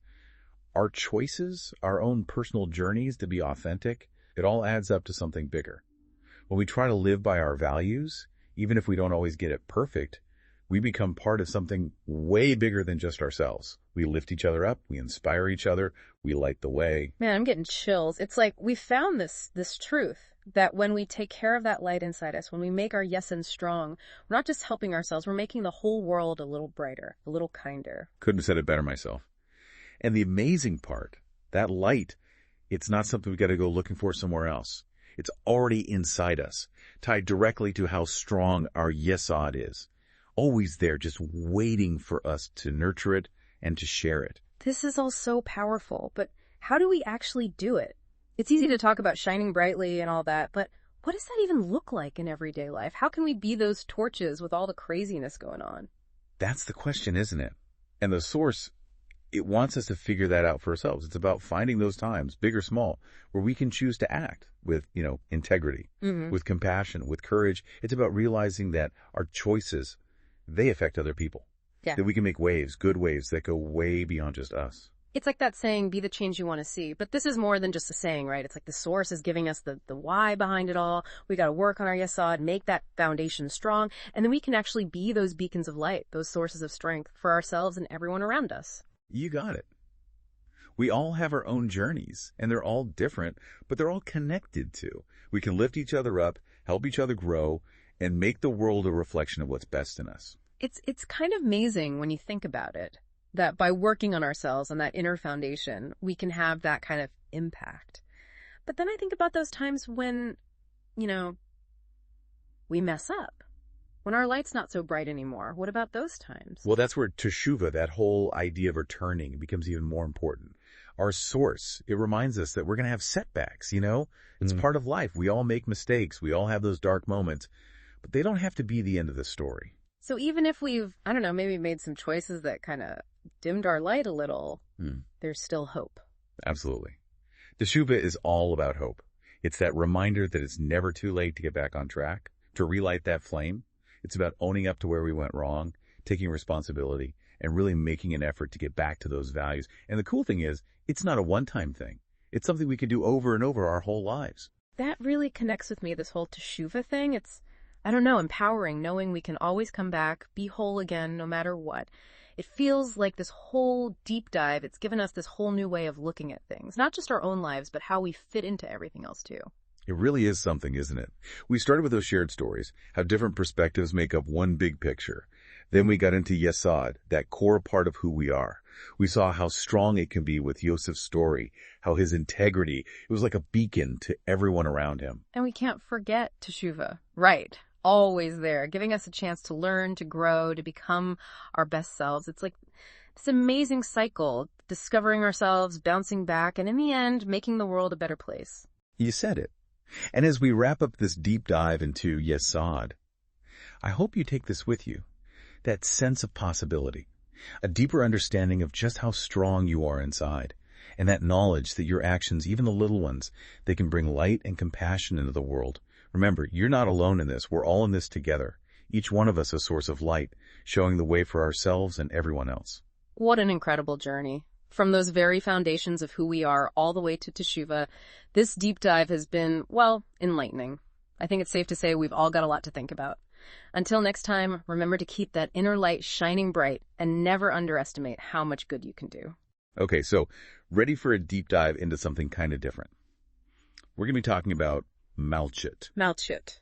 And before you think, wait a minute, isn't that like kingship? You're right. It's often translated as kingship or sovereignty. But it's not about like ruling a country or anything. Oh, no, not all. It's more about this inner strength, this wisdom, this closeness to, something bigger than yourself. Yeah, and you might be thinking, okay, kingship, deep dive, what's that got to do with me? Well, the source material that we're looking at for this deep dive, it actually connects this whole idea of Malchut to the Jewish high holidays, which is a time for, reflecting and trying to become a better version of yourself. Right, like self-improvement. Exactly. But even if that's not your background, stick with us, because these ideas, they're actually super universal. We're going to be talking about humility, about finding your purpose, and really that whole journey of trying to become your best self. And the piece we're looking at It starts off, well, it doesn't hold back. It puts you right there in this grand palace. You're walking alongside the king, and you feel so out of place, but also incredibly honored to even be there. It's such a vivid image, right? And I think it really captures that feeling of, we've all had those moments where we feel small, maybe a little bit of imposter syndrome. Oh, totally. But at the same time, we also have this potential for greatness inside us. And that's really what Melchett is all about, this kind of paradox of humility mixed with this incredible potential. So we're in the palace. Yeah. We're feeling awestruck, maybe a little out of our depth. What happens next? So this is where the text really emphasizes humility. Even when you're being recognized, maybe you're walking through the palace because you've achieved something amazing. You've had some big successes. Right. True Melchett. It means remembering that there's a force, something greater than yourself, that's at play in your life. It's not all about you, even when all eyes are on you. It's like, don't get a big head, even when you're standing in a palace. Exactly. So it's recognizing your successes, your talents, all of it. It's not all just you. That's interesting. It is interesting. And I think it makes you think about, leadership in general. Mm-hmm. Because real leadership, true leadership, it often comes from a place of recognizing that you're actually serving something bigger than yourself. Whether that's a cause or a community or even just a set of values that you really believe in. So that's our first big takeaway on this journey to understanding Melchett. True leadership.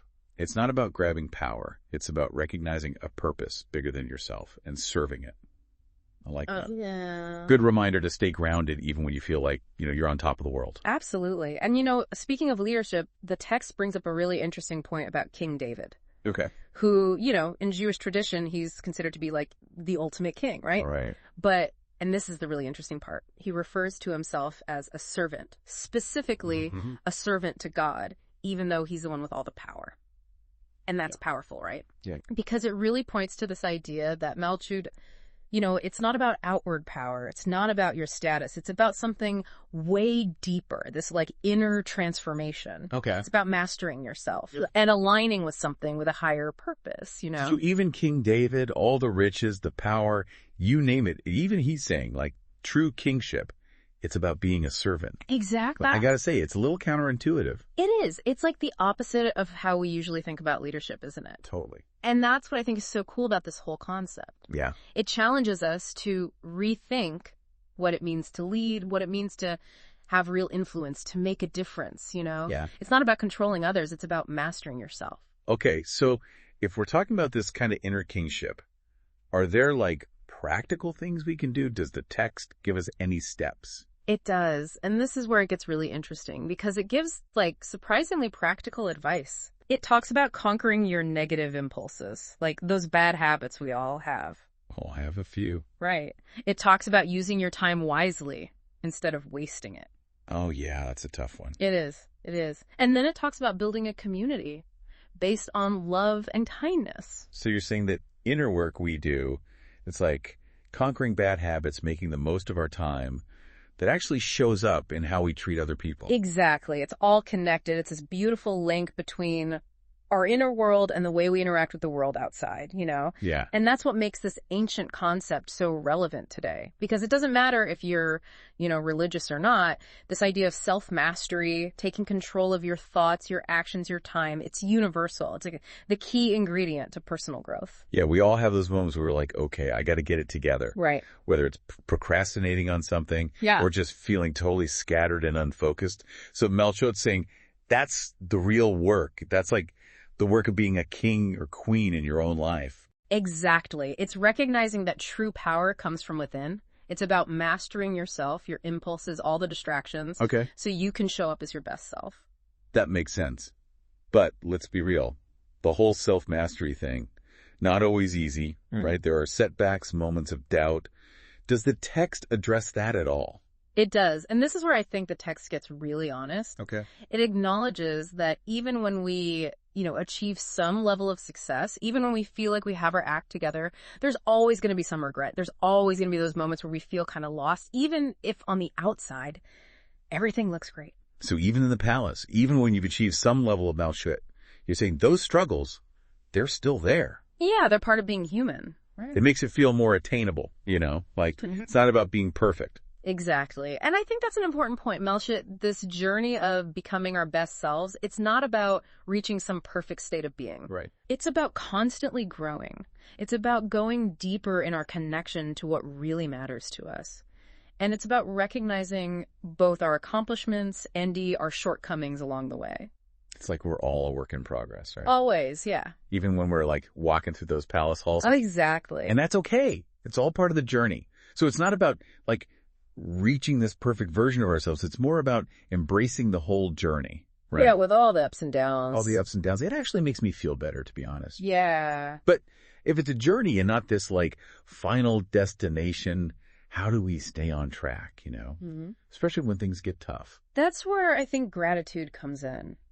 Because even when things are hard, even when we feel lost, there's always something to be grateful for, right? Okay.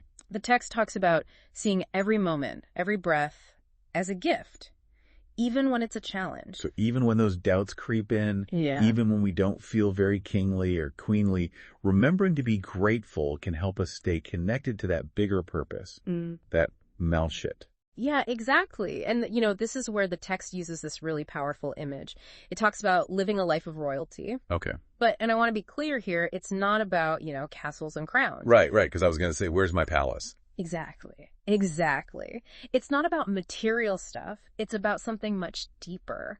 It's about making sure your actions match your values, even when it's hard. Oh, wow. And it's about leading by example, even in those small moments, because all those choices we make, they ripple outwards. They affect other people. So you're saying we should be living every moment like we're setting an example for others. That's a pretty high standard. It is a high standard, but I think that's part of what makes this idea of Melchit so inspiring. It's like this invitation to step into our potential, not for the praise or the recognition, but because it's the right thing to do. Because it feels true to ourselves. Yeah. And when we try to live with that kind of intention, that integrity, it inspires other people to do the same. It's like a ripple effect. Exactly. Yeah. So our own commitment to that inner kingship, to really living our values, it can create positive change out in the world. Yeah, I love that. And the text reminds us that this journey, this self-mastery, this service, it takes work. It's about recognizing we have potential, but never getting complacent. We're always growing, always trying to become better. Always a work in progress. Yeah. And using our time and our talents to really make a difference, So as we wrap up our deep dive into Melchit, I'm kind of left with this feeling of, wow, there's so much more to learn, but it also feels really empowering. Like we all have this capacity for interchange. Absolutely. And that it can actually have an impact on the world around us. It absolutely can. It's a journey worth taking. And as you think about all this, maybe ask yourself, what does it mean to really serve something bigger than yourself in your everyday life? How can you bring that spirit of service, of humility, into the choices you make, the relationships you build? That's something to think about. You ever feel like when the holidays come around, it's easy to just kind of go through the motions, Yeah, definitely. It's like you're just checking things off the list. Exactly. But this time, with Rosh Hashanah coming up, I thought it'd be interesting to really dive in. And we've got this text, Rosh Hashanah 1, and it really makes you think about things differently. It's less about the rituals and more about, your own connection to something bigger. Oh, interesting. What kind of stuff does it say? The language is really interesting, almost poetic. But it's this idea of Rosh Hashanah being like a conversation with God that really got me. Intense. Right. And it's not just a quick, how are you doing kind of chat. The text makes it clear this is a big deal. So how does it describe this conversation? Well, there's this one line. We need our full concentration on each and every word, deeply felt and seen with the eye of the mind. It's got to be way more than just going through the motions. Yeah, that's a powerful image. It's like this conversation requires our full attention. We can't just be there physically. We have to be present mentally and emotionally, too. Totally. It's like when you're talking to someone and you can tell they're really listening, really present, makes a difference, right? A huge difference. And, this idea of direct communication with God, it's central to Jewish tradition. But the way this text frames it, it's not just about reciting prayers. It's about really connecting with them on a deeper level. So it's about being present, mindful, intentional. Absolutely. And during Rosh Hashanah, that's what we're called to do with God, to show up authentically, fully present in that conversation. Okay, so we're talking about this really powerful conversation with God, and then the text takes this really interesting turn. It talks about Rosh Hashanah being the birthday of the will of Hashem. I mean, that's wow. What's that all about? It's a powerful metaphor, isn't it? And I think it gets to the heart of what Rosh Hashanah is really about. It's not just a date on the calendar, not just a celebration of the past. It's about acknowledging God's ongoing presence in the creation of the world. So it's like we're celebrating creation itself. Exactly. And what's fascinating is how the text connects that idea of creation with our own actions in the world. Like, they're intertwined somehow. Yeah, it keeps coming back to that, doesn't it? Yeah. What's the connection, though? How do our actions play into this whole idea of creation in Rosh Hashanah? It's like this. Just as God brought the world into being through action, we're called to participate in that creation through the choices we make every day. We're not just observers, we're active participants. So it's not enough to just appreciate the world God created, right? We have to actually do something with it. Exactly. Rosh Hashanah, according to this text, is a time to think about how our actions ripple out and impact the world. We have more power than we realize, wouldn't you say? I like that. It's empowering. But, you know, speaking of seeing things differently, there's this other passage that really stuck with me. It's about seeing God through the lens of our everyday experiences. The good ones and the not so good ones. Oh, I remember that part. Very thought-provoking. It says, we see him through the lens of all our problems, struggles, victories, and successes. Powerful, right? But what does that even mean, practically speaking? It's saying that God's presence is woven into the fabric of our lives. It's not limited to moments of joy or triumph. It's also present in the midst of challenges and difficulties. You mean when things are tough, when we're struggling, God is still there with us? Absolutely. Sometimes those difficult times can actually bring us closer to God if we let them. It's like maybe those challenges are actually opportunities for growth. Exactly. Opportunities to confront our limitations, to depend on something greater than ourselves. And this ties directly into the whole concept of Teshuva, which is so central to Rosh Hashanah. Okay, now you're speaking my language. I was actually just about to ask you about that. Yeah. Okay, so for those of us who might not be fluent in, high holidays language, what exactly is Teshuva? Yeah, good question. It's often translated as repentance, but honestly, that doesn't quite capture it. It's more than just saying sorry when you mess up. Way more. It's like this deep internal shift, turning back towards God, really committing to growth. It's about self-improvement, but with this, spiritual dimension. So not just checking things off a to-do list, but actually changing internally. Exactly. It's about taking a hard look at where we've fallen short, owning our mistakes, but then the key is trying to actually do better. And this is important. It's not about getting stuck in guilt or shame. It's seeing those slip-ups as chances to learn and grow. Okay, I like where you're going with this. It's hopeful, right? Like messing up isn't the end of the story. So are you saying even when we're struggling, making mistakes, that can be part of Teshuva? 100%. Those tough times, they can actually bring us closer to God if we let them. They force us to look at our own limitations, to confront our ego and maybe rely on something bigger than ourselves.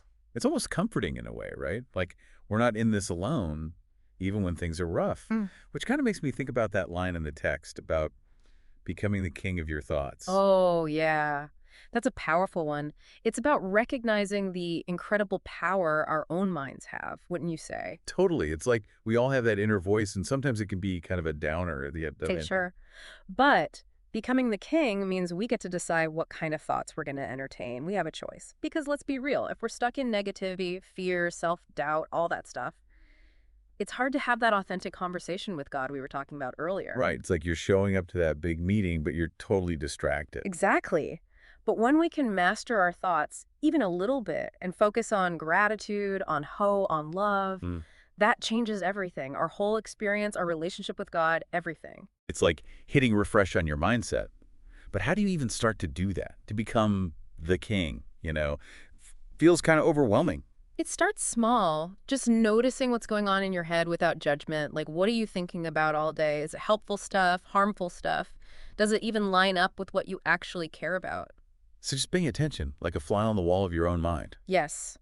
And once you start noticing, then you can start to shift things. Which I imagine is Easier said than done, right? Our minds like to wander. Oh, tell me about it. It's like training a muscle, you know? You got to practice redirecting your attention, of focusing on thoughts that are actually useful. The more you do it, the easier it gets. So it's not that we'll never have a negative thought again. It's more like choosing which thoughts get the VIP treatment. Exactly. And honestly, it's not always easy. It takes effort, being intentional. But the more you practice, the better you get at recognizing, oh, here we go down that same old unhelpful path. And then gently, you steer it back. It's like creating new mental pathways, Mhm. right? Instead of getting stuck in those same old ruts, we can actually create new, more positive ones. Exactly. It's about taking back control, choosing to focus on thoughts that lift you up, inspire you, bring you closer to God. And to who we really want to be, I guess. Couldn't have said it better myself. You know, it's really striking how this idea of like mastering your thoughts, it connects back to everything we've been talking about with Rosh Hashanah. It really does, yeah. It's like this text is giving us this practical guide, to actually live these big spiritual ideas. Totally. But I can imagine for someone who's maybe never thought about it this way, it can sound kind of vague. Like, what does that actually look like in real life? Okay, good point. Let me give you an example. Yeah. So think about a time when you were dealing with some kind of problem. Maybe you felt super stressed, anxious, that kind of thing. What was going through your mind? Oh, man. Been there. Usually it's like, what if this happens? What if that goes wrong? Right, exactly. That's what our minds tend to do, right? But imagine, instead of getting swept up in all that, you take a minute and you make a conscious choice to shift your focus. So instead of obsessing over the problem, you ask yourself, okay, what can I learn from this? Or what strengths do I have that can help me get through this? No, interesting. So it's not about pretending the problem doesn't exist. It's about changing how you relate to it. That's it. That's what it means to be the king of your thoughts. You decide what thoughts get your energy. You tap into that inner strength. Wow. So instead of letting our emotions run the show, we can use our thoughts to feel more positive, more resilient. Exactly. We have more control than we realize. We always have a choice. Even when things are really tough, we can choose how we respond. This whole conversation has been so eye-opening. So to kind of bring it all home, what are the big things you hope people listening will take away from all of this? Well, I think this text really drives home that Rosh Hashanah is so much more than just a bunch of rituals. It's a time to really look inward, recognize that God is present in our lives always. And it's a time to really think about how we want to live with purpose, with intention. Yeah, it's a fresh start, but not just for one day. It's like carrying that energy with you all year. 100%. And remember that conversation with God we talked about.